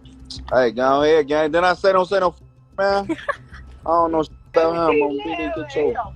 Hey, out of that, it's over with. I'm out of there. My brother just messed it up for everybody. Eventually, after all of this talk of sliding for Von, the man that everybody was telling to slide, Lil Durk, would finally have enough. It would seem that Durk, unable to keep his beef in the streets, felt compelled to begin rapping about this situation in his music too. On October the 8th, 2021, Lil Durk would rap on the Who Wants Smoke remix with Nardo Wick, saying that people keep trolling him saying slide for Von, but he's already got back, people just don't know it. As well as rapping that people die pumping gas, a possible reference to the shooting of Quando at the gas station earlier that year. It seemed that Lil Durk was trying to quash the slide for Von trend by hinting to the world that he had in fact already slid. This song was followed a week later by Lil Durk's new song titled Pissed Me Off, a track where he raps that since he lost Von, he can't be happy until they even the score. And rapping, perhaps self-referentially, that if you're not a shooter, you should at least put up money for the guns, a stolen car, and the bail. Durk would rap a warning, saying that somebody mentioned his friend on live, but they can't laugh now, likely another reference to Quando mocking Von's death on IG Live, and suggesting that Quando isn't laughing after the shooting in Georgia. Durk would go on to mock people in different states for acting like they're from Chicago, a likely reference to how Quando and his goons all posted up with guns on camera following the cancellation of his first show after Von's death. Ultimately, this slide for Von meme was incredibly destructive, whether or not it contributed to the violence, or simply just baited Lil Durk into incriminating himself and rapping lyrics that could tie him to crimes just to save face. What was clear is that the danger was real, and the supposed $1 million on Quando Rondo's head was far more than just a rap lyric. And from here, sadly this deadly feud would continue to play out on both the streets and in rap songs, with these murderous, vengeance-themed anthems captivating rap fans all over the world and the Billboard charts. Lil Durk is one of the most successful rappers in the game right now, but that doesn't mean it has been an easy journey for him. Oh no, people. In fact, if you've been following my channel for quite some time, you'll know that go and watch The Road to the Top that lost himself Von Quinn is a more appropriate title. But that wasn't the only major loss that Lil Durk endured during his glory years at the top of the rap game, because in June 2021, Lil Durk's own blood brother D-Thang would also end up losing his life in yet another senseless shooting outside of a nightclub. Now, this is Club O in Chicago, where Lil Durk's brother D-Thang allegedly lost his life, and I'm not gonna lie to you, I don't think I would try my chances at a party in Club O, frankly. It looks a bit scary. Apparently, multiple shots were fired from multiple weapons after an altercation where even a police officer was hit in the thigh, and the unfortunate ending being Lil Durk's 32-year-old brother being shot in the head and losing his life. In the aftermath of D-Thang's death, a lot of internet detectives over on Reddit's Chiracology took to their keyboards to give their opinion on the most recent life lost to Chicago's gang violence. RIP to him, someone with that much status should not be caught clubbing in Chicago unless it's when they're doing a show. No disrespect, but being at Club O is nasty as F. For Durk to be dropping the biggest album of his career and his brother is kicking it at a hood-ass strip club is wild. Harvey is the hood. That area is kinda industrial, but it's still the hood. Can't believe that he was there. I seen a bitch give birth at Club O on the dance floor. A very sad story, but perhaps even sadder than the many losses that Lil Durk has been forced to suffer during his career are the trolls that crawl out of the woodwork to mock Lil Durk when he's going through one of his darkest moments. Not long after King Von lost his life, in response to a post on Instagram where Lil Durk mourned the loss of his musical twin King Von, 6ix9ine jumped in with the offensive reply, referring also to Lil Durk's deceased cousin Nooski, saying, "Nooski, now Von, and you still rapping? Go pick up a gun." But if you thought that was bad, in the aftermath of Durk's own blood brother losing his life, 6ix9ine had this to say: "Time to smoke a new pack. It's like every week. I didn't even finish enjoying smoking Von yet. You're dying too fast." Even going as far as to comment on one of Academics' pages, quoting a Lil Durk lyric saying, "Tell the truth about your gang, man, you really dying." And he would even go as far as to repeat lyrics from King Von's collaboration track with Fabio Foreign, where King Von says, "If he should die, I'm boosting the murder rate because my brother's gon' slide every day." With 6ix9ine frequently bringing up these lyrics where King Von claimed that if anybody killed him, his crew would relentlessly stalk his killers, questioning why Lil Durk has not avenged his friends. King Von said, "When I die, my niggas is gonna slide every day." Cat, nigga. That shit is cat. Who slipped for King Von yet? That nigga resting fucking piss, nigga. Yeesh. Basically, 6ix9ine started a trend of people on the internet questioning when, oh when, is Lil Durk gonna slide? And it's not just 6ix9ine, this trend went far beyond our favorite chief. If we're saying that Durk may have crashed out for this slide for Von thing, did 6ix9ine start the trend to get Von out of it? Not Von, I mean Durk out of here? Cheese Gobbler, with sort of funny memes circulating anytime anything to do with slides is in the media, like this meme that was going around suggesting that Lil Durk was going to get himself an Android phone after Apple announced that there was going to be a new slide emoji on iPhones, because apparently he doesn't slide. But ladies and gentlemen, clearly these comments were getting to Lil Durk himself, who rapped on the remix of Nardo Wick's Who Wants Smoke. "They be on my page like slide for Von, I know they trolling me." But people, if you pay close attention to Lil Durk's next few lyrics, you might be led to believe that he has in fact been sliding all along. Because Lil Durk says, "Got it back in blood, you just don't know, that's how it's supposed to be." Durk is suggesting that he has already got get back, but it has been kept a nice tidy little secret. But people, with a little bit of Google research, we're able to dig a little bit deeper and get some background information on this supposed get back. But before we get to that, this isn't the only Lil Durk lyric where he seems to suggest that he is in fact on get backs, that he is sliding, and that he has delivered pain to his ops. On his recent track Pissed Me Off, a track that is a tribute to his brother D-Thang and King Von, Durk says a number of things that could be construed as accepting the fact that he has either indeed gotten get back or that he's going to. He says right at the start of the song, "You ain't get back for your mans, you in the club like he ain't dead." Now, you wouldn't say that if you hadn't got back for your mans, frankly. He says in the song, "Grab a gun. If you ain't with it, put up money for a gun." So he's saying you should get back, grab yourself a gun, and if you're not trying to shoot, at least put up the money for a gun. And then he goes further, "Put up money for a hot car, stolen stolen car, and put up money for a bond so to bail out the shooter once they've done the work. He says he's got killers that he loves and they don't rap. He says, if I die, just don't lie, man, you better slide. And if you can't get the main one, then you better get his guys. He says Phonum slides the next day, this cannot die down, but at least he ends the song with a little bit of plausible deniability to keep the feds off his back, saying in reference to the switches on the back of his Glocks, you know that's just for the Instagram, I keep my distance. But that wasn't the only seminar in self-incrimination from Lil Durk, oh no, because he went further in his recent song Aha, a track responding to recent disses from NBA Youngboy's crew. Durk opens the track with the lyrics, don't respond to shit with Von. I'm like, fuck it, you're tripping, go get your gun. They drop in locations, I'm getting it done. Fuck tweeting, we sliding, and the feds will come. Durk is saying outright, they're sliding. They're sliding. He says they're sliding. He's admitting they're sliding. He wants you to know that they're sliding. And, you know, that's how it is. Verse 1, he says, we've been sliding through their blocks and they don't know we have. He says he's been sliding and nobody knows. He says, buddy ass got shot. We ain't claim it, but I can show his ass. But he goes even further. He says, my brother D-Thang just got killed and I've been slow since, but we got back on they ass. I bet they know this. He's literally just saying outright, my brother got killed, but we got back. He says they got back. He says they slid. And on bro, I'm speaking facts. This ain't no diss. Keep the police out my business. For now, Lil Tim would remain behind the scenes and in the streets rather than pursue slide for Von. I know. Watch out, don't touch no. Watch my car, cuz. Have pointed out that further social media posts that circulate see Lil Durk suggesting that get back has been gotten, like this post with a diamond encrusted D-Thang piece on top of a pile of cash and the caption, standing and stood on business for you broski, long live D. And just in case things weren't obvious enough, going back to Lil Durk's lyrics on the remix of Nardo Wick's Who Wants Smoke, where Durk said, got it back in blood, y'all just don't know, he seems to link his get back to that earlier shooting at a gas station with the lyric, better do what Nardo says, cause dudes will die for pumping gas. Were openly trying to have Quando Rondo killed. But despite their earlier sentiments, Quando and Tim weren't all about the negativity. In August 2022, in an effort to give back to his community, Lil Tim did a book bag drive in a Savannah church. Unfortunately, despite making small positive steps, the negativity of gang life in Savannah would prevail. A few days before a scheduled trip to Los Angeles, one of Quando's close friends, Fendi, is killed in a shooting on West 38th Street. After cops responded to reports of shots fired around 3 AM on the 800 block of West 38th Street, they would find 22-year-old Fendi, real name Phoenix Odom, dead at the scene. Right now, a man dead and police are scrambling to figure out who killed him. Here's a look at the crime scene on the west side of Savannah, where you can see investigators gathering evidence for hours overnight. Now, that shooting happened early this morning on West 38th and Bullock Streets.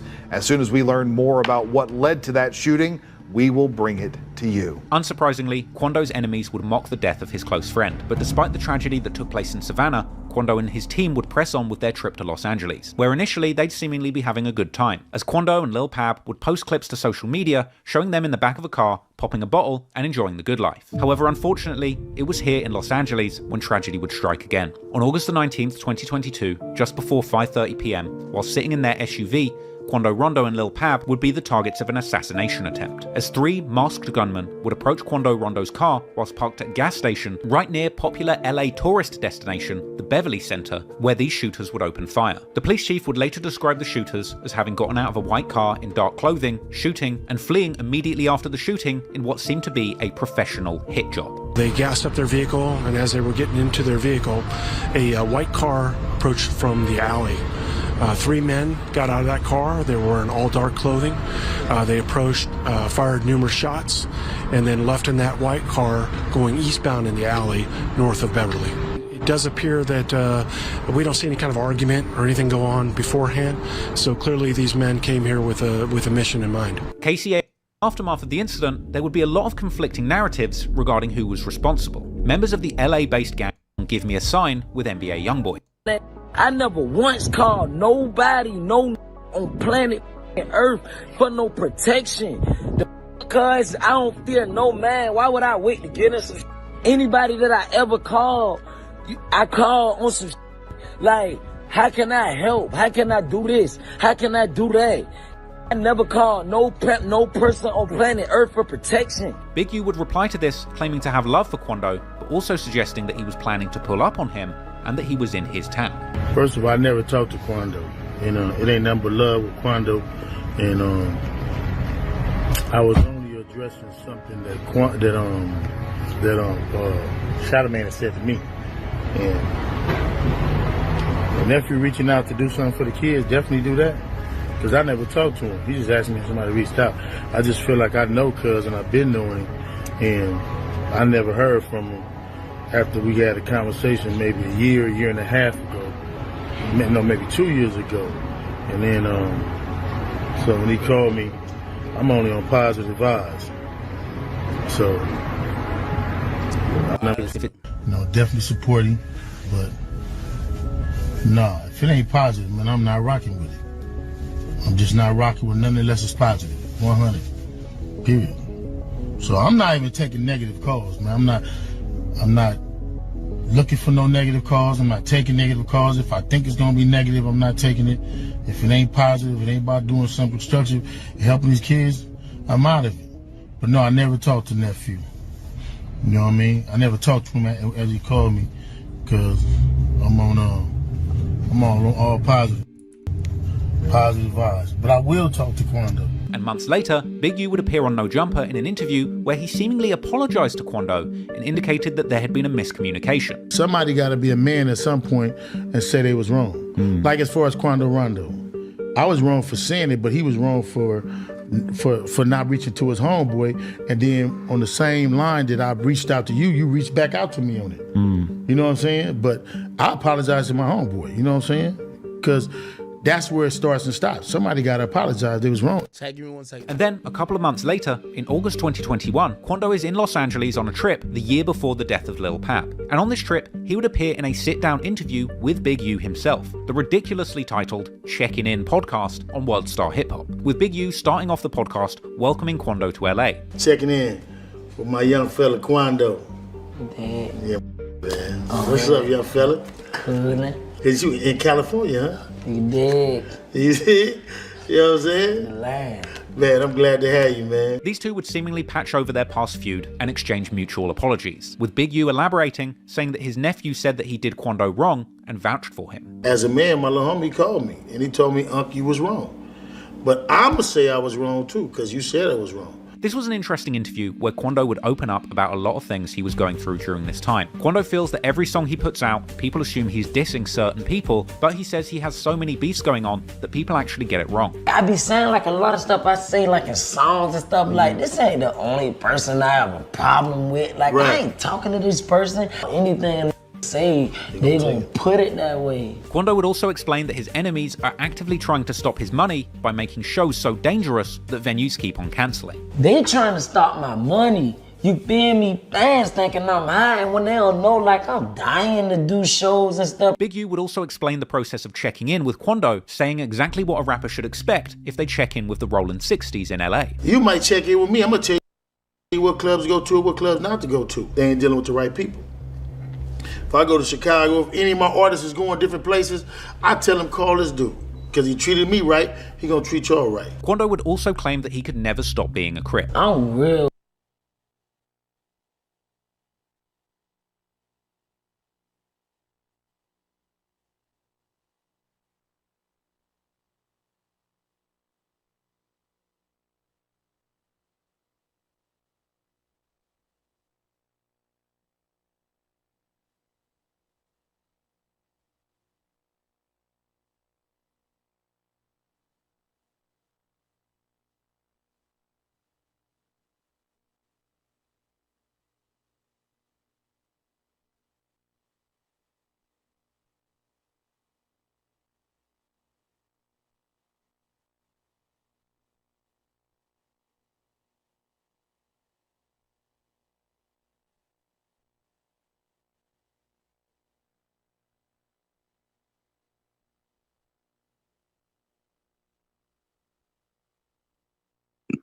Yo, Aki muted. Oh shit, my bad, chat. Oh yeah, chat. I'm gonna play the rest of that Trap Lord Ross video, but like, I'm gonna keep it a beam with you. I'm finna fall asleep if I just sit here and just watch this shit with you. Like, I gotta speak. So if I'm not speaking and I'm just sitting here watching videos with you, I'm just gonna like pass out. So I'll play the rest of that video probably tomorrow. Here's the important thing though, right? Is that hold on, give me 1 second. it's very clear that the feds was interested in Lil Durk and Von. But after Von died, they were interested in Durk a lot. They know about conversations right after Durk died. It makes sense for them.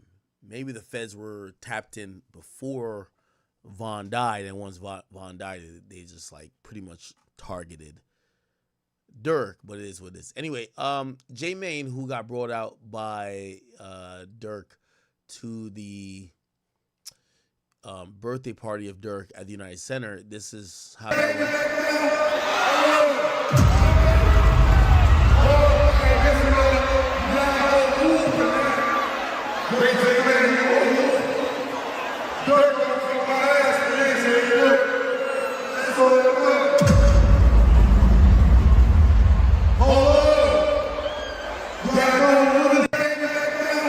Okay.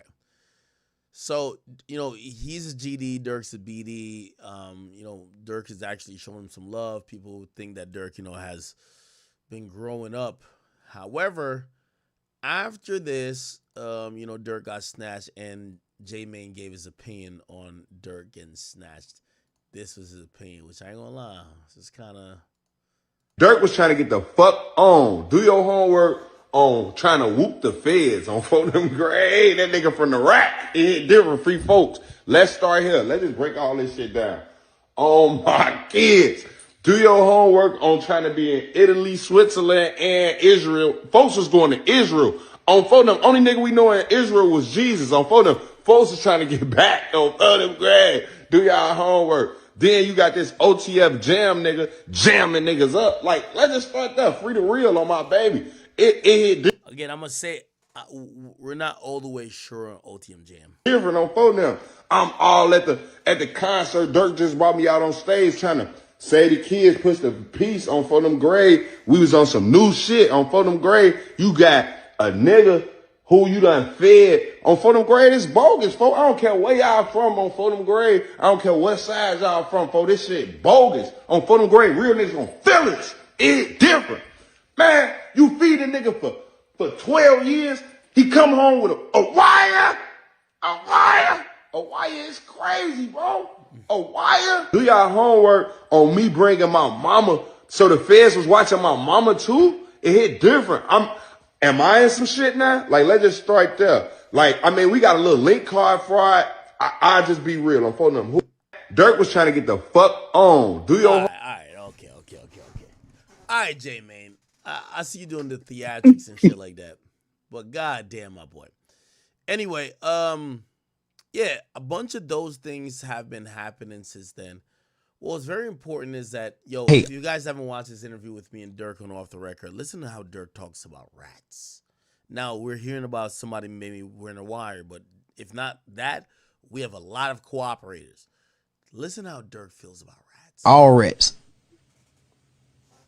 If you ever told, you ever tell, I hate you, like with a passion, like, cause that took away half of my.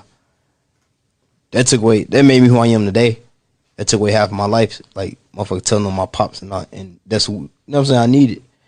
So I was raised by a woman. You know what I'm saying, which is my mama, who taught me what every nigga I know.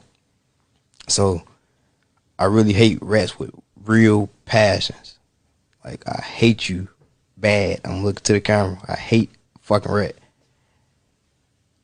I hate all rats. If you ever told, you ever tell, I hate you, like with a passion, like, cause that took away half of my. Now it's very ironic. When I sat down and talked to Durk, bro, it was the first time, he got these big ass eyes. It's the first time I seen tears damn near in his eyes. I saw as a man who, shout out to Big Durk, but it's just like, that's his father who came home later. But I could tell, like, he was a boy growing up in Iraq, having to lean on his mom for a lot of things. And he probably asked himself that question a lot of times, like, damn, where dad at?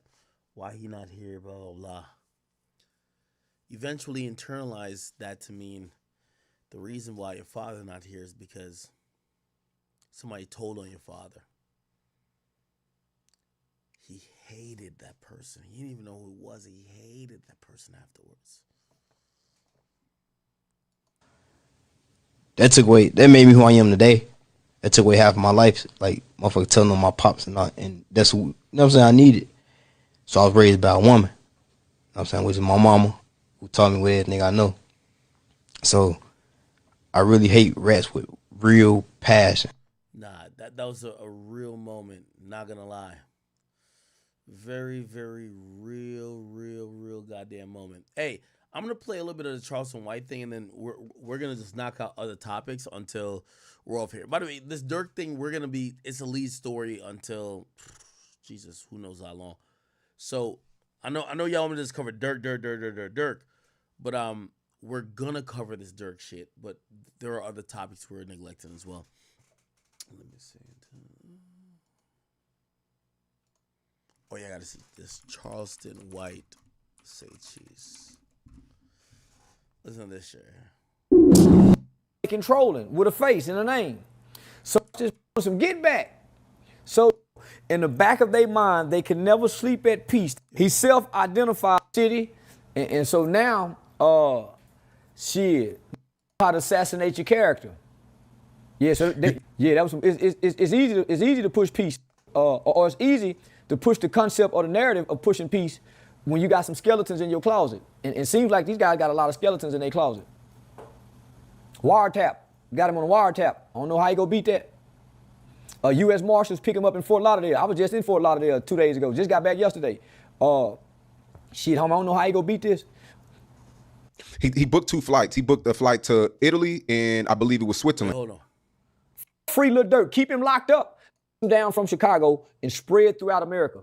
So I ain't surprised. They finna take a lot back.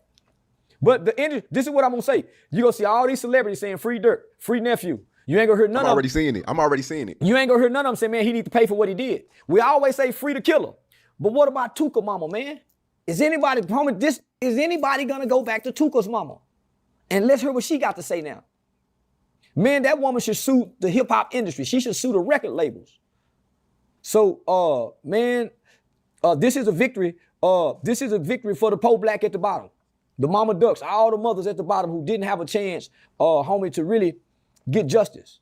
Man, them kids preached and teach killing for a long time. So, wow. So you think this is a real victory for us as black people? Yeah, this is a real victory. This is a real victory. Now that demonic force, because it is a demonic force. It was a dark force. It was a dark energy that came down from Chicago and spread throughout America. I think we now finally get to put that fire out. I don't think we'll hear drill music ever again. I don't think drill rappers would ever be celebrated ever again. Down goes the drill. Down goes the drill. 12th round knockout. Because it looked like they had got away and they get to ride off into the sunset. So this is a victory for law-abiding black Americans who like hip-hop music but don't like the killing part of it. So it's a lot of free Durks right now. It's a lot of the free Durk campaign has begun. Every day I'm gonna wake up trolling. Because they blackballed Quando Rondo because he was self-defending himself. They blackballed Lil Tim because he was standing up for a friend. Homie, come on now. Free Lil Durk. Keep him locked up. Don't give him no bond. Send him to a USP. Because of his record. And then got to think about this. He got to go to California. GDs and BDs ain't got no say-so in California. It's all Crip and blood. And them niggas is cutthroat, dirty, and they don't give a fuck about nothing outside of California. So he got to sit over here in Florida. Think about it. He got to sit in Florida and wait for extradition. That might take 2 or 3 weeks in Broward County. Ooh, we boy, that's gonna be tight to fart out his birth. Nigga asshole so up. That's pressure on your ass. Broward County, wait for extradition. Fly all the way from Florida to California. Have to go to California and get real rain.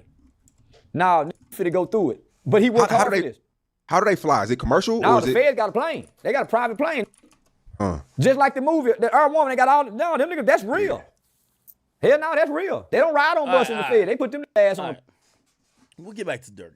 Let me just hit a couple other topics.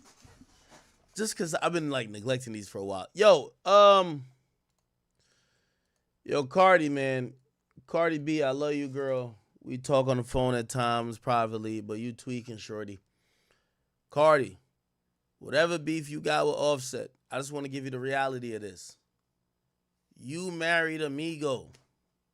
You didn't marry a nigga who work in a cubicle. You marry a nigga who, again, beauty is common. Successful man is a little bit rarer. You married a guy who all your former stripper friends, all the girls that you used to link up with in tandem to go to the niggas hotel because y'all was doing the afties, and that's where y'all was getting like 1,500 and sucking all type of cock. Those girls want your man now. Your man got the money. Now you got the money, but nobody cares about you having the money. Okay? Stephon Diggs, that nigga, he let my fantasy team down last week. So we gonna have to get him back this week. Respectfully. Stephon Diggs, keep your dick in your pants and put them fantasy points up, nigga. Let's just start being honest about what's really going on here. Cardi B, I love you. You know I love you. Because I talk to you and you know I have a lot of respect for you. And I'm one of the most disrespectful people that I know you are too. And we always get to some type of medium. We don't cuss each other out. We cuss each other out one time. Ever. But ever since then, we've been cool. But Cardi, and I know, because her point's probably going to be like, well, he came after me. He wined and dined me. He courted me. You dated amigo. Okay? You dated amigo. What that should appear and understand is that that's a cheater.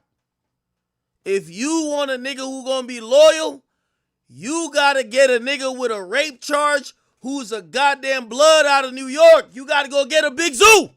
Real talk. I'm keeping it a bean. I don't know why we run into these issues.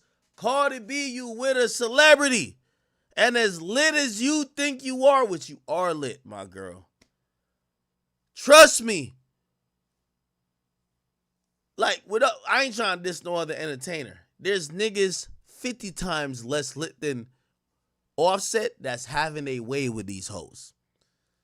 So again, you know, for y'all women, I got to give y'all the accountability factor. Did you think you about to go date the best hip-hop group, 1/3 of that, and get a loyal man? Stop the malarkey, man. Let's cut the bullshit out, man. Offset cheating not because he don't love you. He love you. I know he love you. Some of the shit that he's done trying to cover his cheating up means he love you. Trust. The nigga got on Twitter one time saying he just sucked dick. Just to cover up him cheating. Offset. Then, like, bro, let's be honest. The nigga love his girl. He said, I lick ass cheek. I'm gay, y'all. What type of yo, put it like this, man. You know what type of cheating you done did? That you done fucked a chick so crazy and your girl found out that now she exposing you and she going through your phone and everything. She finna blow the whole building up that you said, I'm gay, y'all. Here's my thing. Cardi. Okay? I gotta have some tough talk with you. I have tough talk with everybody in the game.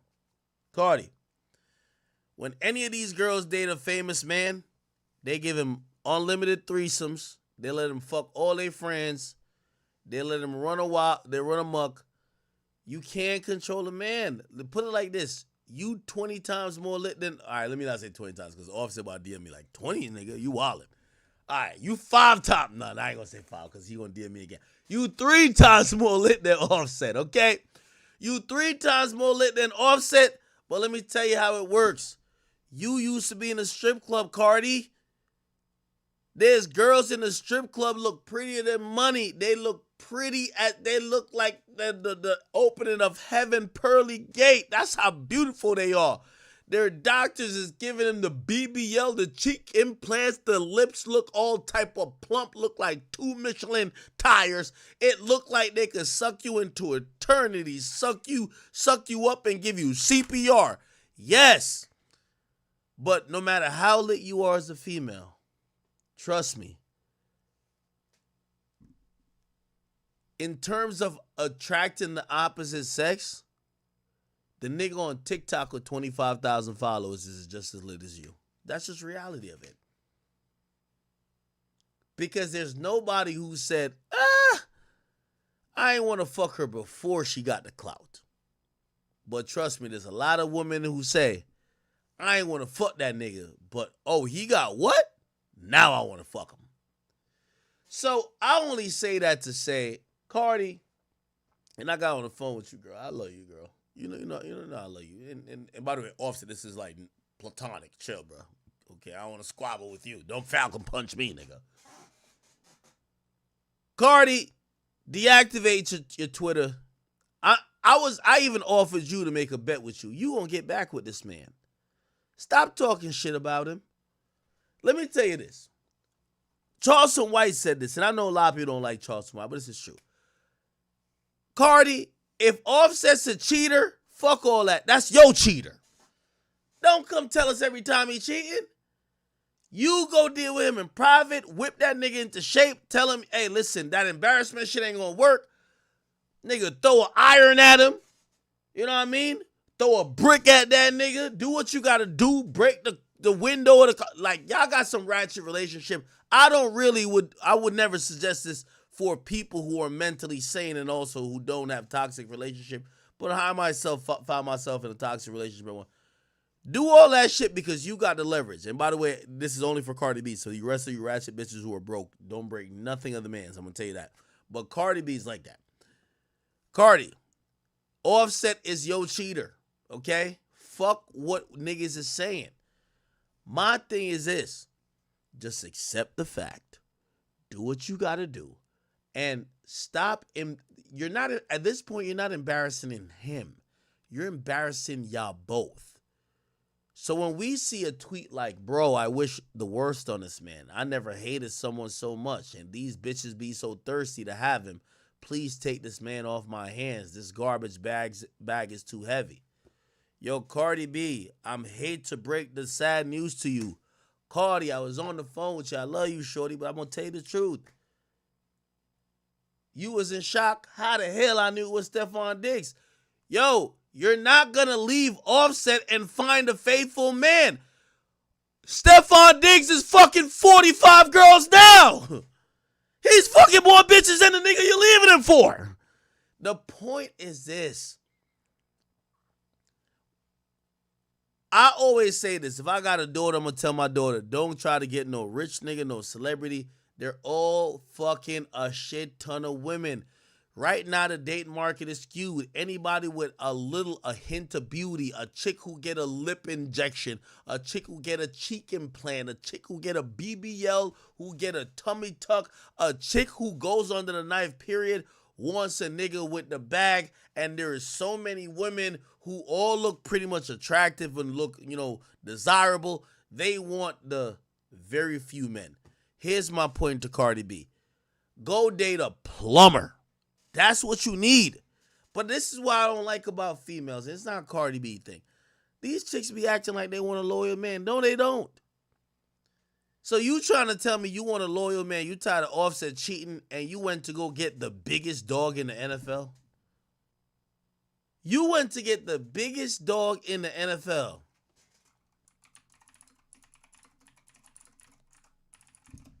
Did y'all see this shit?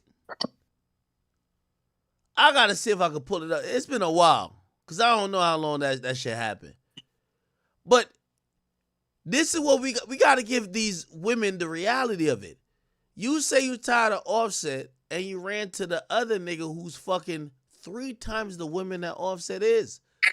Here's my thing. Once you have kids with that nigga, you locked in with him, you married to him, Cardi, Offset is your cheater. That's it. Either that or chill. What's that? Either that or go date a plumber. I know 3 electricians right now, man. They won't cheat on you. Go date. I ain't gonna lie. I got 2 garbage men that come by my crib and they be picking up the garbage. They come twice a week. They won't cheat on you. That's what you need to get if you really care about that. But as long as y'all thirst for the bags, these extravagant gifts, you're going to get cheated on. It's okay. And I'm not saying it's okay because I'm justifying it. What I'm saying is that I'm realistic. So when I see Cardi B get on her social media and she talking shit about this nigga, what she say? She said, bro, I wish the worst on this man. I never hated somebody so much. Yo, we don't want to hear it. You got 3 kids with a nigga. And these bitches be so thirsty to have him. Yo, Cardi, I love you. But at one point, you were in the strip club too. Yeah, Offset got a reputation for fucking all the bitches in the strip club. That's what happens now. It's okay. Don't shame the girls in the strip club, though, because at one point, I'm not saying you acted up on it, but that was you. They said, take this man off my hands. These garbage bags too heavy. Somebody says he's the father of a child. Stop. Then she said, yeah, this is why I don't wish him death. Yo, Cardi, let me tell you this. Yo, I got to break the bad news to Cardi. Yo, Cardi, when Stephon Diggs is fucking you, not saying he did, because allegedly Stephon didn't fuck you, but they were texting, right? When any of these niggas, let me get off this Stephon nigga.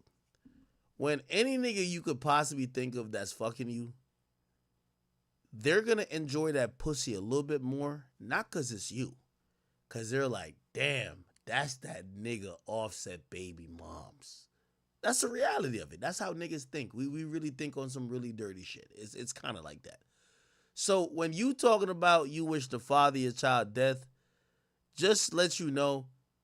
And by the way, you've said before, this is why I know most of this shit, you got, I really want to stay out of their business because I know they're going to be back together.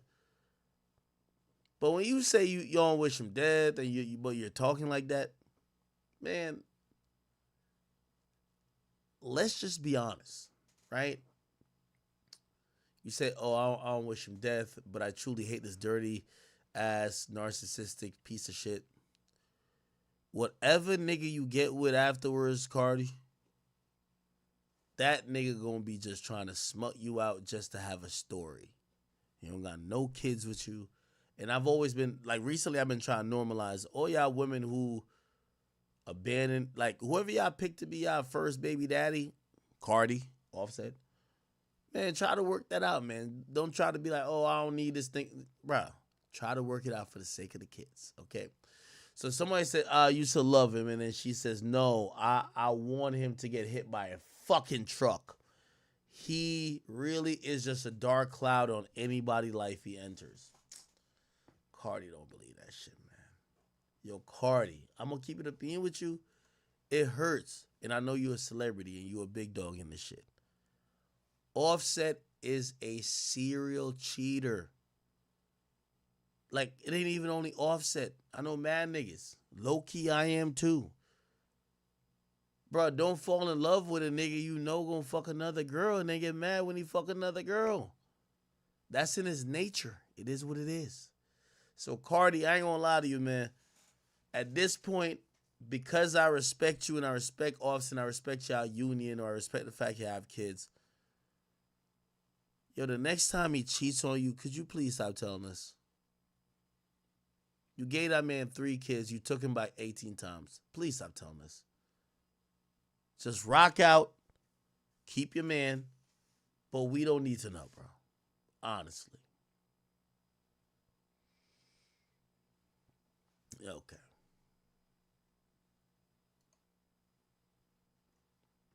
That's your cheater, Cardi. Yeah, he cheat, but that's your cheater. It's fine. Own it. Okay, let me see what else is going on. I ain't gonna lie. This is usually part of the stream when I get a little bit lit and I don't give 2 fucks. Chat. Yo, chat, if I'm crashing too hard, just spam get off stream, act. You too lit. You finna get canceled. I'm telling y'all this now. Cause I'm at the point of litness that I can't hold my tongue and I can't lie and I can't color it up to make it look good. Man, oh man, chat. Y'all might not know what this is, but shout out to the homie XQC. Man, y'all bitches ain't shit out here in this world, bro. Let me tell you my boy XQC. If y'all never know who this is like, and this is my guy too. Like, I'm not trying to disrespect him, but it is what it is.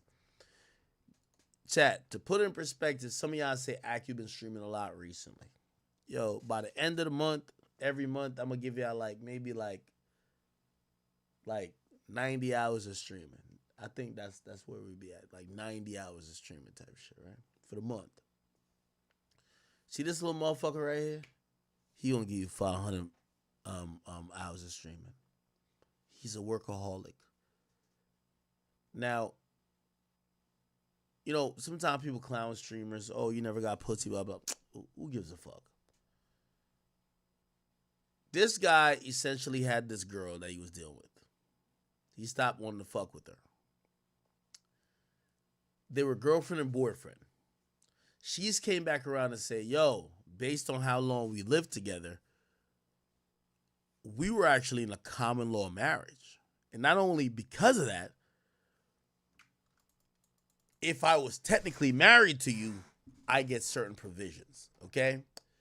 So XQC recently explained this. Let me see. XQC.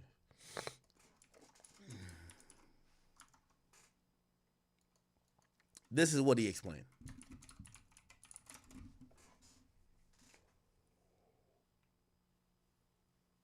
See if I can find it.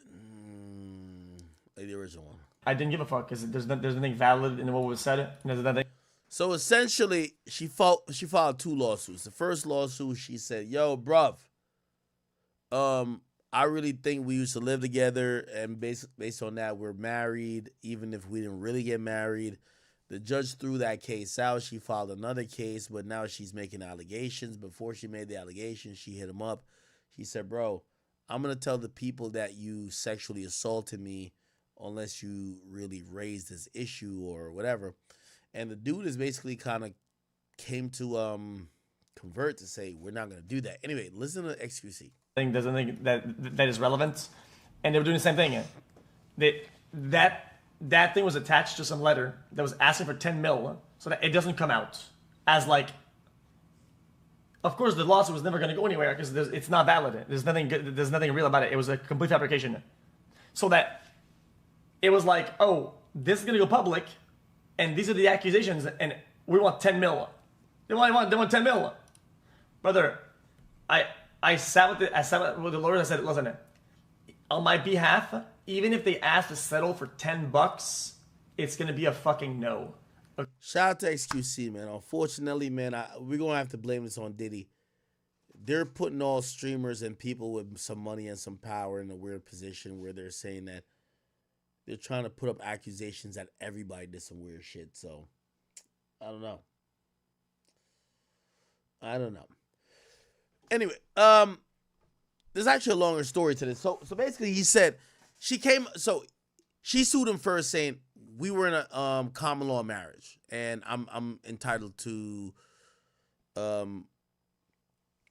spousal support. He said, "What the fuck? Bitch, you live with me. Like, we were never in no common law marriage."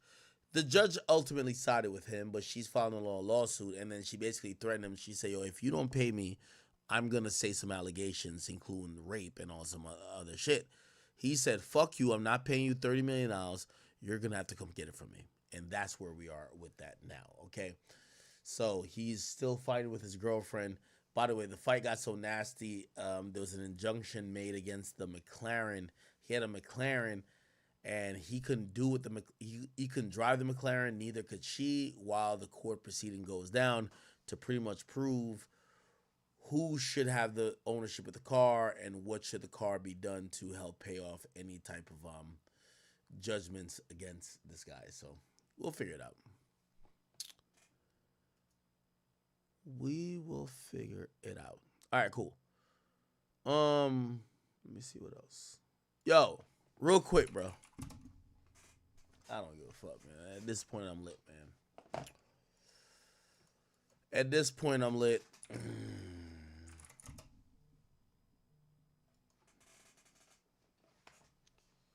Yo, niggas is still calling me. Yo, I don't want to talk to none of y'all weirdos calling me, bro. I'm gonna switch my number. I'm not talking to none of y'all. Yo, let me tell you this. Like, bro, I'm lit already, bro. Like, y'all niggas been terrorizing me since Brick Baby sent my phone. Yo, bro, if you sent me a picture of your girlfriend naked, bro, like, I'm just gonna violate, bro. Like, just please, like, I don't want to talk to you nor your stupid ass, ugly ass bitch. I don't want to talk to none of y'all. Bro, let me just stream real quick. Like, my nigga, I give y'all mad. I know it's not people who rock with me because I give y'all 50 different ways to talk to me. Bro, y'all just keep calling my fucking phone like while I'm on stream. Like, what the fuck? I gotta switch my. Bro, I don't want to. If you're an artist, you suck. Like, I'm not about to help. I'm not about to help you out. Listen to your music at all. Just please stop messaging me, bro. Please, just stop messaging me. Like, or put that John on D&D act. bro, it is on D&D. Like, they're calling 5 times to get past. You know, when you call like 5 times to get past D&D. Like, bro, I know it's not my audience because I tell I read my audience every day in like requests. Like, when they hit me on Instagram, I read it all the time. They email me. Somebody sent me I don't even want to like loud it up, but some guy sent me a really dope email. It was like a job almost offer, and I was like, damn. It was so impressive. I'm like, shit, I gotta tell my assistant, like, yo, let's go meet with this guy. So, like, I know chat niggas know how to get a hold of me, but I think whoever watched Brick Baby, they're fucking weird. They've been calling me for 3 hours. I don't want to talk to you, nigga. I've blocked every single one of y'all, and I'm gonna change my number. I won't talk to you. They sending you music? They're sending me music. They send me pictures of their girlfriends. Yo, I can't show you on here. Actually, I'll cut my. Oh no, nah. Bro, they sent me pictures of their bitch spread open with the like pussy. Yeah, man, I'm like, drop they nudes, bro. Bro, just like stop, my nigga. I don't want to talk to y'all, bro. Like if you're a real supporter, you know how to get a hold of me. I'm on Discord all the time playing video games. Y'all could definitely hit me up. Y'all could just DM me on Instagram. Calling me a million times when I'm on stream, I'm never going to answer. You think I'm like, oh wait, hold on. I think this guy who really wants to get his rap heard. Let me give you. No, nigga, stop fucking calling me, you fucking weirdo. God damn it. Anyway, back to the shit. Chat, I'm sorry. I'm a little bit lit right now, so this is like damn near crash out time for me, bro. Who we crashing out on next? Let me see. Oh.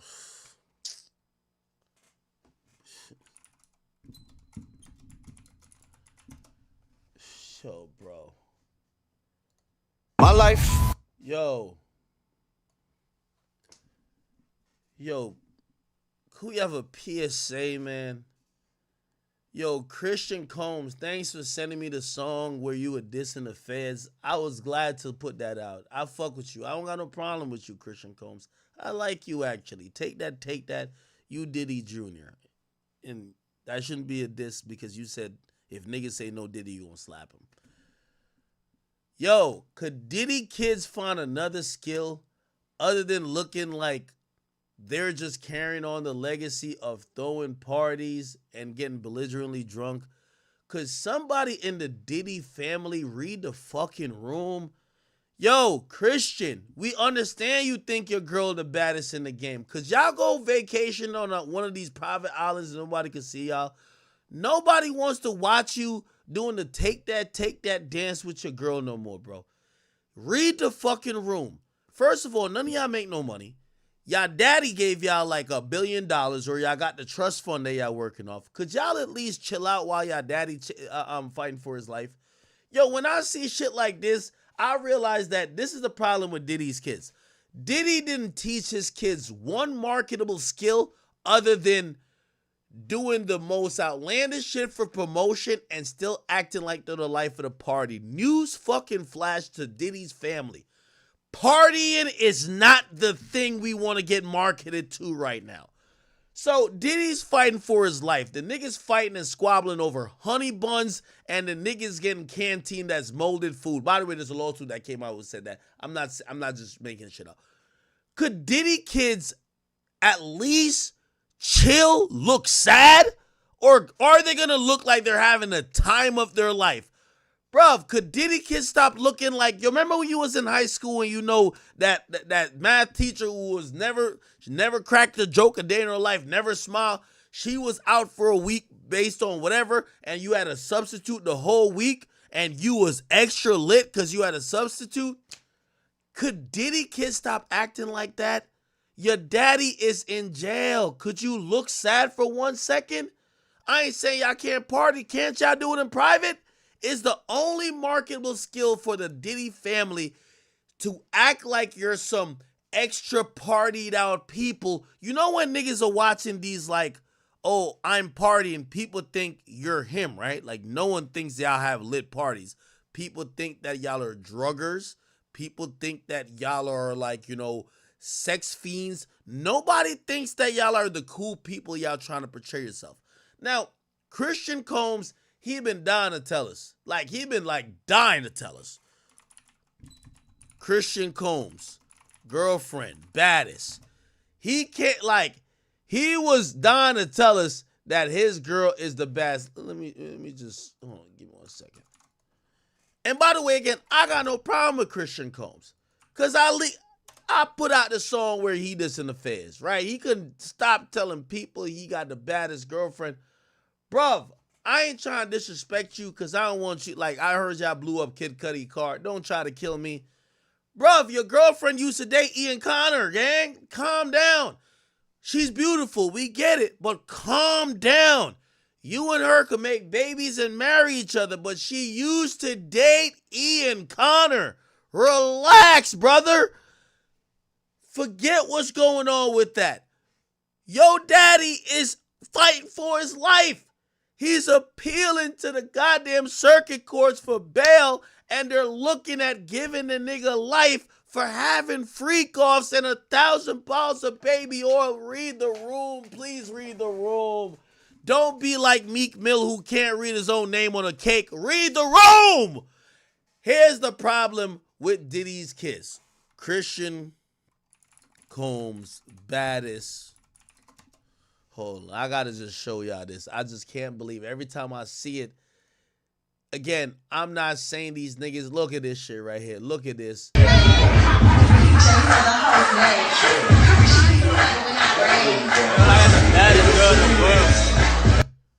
Read the room, Christian. It's not the time for this.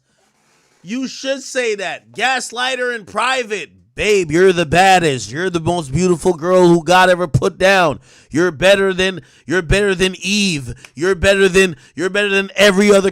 Tell her that in private. Gang, your father is accused of stuffing butt plugs in little kids' ass. Is accused of getting his dick sucked by 13-year-olds. Is accused of the most heinous things. I don't even think some of these things are true. But bruv, read the room. You are perpetuating this wild, non-stop partying, can't stop, won't stop mentality. Look sad for 15 minutes and then go in private and do your freak-offs or dance with your girl on some dirty wine shit and tell her she's the baddest. Can't y'all kids play the script? The kids can't play the script. They're playing into the same sexual deviant shit that we already are looking at and turn up our nose at Diddy. Look at this shit right here, chat. Come on. Like, look. Now, Quincy was a nigga who we thought was an actor. I think he was in, like, Straight Outta Compton. Look at this, chat. Quincy dropped a vlog.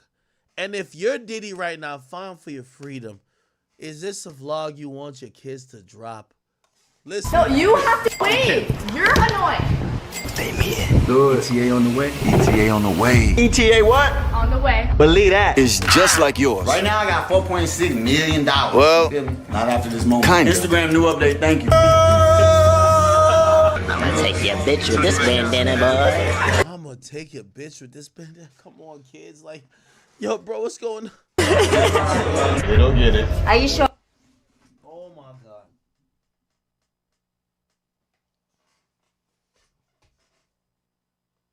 This is new. Somebody said this is, nigga, what you mean this is new? 3 days ago.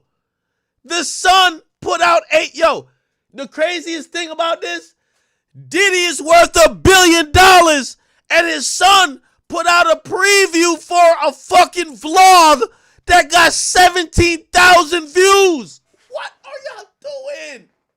17,000? Just lock your dad up and throw away the keys in. I guess so, right? Hey, if I got kids, I want them crying. I want them looking sad Why y'all took my dad? He was such a great role model. My dad never did none of this. I wouldn't be showing, oh, our dad taught us the ways. He taught us the ways of the sex trafficking. He taught us the ways of sexual deviancy.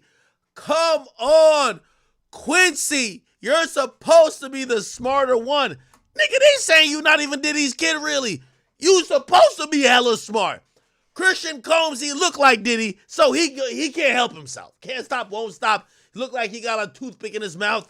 Every time I see him, that's all I see. I get it. Christian, we give you a pass. Well, Quincy, fuck is you doing, gang? It's actually never as it seems. Car that don't got no driver, right? Nah, son, look, son. I'm always doing something. What's up, Bam? Always. Oh, I'm dropping 2. I'm fighting for my life. I've been clenching my booty hole for 3 weeks because my lawyer done fucked up. I ain't got no bail. And my goddamn kids are over here shooting vlogs. ETA on the way. And that's what makes this life a journey. Home family vacation.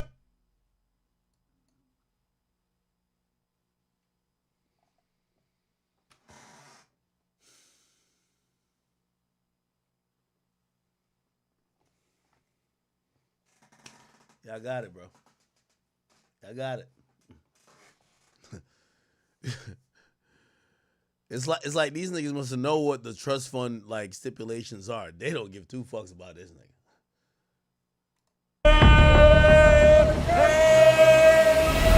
Get on my frequency. It's just a vlog. Yo. Respectfully, I can't tell y'all Combs kids what to do.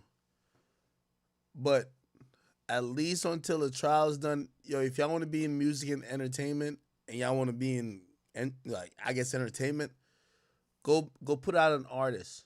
Go do what Diddy did to get to his fame. Go find a Biggie. Go do that shit. Y'all niggas putting out vlogs showing about y'all debauchery lifestyle that's probably based around sexuality and shit like that. None of that looks good. And I don't think y'all are sex traffickers or weird people. I'm talking to the kids. But it looks weird. What? Like, we don't want to see the Combs family with no women in bikini right now.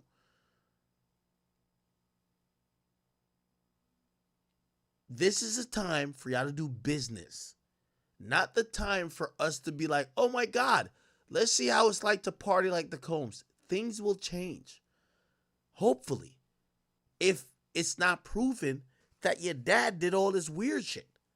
But right now, if y'all trying to support y'all father, bro, just lay low. Just fucking lay low. Now, when I see shit like this, I feel like the kids already know their dad cooked. That nigga cooked. Extra cooked. Because why would y'all do it? Now, here's the funny thing. Chat, I just want to put it in perspective. They don't get it. They dropping a fucking trailer like this. Told my, is it a vlog or a reality show? Look, it's a vlog or reality show. Here's the funny thing. New York Post just put some shit out. New York Post. Diddy. Sex tapes. Bro, every day there's a new fucking article about Diddy. Like y'all father. Nigga, I don't know Diddy. I never met that nigga. But I be like, damn, nigga, when does it stop? That's y'all dad. Y'all niggas should be, look, y'all want me to read it? Sean Diddy Combs mixed star-studded bashes with raucous. All right, hold on, let me just turn this shit off real quick. This is, bro, like, why would y'all think it's a time to showcase, like, yo, this is some of the problem with people in entertainment. Reading the room is really bad. Reading the room is really fucking bad. When you get so much money, power, and wealth, you thinking, fuck the climate. I could change the weather. Right? Give me 1 second. Let's make sure.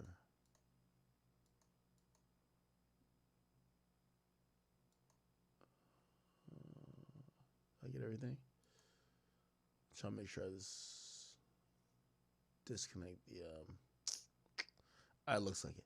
Anyway, Sean Diddy Combs freak-offs often coincide with some of the biggest star-studded parties at the height of his fame, with at least 3 wild sex parties taking place hours after major events, according to a trove of video files and documents viewed exclusively by the Post. Yo, they're passing around the Diddy sex tape like Pokemon cards. The clips suggest that the orgies, which the federal prosecutors say sometimes involved women who were threatened or coerced to perform grueling, hours-long sex acts, were happening just below the surface as Diddy rubbed elbows with some of the biggest names in Hollywood, music, and sports. In the early mornings of August 29, 2005, the Diddy after party from the MTV VMAs was still going strong. Actress Eva Longoria chatted with Fergie on one corner while Ice-T, Quincy Jones, and NASCAR great Jeff Gordon and Paris Hilton mingled with guests. This is Diddy hosting the one and only after party at the 2005 Video Music Awards in Miami. Combs had hosted the VMAs, and his after party was the hottest ticket in town that night. But one by one, the celebrities left the party, and there was no indication they knew about or were involved in what happened next. Soon, the moment moved from inside at the Space nightclub to Diddy's Miami mansion. From there, it appears to have descended into a raucous sex party, according to photos and videos viewed by the Post. By then, all the stars appeared to have gone except one, Diddy. They were replaced by a cast of fit young men and women, all in various states of undress, as 2 white men took turns having sex with a very young black woman who clearly had white powder under her nose. Diddy could be seen in the background wearing a white t-shirt with the words, "God is the greatest," written in black. The same shirt he was photographed wearing at the VMAs after party. God is the greatest. In another clip from the night, a couple had loud sex on a table. Who is filming? What? Couple had loud sex on a table as a group of well-dressed people stood around. The videos reviewed by the Post are part of the same archive that includes footage that appears to show Diddy having sex with a much younger male A-list star. I mean, this sounds like gay shit, right? If Diddy's having sex with a much younger male A-list star, Diddy fucked a man, right? That video has been shopped around for sale to news outlets by more than one purported seller. In the trove of files, some of the videos are undated or the dates are clearly incorrect, but other files have dates that are consistent with verified details, locations, and clothing that Diddy and others were wearing. However, many of the videos that have dates could be corroborated with star-studded events, including the 2004 and 2005 VMAs in Miami and the 2005 Super Bowl in Jacksonville. After each of these events, Diddy appears to have thrown a wild orgy. This is Diddy with Ice-T and Quincy Jones. This is Diddy with Eva Longoria. So Diddy was wearing the same white shirt when he was running around having an orgy, according to him. The alleged behavior is consistent with a similar allegation in a lawsuit filed earlier this week, which a woman alleges that Diddy and a female celebrity R-worded her when she was just 13 following the 2000 VMA at Radio City Music Hall in New York. Diddy's attorney denied the latest allegation in a statement. In court, the truth will prevail in that Mr. Combs has never sexually assaulted anyone, adult or minor, man or woman. During the weekend of the Super Bowl, whatever this is, in Jacksonville in February 2005, Diddy threw a star-studded gala with attendees like Ashton Kutcher, Ashley Simpson, and Girls Gone Wine founder Joe Francis. Hours after the party seemingly moved to the $2 million mansion in a nearby Sawgrass, which Diddy rented for reportedly $20,000 a week. In one video, two men have sex with each other while sounds of laughter echo through the room.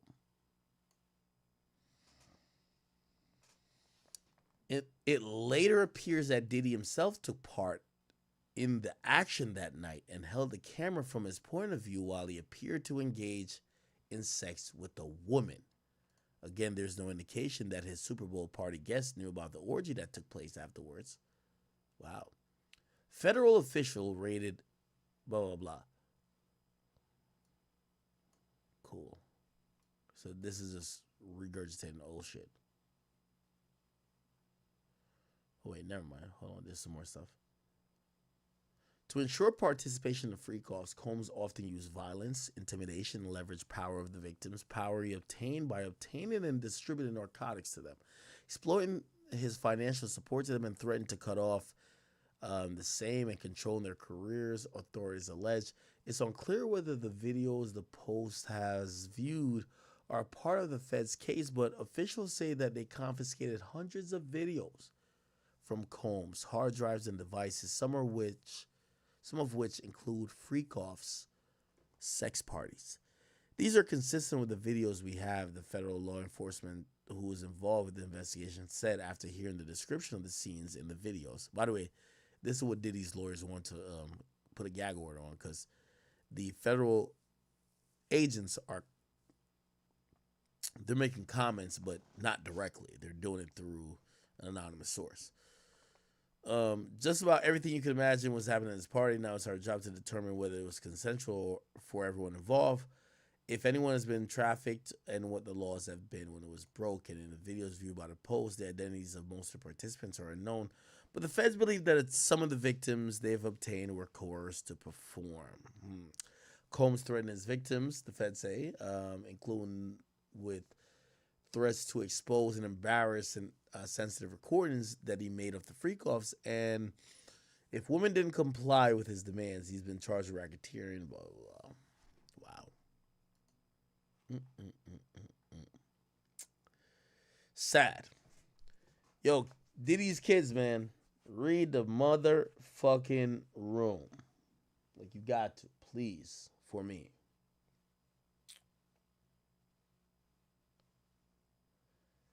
Did we do the YSL trial in full? If not, we will.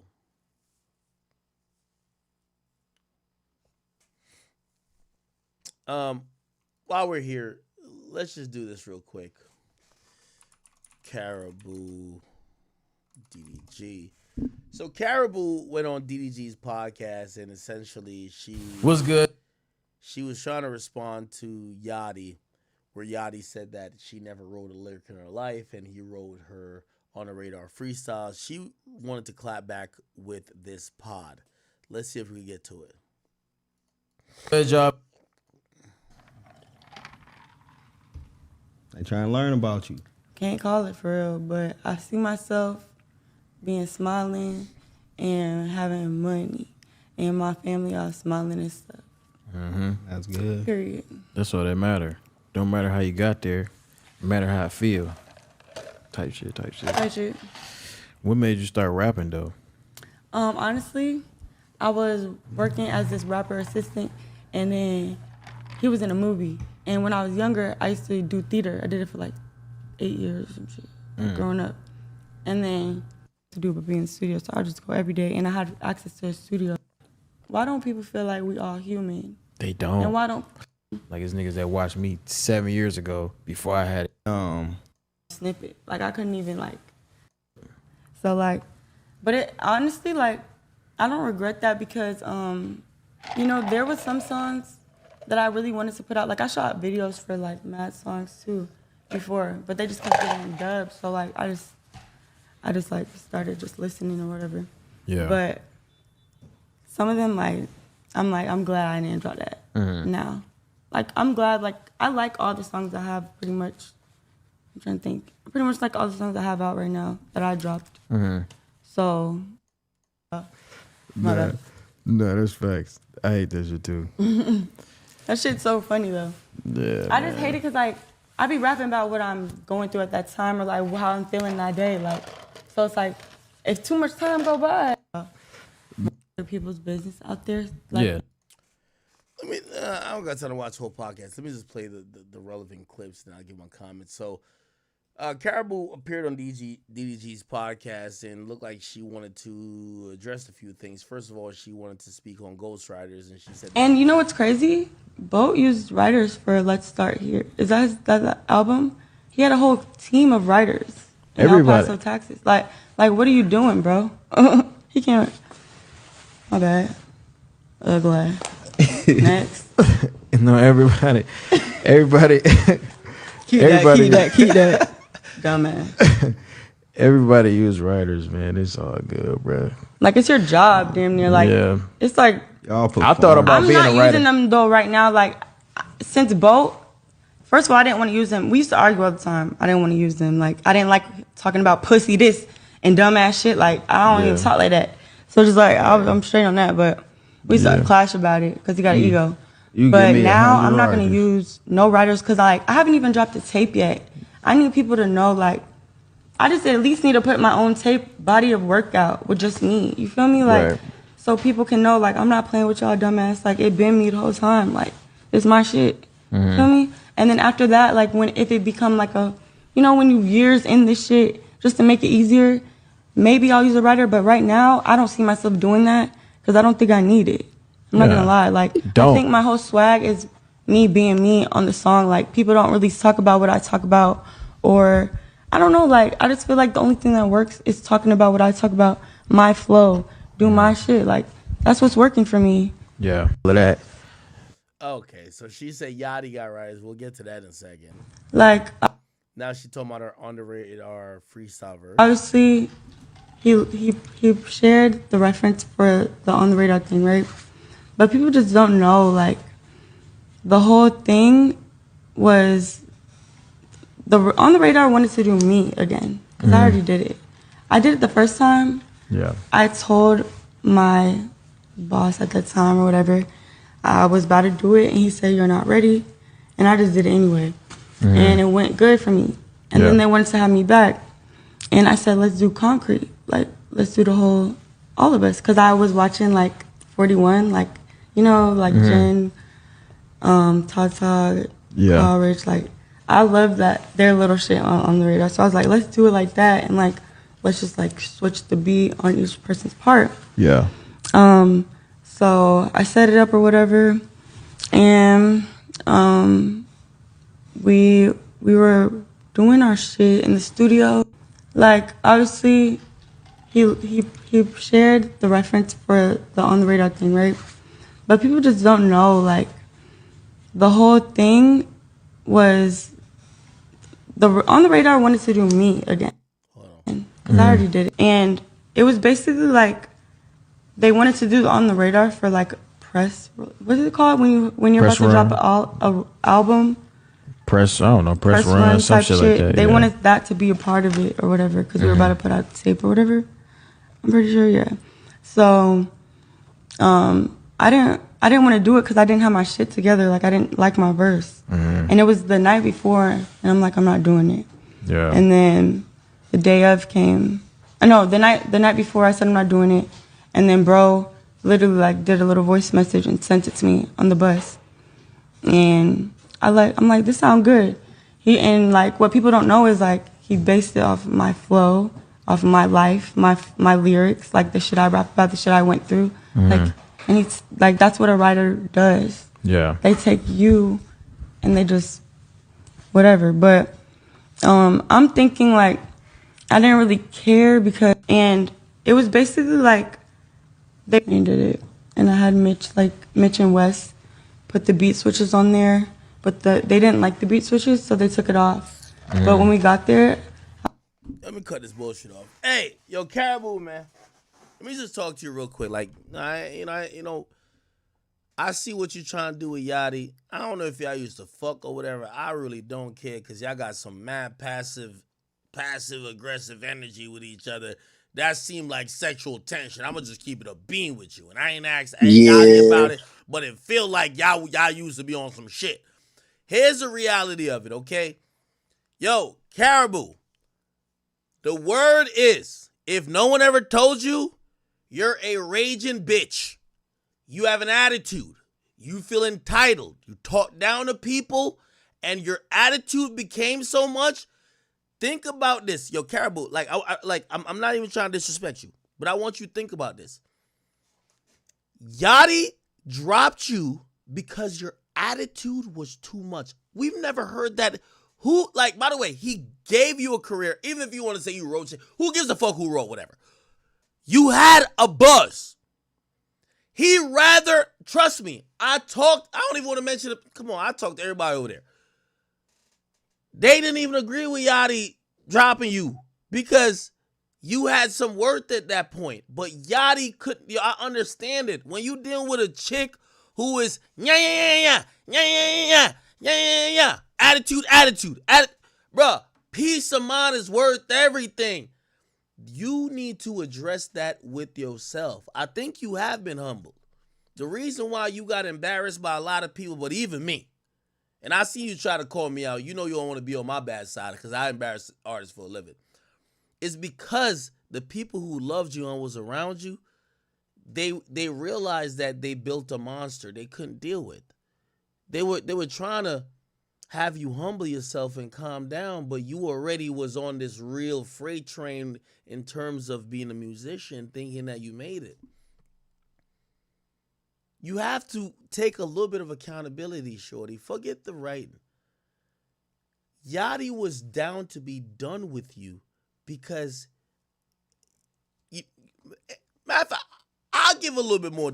Actually, I won't. Every executive I ever talked to about this, you know what they said? Yeah, Yachty shouldn't have gave up on that. Yachty should have, young artists be whatever. You know how it is to deal with a female. You know why Yachty didn't deal with your shit? Because Yachty looked at shit like this. Yachty's not a quintessential executive.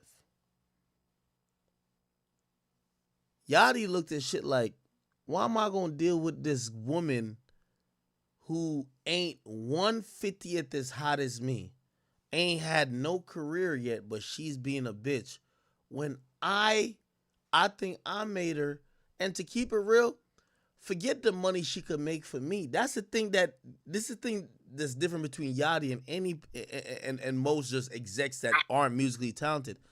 Yachty's looking at you to say, bitch, I make more money off my own shit than I make with you. The fuck? You see, when you have an executive that don't make music, he needs to tolerate your bullshit. You going through the ebbs and flows and the highs and lows, and you're giving them attitude. They got to deal with it. Oh, this dressing room is out. I need my glam. Whatever. Not saying those were your issues, but that's the reality about it. Somebody who's an executive, right? The guy who owned 1501, he won't tolerate a little bit more. He never made music in his life. You know what Yachty's saying? Why the fuck would I tolerate you being a bitch when I could just go put out 2 albums and make what I think you could make in 2 years? That artist is going to look different at dealing with your bullshit. I could just go make music by myself. Why am I going to deal with your bullshit? I'm sorry. I'm not doing it. So that's really what it is. So what I say to Caribou is this.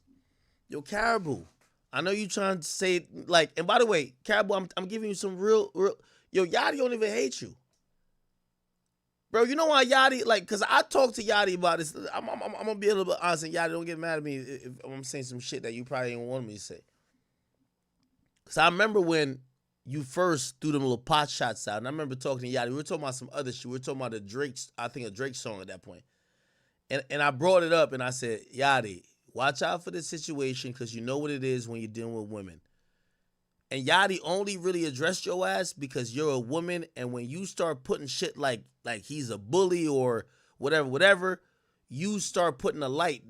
We are in an industry where they're chopping niggas' heads off for being just shitty to women. And Yachty's a really good guy. Yachty's one of them guys that, bro, the nigga paint his fucking nails. Like, come on, you ain't trying to be mean to women. Feel what I'm saying? So it's like, He only even addressed your ass because he seen you trying to size him up on some, oh, they were bullying me because I'm the only girl. Nah, they wasn't bullying you because you're only girl. You was an egomaniac. And he tried not to even talk about it because I know he got, I don't know if y'all used to fuck or whatever, but he got genuine love for you. I know he got genuine love for you. I remember I sat on the phone with Yachty and I said, Yachty, let me tell you what's going to happen. This girl, since you don't fuck with her no more, or like you're respectfully walking away and you're not going to say nothing and you're hoping she don't say nothing, she going to try to drop music. Without you, she don't got no strength. So you know what's going to happen? When the attention dies down, she's going to realize the source of the attention was you, and she's going to make an allegation about you. And Yachty said to me on the phone, hell nah. Nah, trust me, I could have, nah, that won't happen. Yachty was shocked when he seen that whole shit where fans is tweeting out, talking about you telling them that you getting bullied, abused, well, not abused, but like bullied. Yachty's like, what? Yo, I try not to speak on it. He was down to bless it, let it rock. But of course, he's a man. So if a man just sit back and be like, oh, I'm above addressing everything, and then you, whether subliminally or indirectly or whatever, put out a narrative that Yachty's bullying you, number one, you hurt that nigga's heart because that nigga not only did he love you, your career was like a project for him that he was invested in, that he was trying to make the best of. But sometimes y'all women on, yo, how much of a bitch you gotta be? He ain't say this about nobody else. He knew you had some motion. He'd rather say fuck the motion you got because you're so much of a flaming bitch. Now, here's the funny part about that. And this is what I don't like about it. All that little ego shit, all that you talking crazy to everybody, when Yachty came out and spoke about it, you're not in that position no more. You're looking like a dub. So that ego, there ain't no more ego. So now the people are fooled. They're like, Yachty, what ego are you talking about? They don't even know what he's talking about.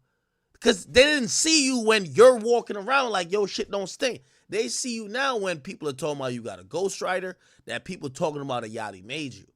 So now you get to do what every woman could do. A nigga can't do what you're doing.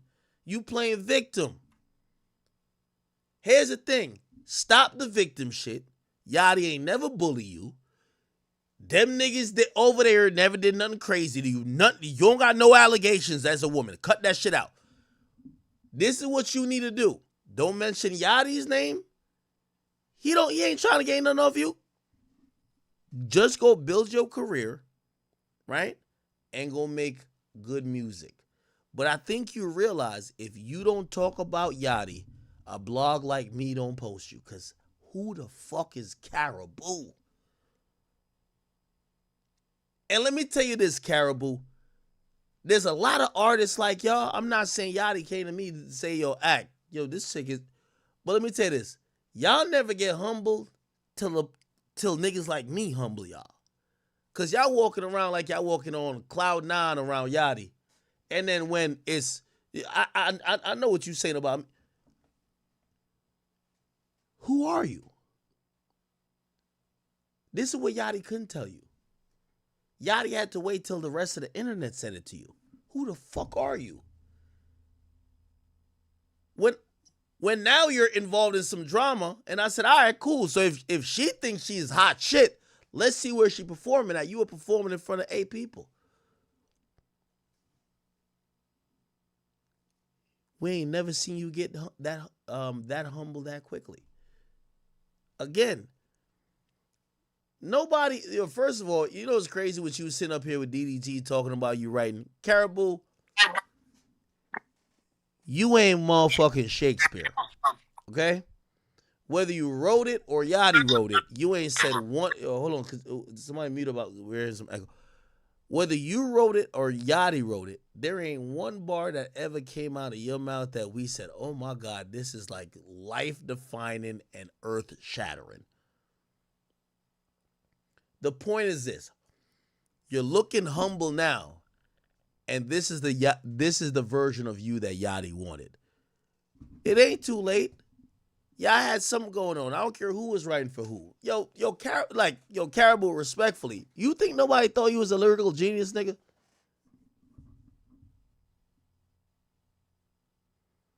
Caribou, I'm gonna just keep it a being with you. Caribou, you fit the current meta.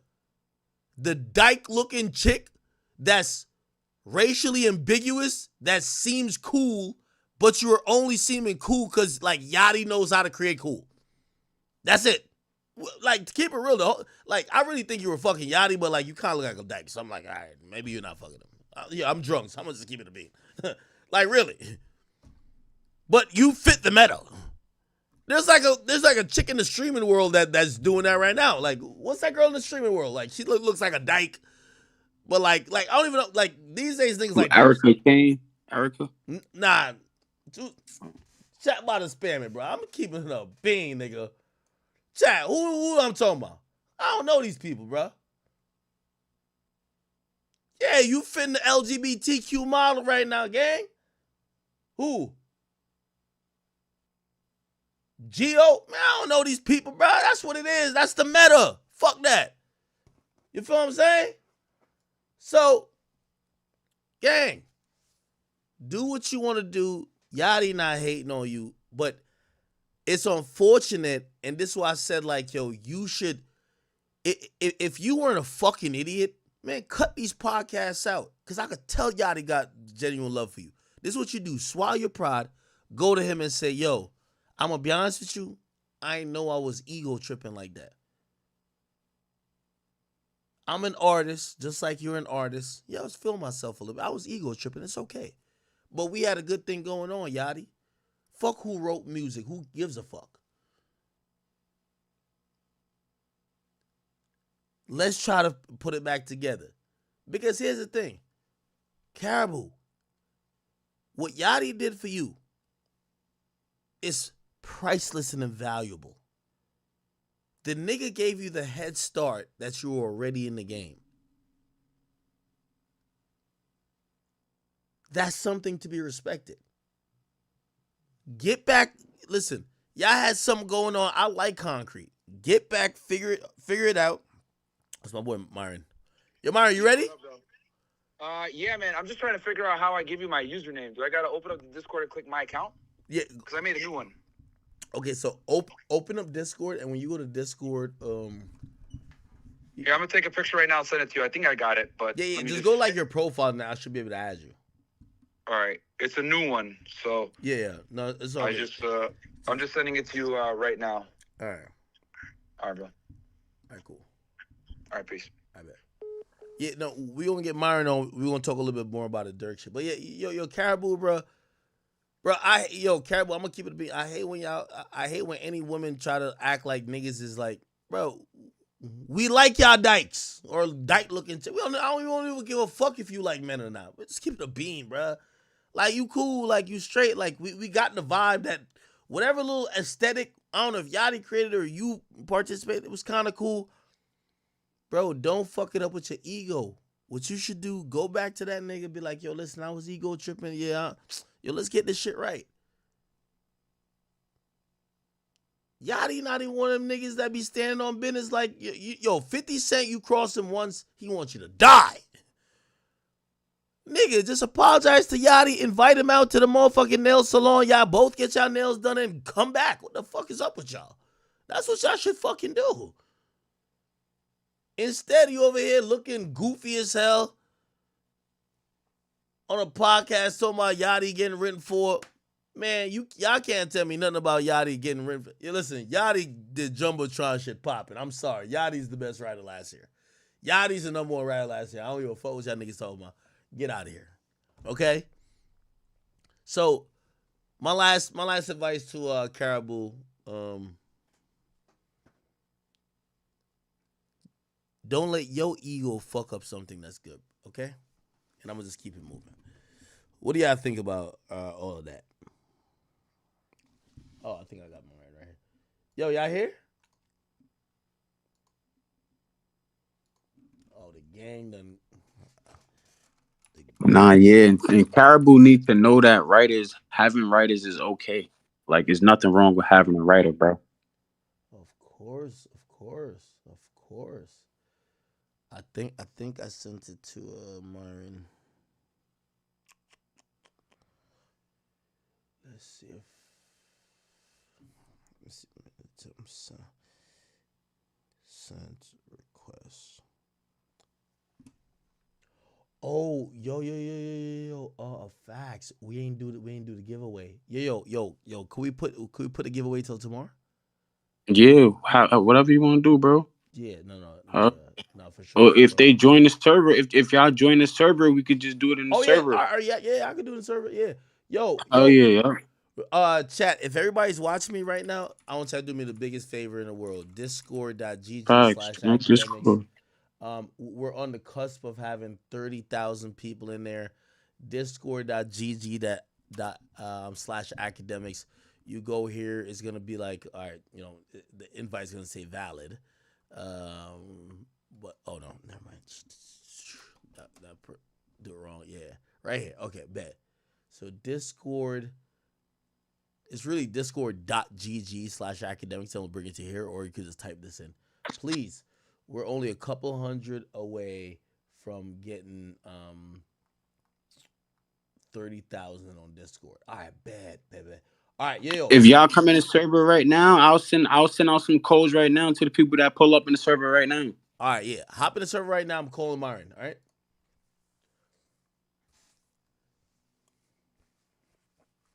Yo, what up, man? Can you hear me? Yeah, I can hear you. I can hear you. Light and nice and clear. I know we've had mic issues before. I think there's slightly feedback. Is there feedback, chat? Let me just make sure we're good. Should be good, right? Yeah, I can hear. Good. Chat. All right, we're making sure we adjust everything. Your mic might be up a little bit loud because it looks like it's peaking. All right, let me turn it down a little bit. This should be a lot better now. Yeah. I just turned it down a bit. Okay, perfect. Yo, all right, perfect. Actually, give me 1 second.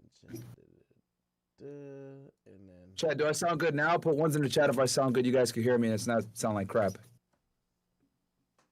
All right. I'm gonna pull up your live stream right now. It should be. Yeah, it sounds much better. All right, cool. All right. Perfect. Yo, so chat, I was trying to get Myron on. Obviously, Myron's like a night owl, a morning type of guy. If he's not in the gym doing some fresh and fit shit, doing some research, arguing with, God knows who on X. My boy's always putting in work. I wanted to get Myron on here. You guys all know when it comes to us tapping into so many of these criminal cases, especially this year, Myron has been such a huge help, and I want to just thank him for that because he's helped us get clarity on the process behind all this. And again, I said this earlier when we were talking to Brick Baby, what we were like, again, we're trying to, because we're avid fans, yes, some of these things are going to come out in court exactly what happens, but we're reading between the lines a lot. Like, we're trying to figure out indictments, we're trying to figure out criminal complaints and what's kind of hinted to that we could kind of figure out what these guys are facing. Myron is here to help us out, and we all know the biggest case right now, which came really unexpected, right? And I won't say biggest case, but like at least most pertinent cases this week is the Lil Durk murder for hire case. And this case felt like something that if Myron was still working for HSI like he used to, I'm like, I could see you writing up this goddamn affidavit.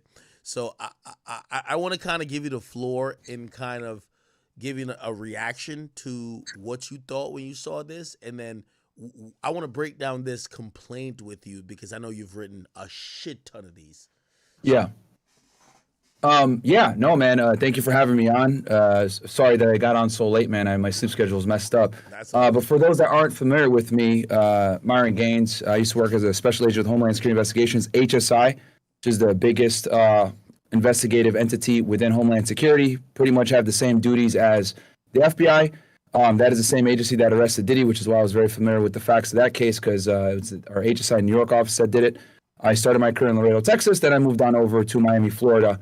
And I ended up resigning because basically I started to blow up on TikTok and YouTube, and they told me, hey, you can't do both. So I ended up resigning on good terms.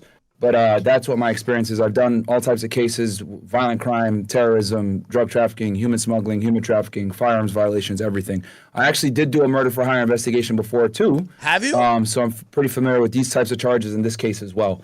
So that's kind of just the background on what I used to do. So people that aren't familiar with me, it's not just me yelling at stupid girls on Fresh and Fit. I did used to actually do this stuff when I was on the job.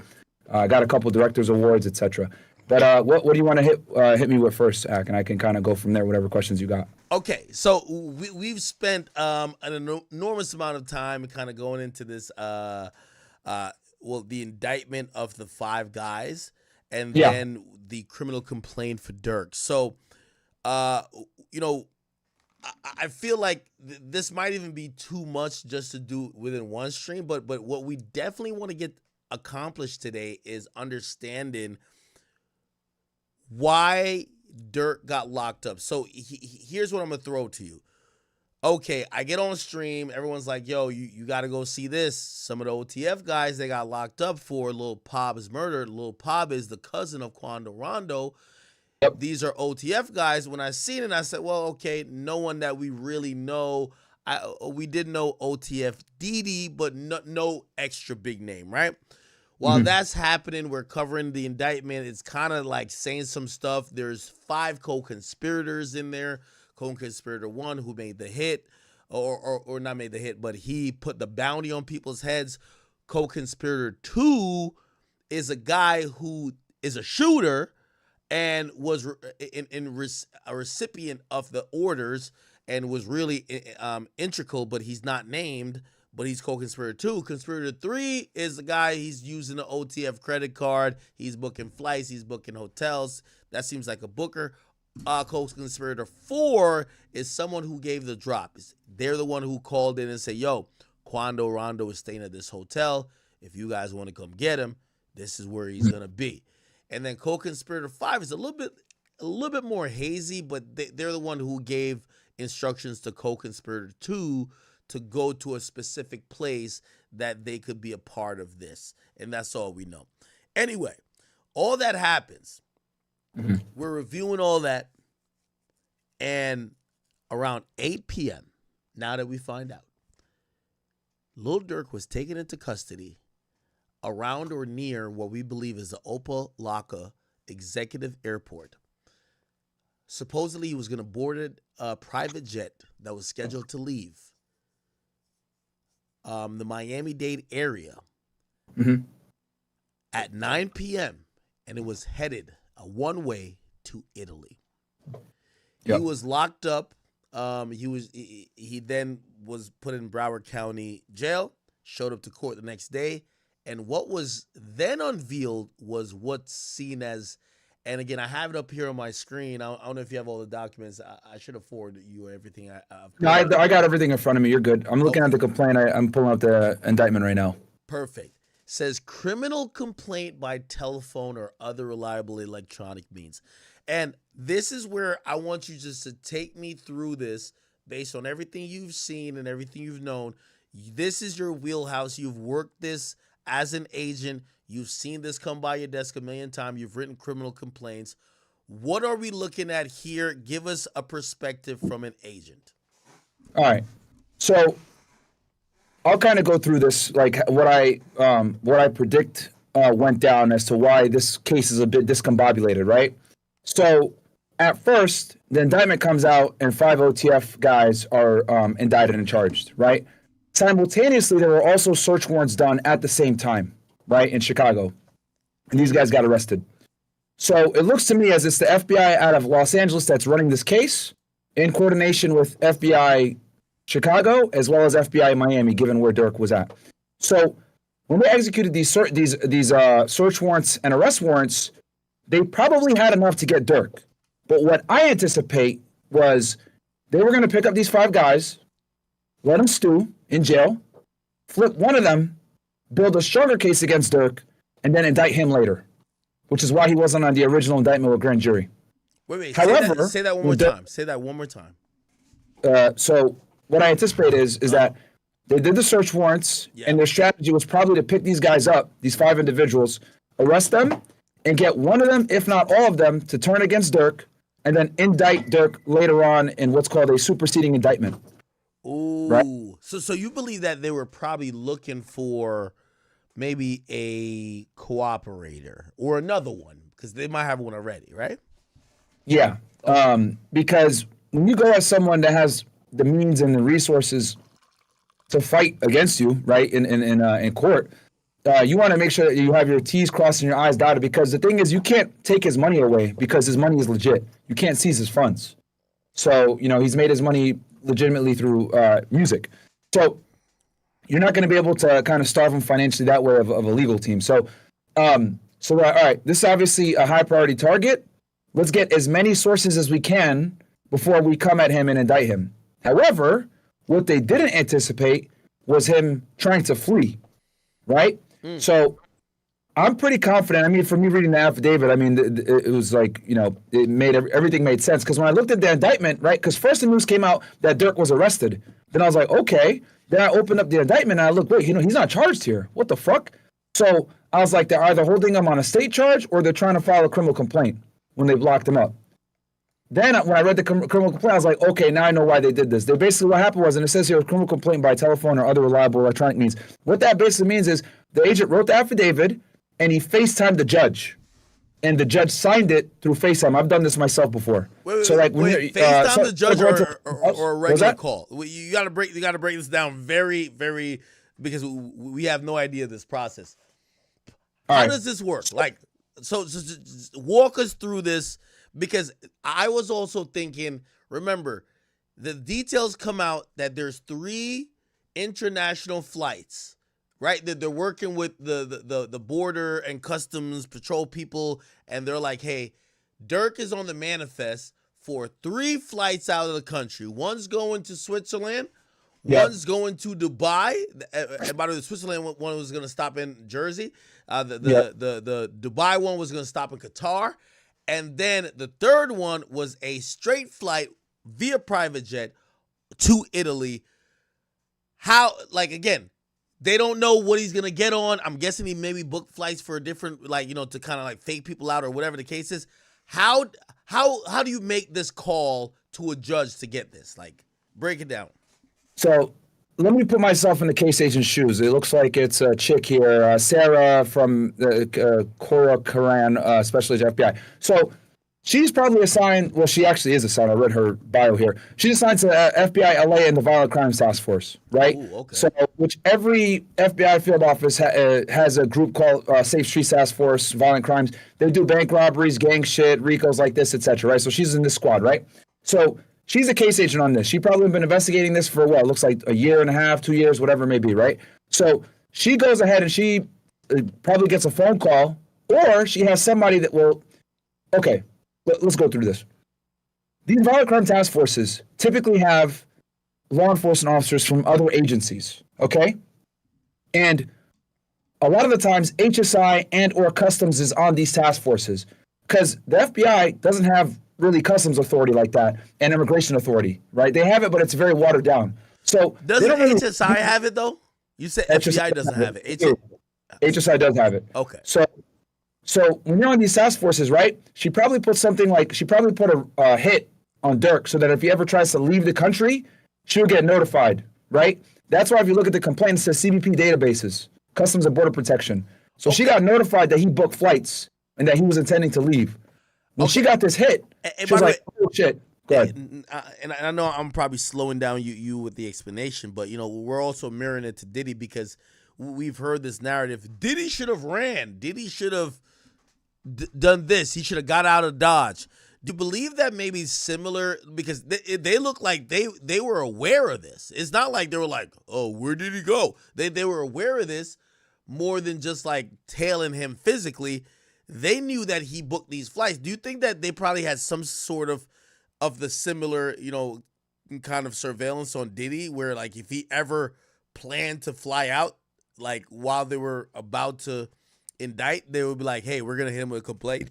Sorry. Yeah, 100%, because HSI controls the ports. So if you try to leave, that's the worst agency to try to run from, because they know everyone coming in and out of the country, because that falls under immigration. Now, the FBI doesn't have access to these CBP databases that they're talking about, but they definitely have task force officers a lot of the time assigned to their units, and they can put text hits on people as well to try to like figure this stuff out. So the point I'm trying to make here is that when he was trying to leave, they knew that he was going to leave, even though he booked multiple flights. So as soon as she got the notification that he was trying to leave, this is why she called her AUSA. This is what she did.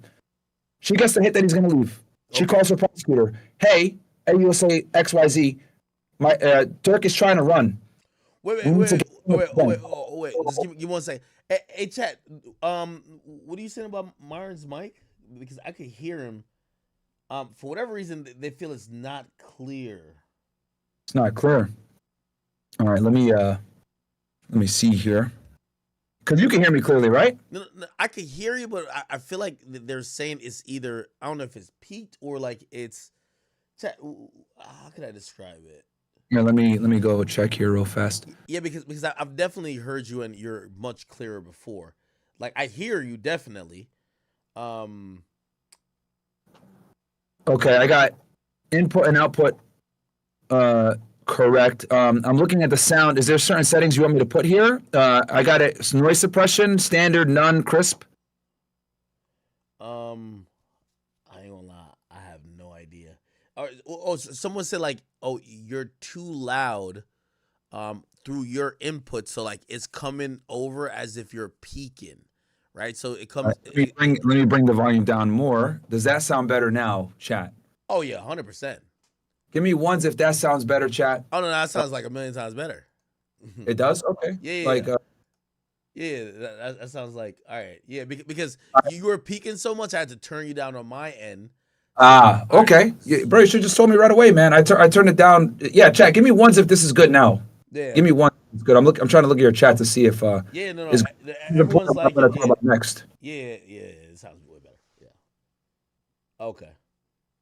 Yeah, there you go. We got a couple audio engineers saying the mid is high.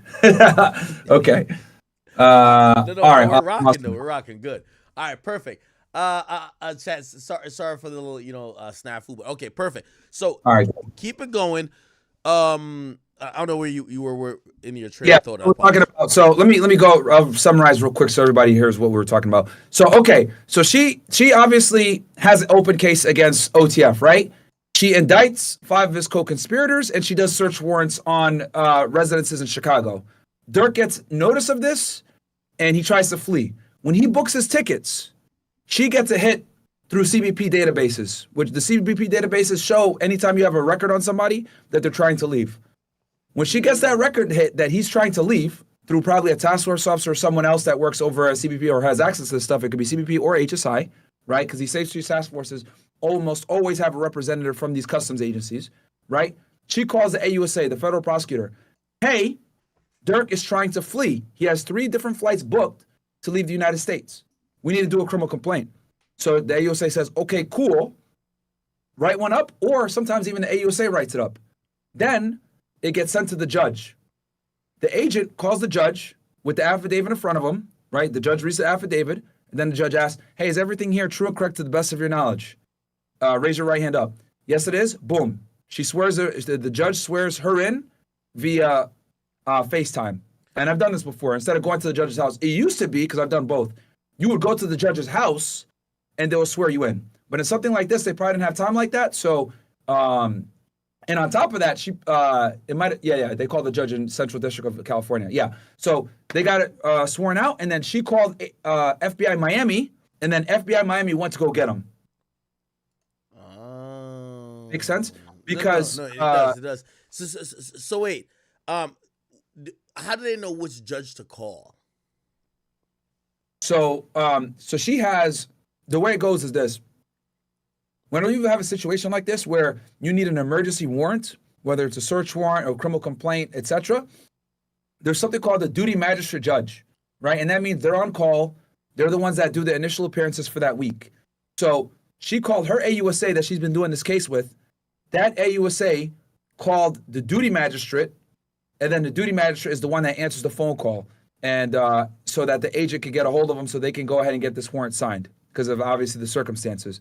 So that's kind of how it goes. And the whole concept of duty, if you want me to explain this, I can explain it real quick. So like, typically there's always going to be an AUSA, that's the duty AUSA, an agent that's the duty agent, and then a duty judge. And what that means is they kind of take turns every week where they're the person that's on call fielding anything that happens off business hours. But in this case, it's the agent. She has her case with OTF. The AUSA, she called her AUSA, and then the AUSA called the duty magistrate, and they got this warrant pushed through. Hey, could I be cynical for a second? Yeah, sure. Let's say Durk gets out of the country, because I've seen a couple places report on it, and I think it's even written in the indictment, or not in the indictment, the complaint, where they're like, they felt that he was trying to go to places that didn't have maybe what they call a bilateral extradition treaty. Yeah. Well, the last place was going to be Italy. I think we in Italy have a pretty good a pretty good relationship. I don't know what that treaty looks like. Would he have been scot-free if he had made it out of the United States? Even if the complaint was written, but it was just written too late, and it was written and signed off too late. It would have been a little bit easier for him because, you would have to go through something called an MLAT, which whenever you have someone that's in a foreign country, for them to arrest them and then extradite them back. But there's a high likelihood he would have probably at least been detained in one of these countries had, the FBI reached out to them, because the FBI has attaches all over the world. So they'll hit up their representative in that foreign country, which in Italy probably will be Rome or, Naples, something like that. And then that agent will coordinate with the local police in that jurisdiction to go get the guy and pick him up under some type of Italian law that allows them to hold suspects of crimes from other countries. Okay. Makes sense. Yeah. Okay. Every big agency, whether it's HSI, DEA, FBI, etc., they have legal attaches all over the world. And those attaches' jobs are literally to be almost like the coordinator and the middleman for American law enforcement to get a hold of the foreign law enforcement. So I'll give you an example. I had a case one time that was dealing with Canada, China, and Sri Lanka, right? So I would contact an agent that was based in that region. Hey, I need help, or I need access to these police reports from this country. He would go ahead and coordinate with his counterparts, his law enforcement counterparts in said country, and then get me what I needed. Wow. Hey, so, okay. All right. Now, what are we expecting? So first of all, he was held in Broward. Now he's in FDC Miami. He waved something called identity hearing. I don't know what that is, but I felt that was probably identity hearing is when whenever you basically want to say like, oh, I'm not the person that y'all have in the arrest warrant. Oh, okay. I actually testified at one of these. So what? Because I remember, funny enough, I arrested a guy and he tried to say that he wasn't the same guy, and I knew he was going to try to do that bullshit. So I went ahead and I got his biometrics, his fingerprint stuff, and I brought it with me to court. And then he saw me there, and my AUSA told his defense attorney that, hey, the agent has the biometric stuff here. If you want to do this hearing, we can do it. And they waived it at the last second. But basically, it's kind of like it's to prove that you are the individual that's named in the said arrest warrant. So that's why he waived it, because he knew that they knew who he was. Yeah, it's Durk, right? Okay, so how does extradition work? We know the U.S. Marshals are gonna, kind of transport him to Cali. How does this work? How long does this process take? Again, he was in Broward County Jail. Then we heard he's in FDC Miami. We heard that hearing is waived. How long is it going to take for him to get to California? Realistic, what do you think? Well, there's no real urgency now, because one of the beauties of the federal system is they already went ahead and fulfilled their obligation to get him in front of a magistrate within 24 to 72 hours, right? So anytime you're arrested for a federal crime, they got to get you in front of a magistrate judge to hear the charges against you. And then, the judge gives you your amendment rights, to not the fourth. Hey, you have the right to remain silent. Anything you say could be used against you. Blah blah blah. Right. And after that's done, The next thing a lot of the times is either an identity hearing, probable cause hearing, which he's actually entitled to a probable cause hearing because they filed a criminal complaint versus an indictment.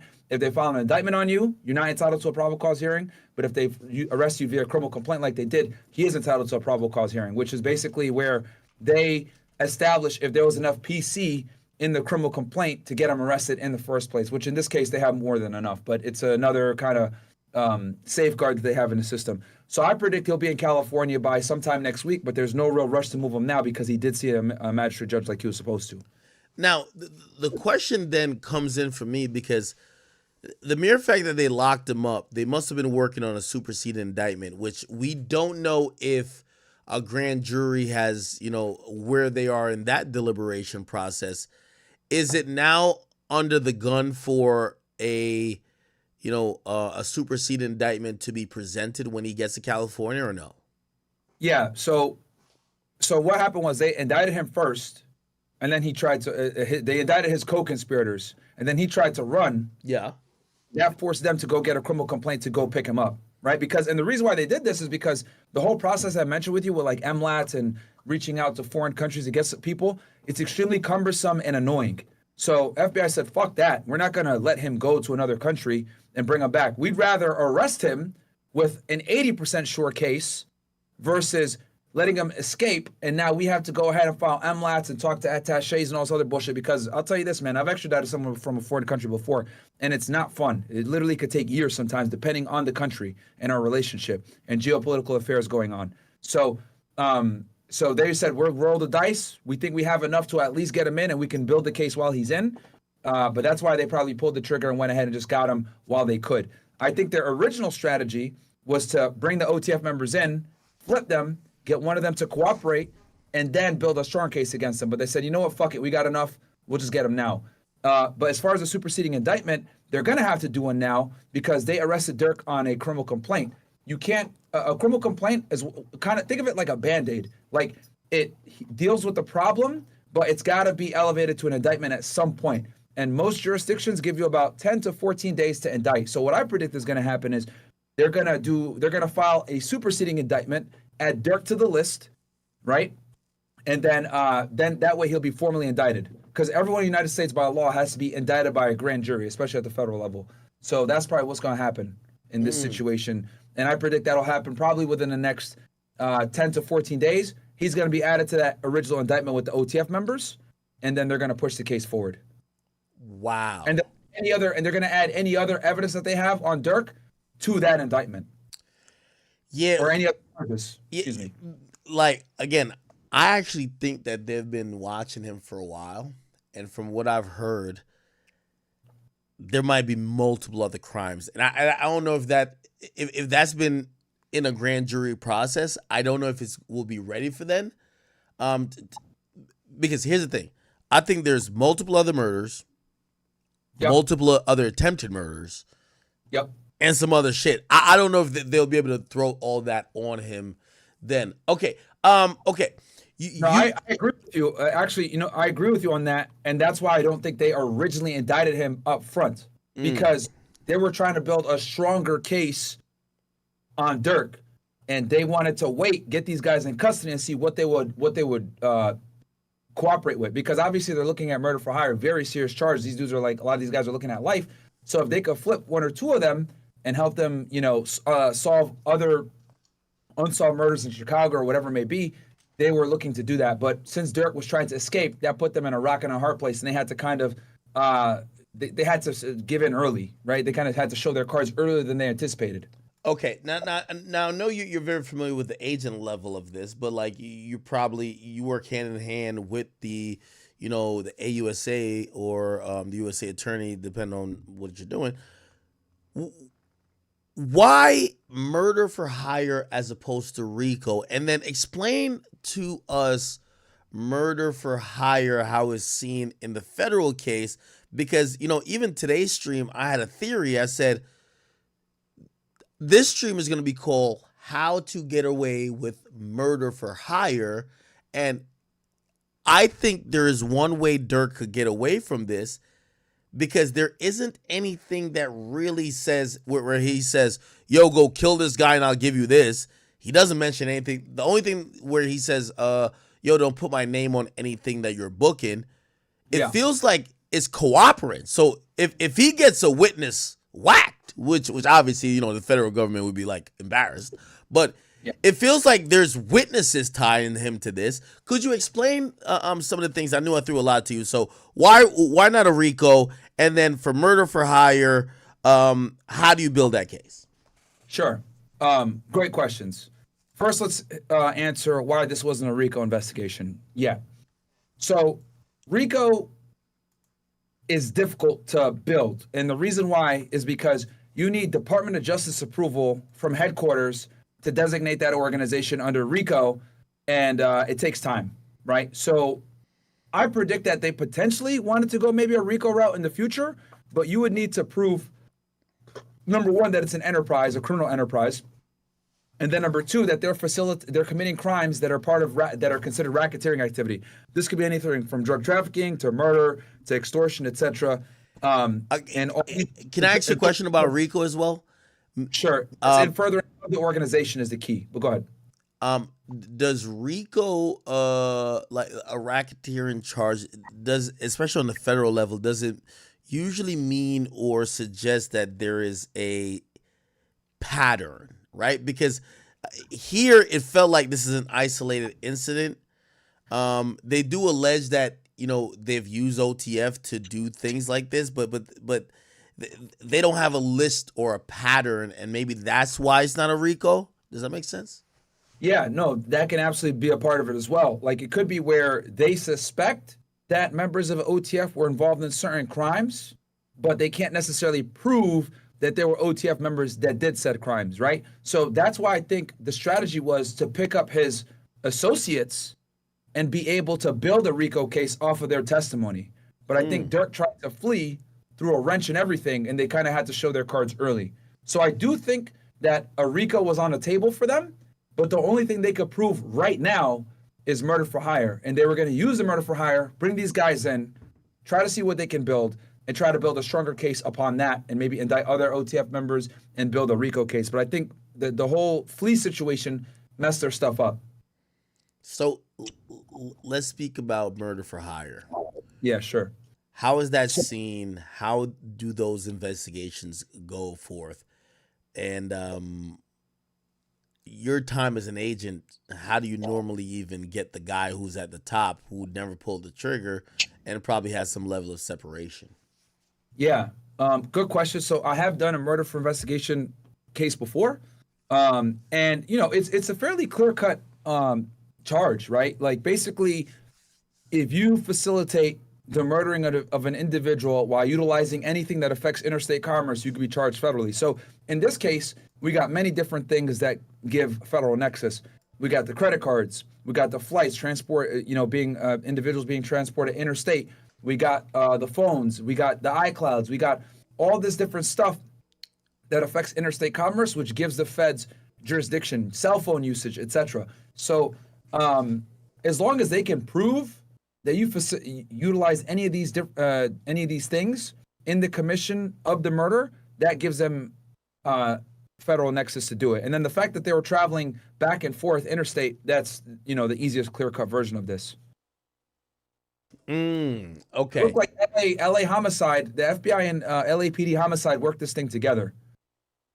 Okay, so how do you connect? Like for example, let's think about the details of the situation. 5 guys travel. Well, Durk also travels there, but he goes to do a podcast. He goes to do a podcast. These other guys, they go get 2 cars. One guy go gets like gloves and like, you know, ski mask. They stalk Quando Rondo, but Durk isn't there.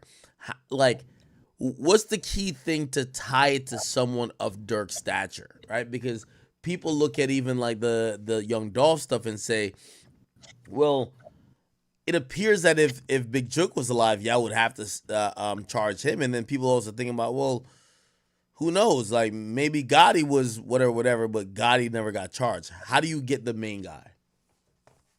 So typically when you're dealing with cases like this that are conspiracies and you have a higher level guy that wants to be completely out of the picture, you know, to absolve themselves of legal implication, you have to connect them through the money. The money almost always is the best way to connect people. That's how they were able to connect 6ix9ine in his case. That's how they were able to connect Casanova to a degree. So phone communication and money are the two biggest ones. And given the fact that, like, I mean, obviously it wasn't cheap to fly these guys out to LA and back and put them up in hotels and, you know, make this happen, rental cars, all that other stuff. I mean, that's how they were able to tie Young Thug in that RICO case, because for people that are unaware, like the guy that got killed, one of the main Blood gang members that got killed, the rental car that was used to kill him was rented under Young Thug's name. So a lot of the times when you have higher level guys like this, they're almost never at the crime scene or pull the trigger themselves. Rather, they facilitate it through funding, through resources, etc. So in this case, what I predict is they're going to utilize Durk's financial aid, right, with some of the credit cards that were used to book hotels, the iClouds, the communications where he's saying, hey, don't put anything under my name. They're going to use that to show that he was involved in this conspiracy and trying to distance himself. And the fact that he tried to flee is absolutely going to be used against him as well. Yeah, the fleeing thing was a little bit odd to me. What that told me was that it's no way he was thinking he's only going to stand trial for this. It's like he felt that maybe that they had like a litany of charges, and it's one of those where it's like, yo, I'm not going to beat this shit, so let me just run. Yeah. I mean, yeah. And also, I think the other thing that might have spooked him was when they arrested those 5 guys, he was like, oh shit, these dudes have a lot of information. Like, they know all my dirty deeds. I got to get the fuck up out of here.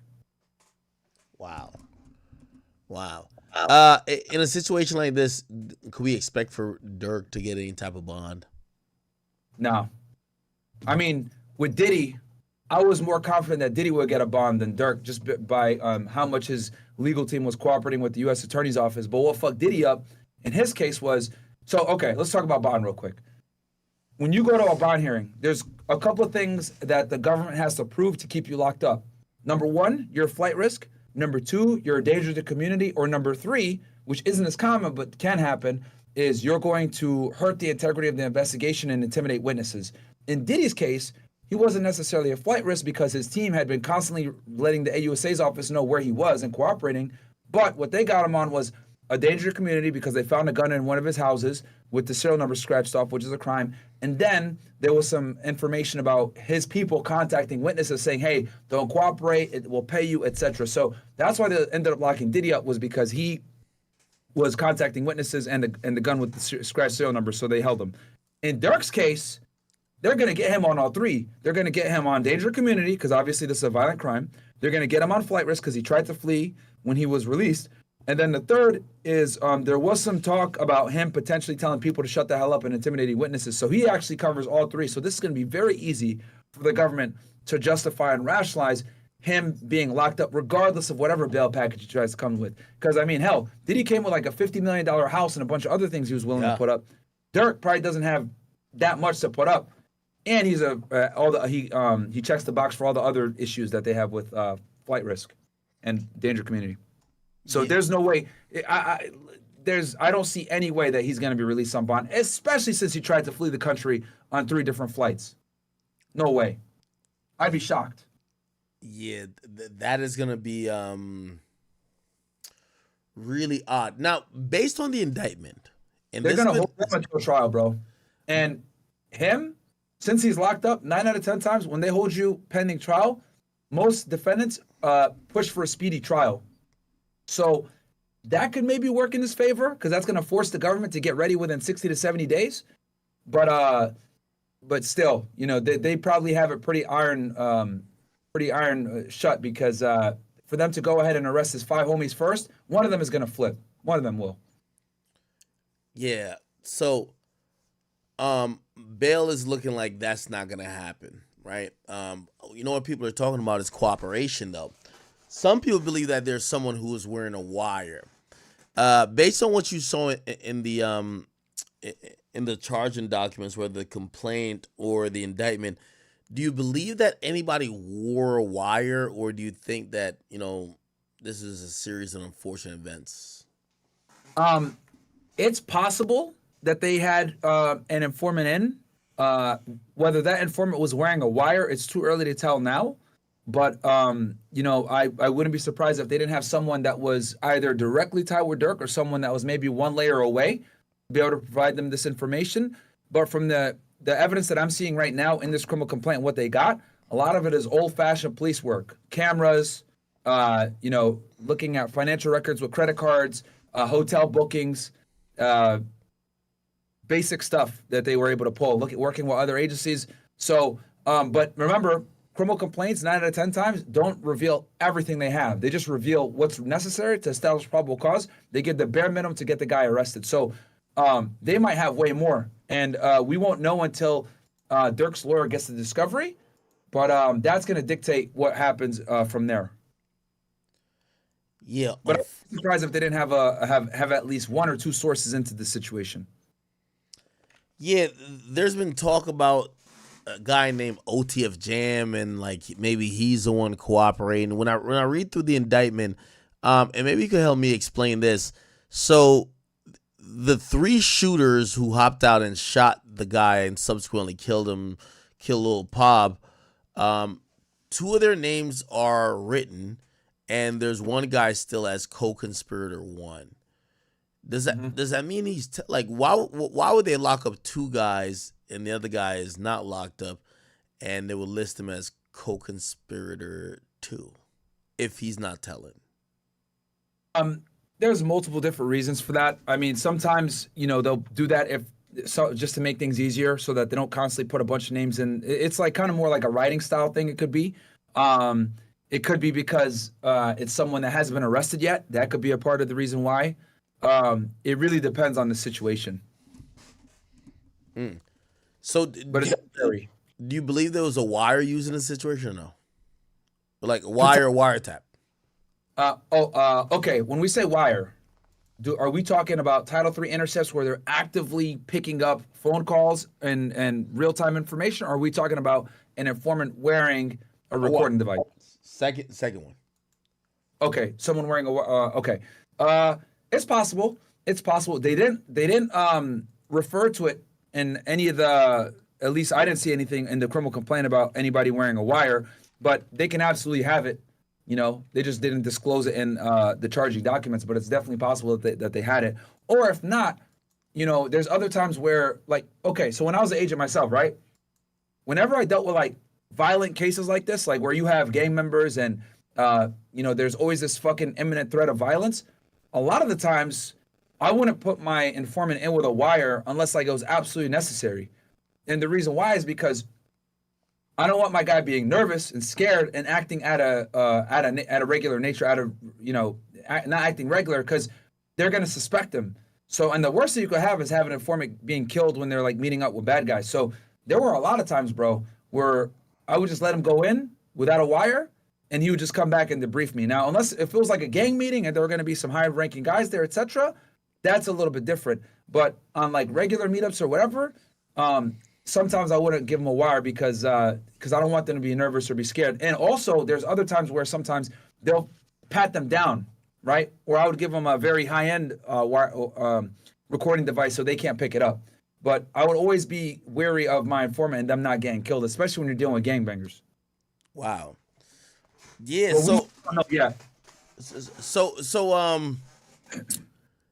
do you is it normal that all the co-conspirators, because they're saying they help plan this thing, do they get charged? Or if they don't get charged, is it safe to assume that they've worked out a deal or a proffer?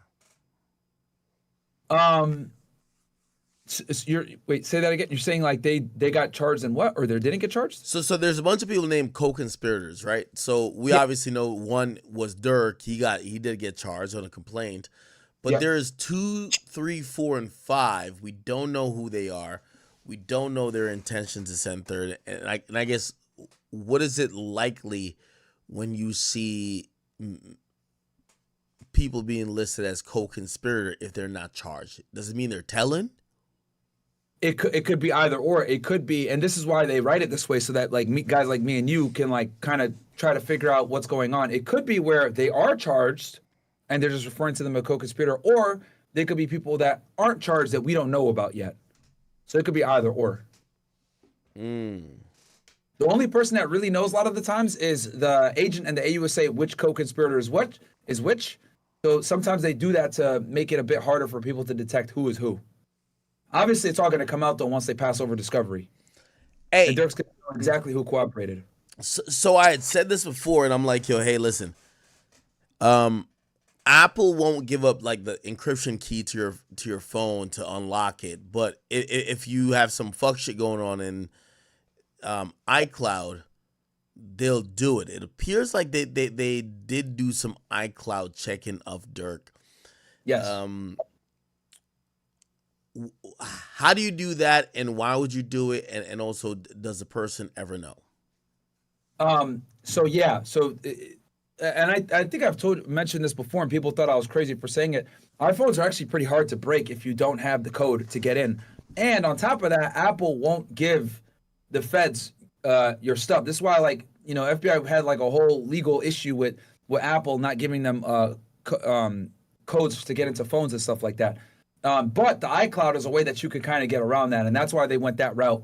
Because whenever you don't have the actual device, you have to. What I anticipate is they got Durk's or one of the co-conspirators' iClouds, and they wrote a search warrant for it, and they were able to pull the information from the cloud.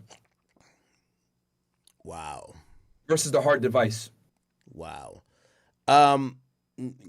Quick predictions. Do you think that Durk gets out of this?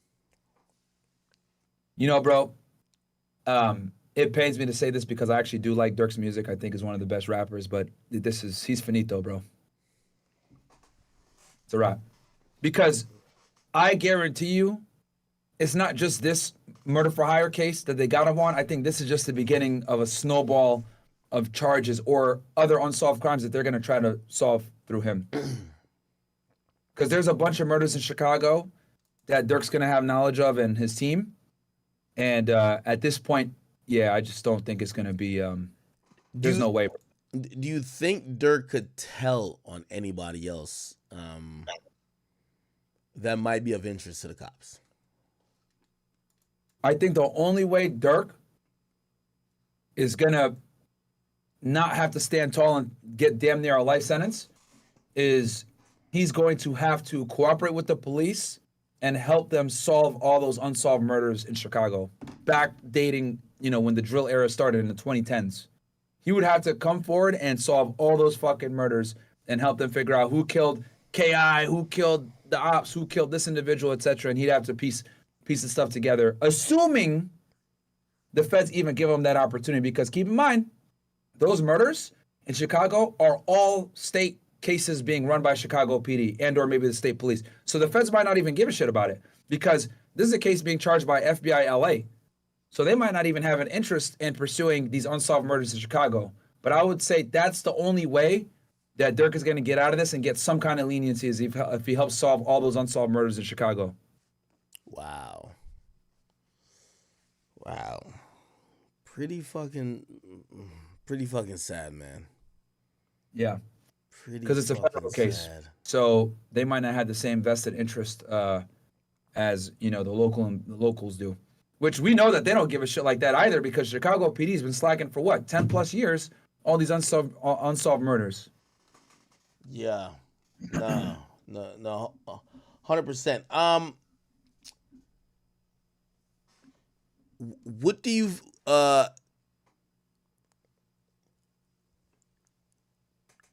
what could you see, like, say the shooter, right? If he was cooperating, right? Yeah. Obviously it's in federal court, so now we're talking about 5K1 letters and shit like that. Could you see potentially maybe somebody who's a shooter testify or cooperate against Durk and gets, I don't know, 15 years? For sure. I think that's why they picked the 5 guys up first. I think that was their original strategy, was to flip one or two of them as a as a key witness. They get a better deal, and then Durk does the brunt of the time. Because what's going to happen here, whenever there's like the feds come after you, right, and they charge you, you get like different times based on being like the leader or organizer of an organization or of a criminal activity. So in this case, Durk was the top guy. Like, I guarantee you this FBI file, if we were to look at it, it probably is going to be reading like Durk Banks et al. So he's the file title, which means he's the main guy. Yeah. They picked up those 5 guys in anticipation of them cooperating, and then they would go ahead and get a better deal in exchange for bringing Durk forward, who's the leader organizer. But they didn't anticipate that he was going to try to run like he did. So that's why they had to go ahead and do a criminal complaint via telephone like you saw. Yeah, no. Hey, I'm going to be honest with you, man. This is so intriguing, but it's so shocking. How does the feds keep this like low? Well, I mean, it's the FBI. The FBI, as much as criticism as they get, they're pretty good from an operational security standpoint. They classify everything, which is comical because there's been times where I give them information and then I ask them for that information. They'll sit there and tell me that's classified. I'm like, what the fuck? I gave you that info. But you know, they are pretty good at keeping things tight-lipped. You know, obviously they went ahead and did the, you know, Trump search warrant and all this other shit. So they do have fairly good operational security. But yeah, man, this is something that they've been doing now for a while, as you could see. You know, as soon as King Von got killed, they probably opened up a case potentially, or if not, even before that, probably because the FBG Duck thing probably brought their attention to it as well. This agent probably worked very closely with the FBI field office out of Chicago that handled the Duck case. All right, I'm going to sound a little bit ignorant, but I'll ask. Okay, based on your research on whatever, if, say, there is no witnesses that turn up to court, do you think Durk could beat this? Okay, let's play that scenario. Let's assume that the 5 guys that got arrested all stand tall and say, no, I'm not fucking talking. That will put Durk in a good position where he could potentially go to trial. But we still don't know who else they might have, because they might have, I'm guessing that they have other sources that provided them information which led them to be able to indict these 5 guys. So he's still not out of the hole yet, because there might be other individuals in Durk's camp that provided the info that even got the shooters caught up. So, you know, obviously none of these guys talking would be huge, be great for Durk, because the other individuals might not be privy to what Durk is doing that might have cooperated. But yeah, bro, this is going to be very, very difficult, because I anticipate one of these 5 is going to talk, bro. Yeah. No. Hey, this is gonna be one of those things, man. Man, I'm not gonna lie, bro. I'm tired as shit, bro. It's 4:00 here. I'm about to hop off of this joint. I do wanna get into some of the. We didn't get into. First of all, there's a bunch more things here. For example, there's a few things in the indictment that I want to go over with you, but also the Diddy indictment. We finally got a gag order, and essentially the judge kind of indirectly is kind of believing Diddy's lawyers, right? To say that, yeah, we do think the feds are leaking info. And I would love to hear your breakdown on what's going on now. Sure. I want to do it tomorrow though, if you're around. You know. Yeah. I'm gonna do a breakdown of this case right here in a lot of detail tomorrow at 8 p.m. on my channel, Fed Reacts. If anybody wants to tune in, Fed Reacts is my true crime channel. Tomorrow at 8 p.m. And then we could definitely jump on and do the Diddy and answer up follow-up questions on this after that, if you're down.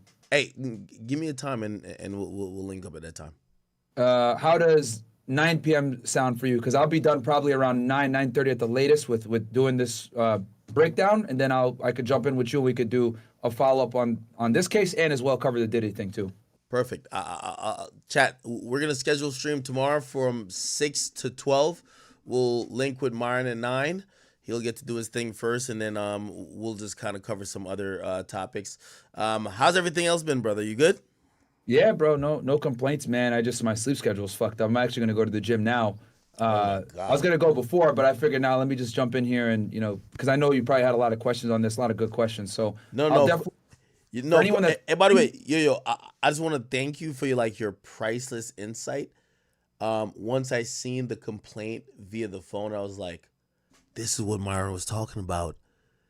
The agent called the fucking judge and got the complaint signed and got the fucking arrest warrant. And just that's how they prevented this guy from being in Switzerland. Yeah. Yeah, no, and there's some other stuff too that I didn't want to say on stream, but I'll tell you privately. Yeah. That I know that probably went down.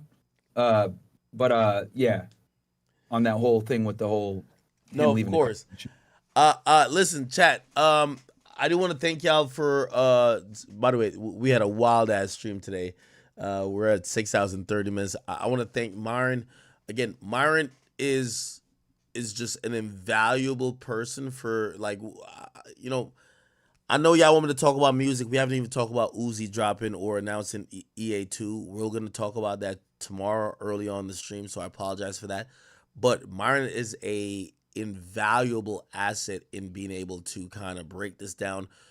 I'm one of those people who like watching and getting every angle of what we're seeing because I feel like this is like fucking surreal. This is the second biggest arrest this year, right? We have Diddy, then we have Durk, at least in the hip hop world.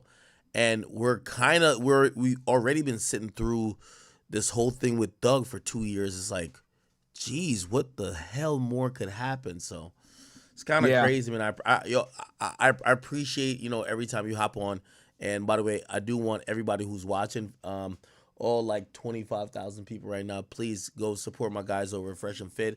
Also go support my guy, Myron, with Fed Reacts. He does an amazing job of giving a completely in-depth insight. So if you like what I do, you should like what he does. So make sure you go check out my guy as well, all right? I appreciate that, bro. I'll be on tomorrow at 8 p.m. breaking this case down from A to Z. And then when we hop on around 9 or 9:30, I'll be able to give you, I'll have even more insight on what's going on. And I'll look at developments and we could talk about that. And then we could talk about the Diddy thing. And yeah, man, we'll give the audience one of the best breakdowns on the internet, bro. Thank you for having me. All right, definitely, yo. Appreciate you, bro. All right, man. Take it easy, bro. All right. Yeah, chat, not gonna lie, man. How did we get to 4 o'clock already? God damn it. Chat, I'm still behind on topics. God damn it. Even though I tried. I did the Diddy topic today. I gotta run. All right, so I'll take the Diddy topic off my list. The J-Man and Durk. I wanted to do a little bit more on J-Man and Durk, but I don't think it's that big of a deal. YSL mistrial. I know we touched on it before, but there's a whole real breakdown that I got to do on that. I know. Yes, we're still covering music. Yes, we're gonna get to EA. Yes, we're gonna get to a little bit of Tyler. Tyler's dropping on Monday. We know it. Relax. We're gonna talk about some sales. Yeet. Yeet was the big debut. We're going to talk about 50 Cent's advice to Drake. We're a couple days late with that, but it's all good. I'm deleting this Caribou and Yachty stuff. Yo, Caribou, like, just check your ego. Apologize to Yachty. I don't give a fuck what y'all got going on. The Diddy kids, I think we did that today. That's cool. We're going to have some fun topics that I'm going to get to early in the stream because I feel like this Durk thing, I know it's a huge topic. People care about it, but it consumes us because there's so many different angles to it. So I'm going to do, and if I don't do this tomorrow, I'm going to just take it off the list. I should have been done Cam and Mace versus LiAngelo Ball. Elon Musk, who, while he's trying to not necessarily campaign, he's been trying to go hard to get people to be involved in the voting process. He called Eminem a Diddy participant. We got to talk about that. I'll get the Cardi B and Offset thing off. XQC and Adept. We already talked about that already. We did have like 2 other fun topics, which was the Karina Cuff quitting OnlyFans at 60 million, and there was a Kick streamer that did some dumb shit. Other than that, chat, we'll be back tomorrow. I'm thinking about 6. It might be a little bit earlier, but I think the later time is probably good for y'all right now. Chat, if you became a member today, I appreciate you guys. Thank you for all the donations. I know I watched a couple donations. I was not going to troll Myron, so stop it. I know someone sent in about $20 of me trying to like ask some gotcha question at Myron. Please stop. Other than that, I will see y'all tomorrow. Again, to wrap up this stream, the only way to get away with murder for hire, you gotta get the witness out of here. I'm not trying to encourage nothing, but if you wonder how Vaughn was alive or free after allegedly 7 bodies, even if there were witnesses, they didn't end they didn't end up witnessing shit. That was the state, though. This is the feds. They're going to be guarding. First of all, they won't even tell you the name of some of these people. So they're guarding them with their life. So we'll see what happens. All right. Chat, I do love y'all. I appreciate y'all for rocking with me. I know y'all enjoyed some of the content we had earlier. Shout out to Wax. Shout out to Loose Cannon. Shout out to 600. Shout out to Brick Baby. It's the first time I've really had a conversation with him one-on-one. By the way, Brick, I do want to sit with you. Also, Sharp, shout out to you, bro. I want to sit with Sharp as well. Let me see what else. We dealt with the Tory thing. Oh, shout out to all my chat niggas, of course. We had Facts up in here. I don't know if Wale Intern was in here, but I think we had Akita up in here. Discord.gg/academics. I need everybody in the building. And, of course, before we get out of there, man, if you guys could do me just one favor, you know what I mean? Listen, chat, theakademy.shop. Only thing I want y'all to cop, man. Cop the dice, cop the playing cards, okay? That's all I want. Actually, these are my favorite 3 items. Shot glass, dice, playing cards. That's all we need, all right? Anyway, chat, thank you all so much. I appreciate y'all. I hate even getting off. Like, I feel like my body's failing me when I'm getting off stream, even though it's 4 o'clock, when there's like 20,000 people in here. So I love y'all. Thank y'all. I'll be back tomorrow.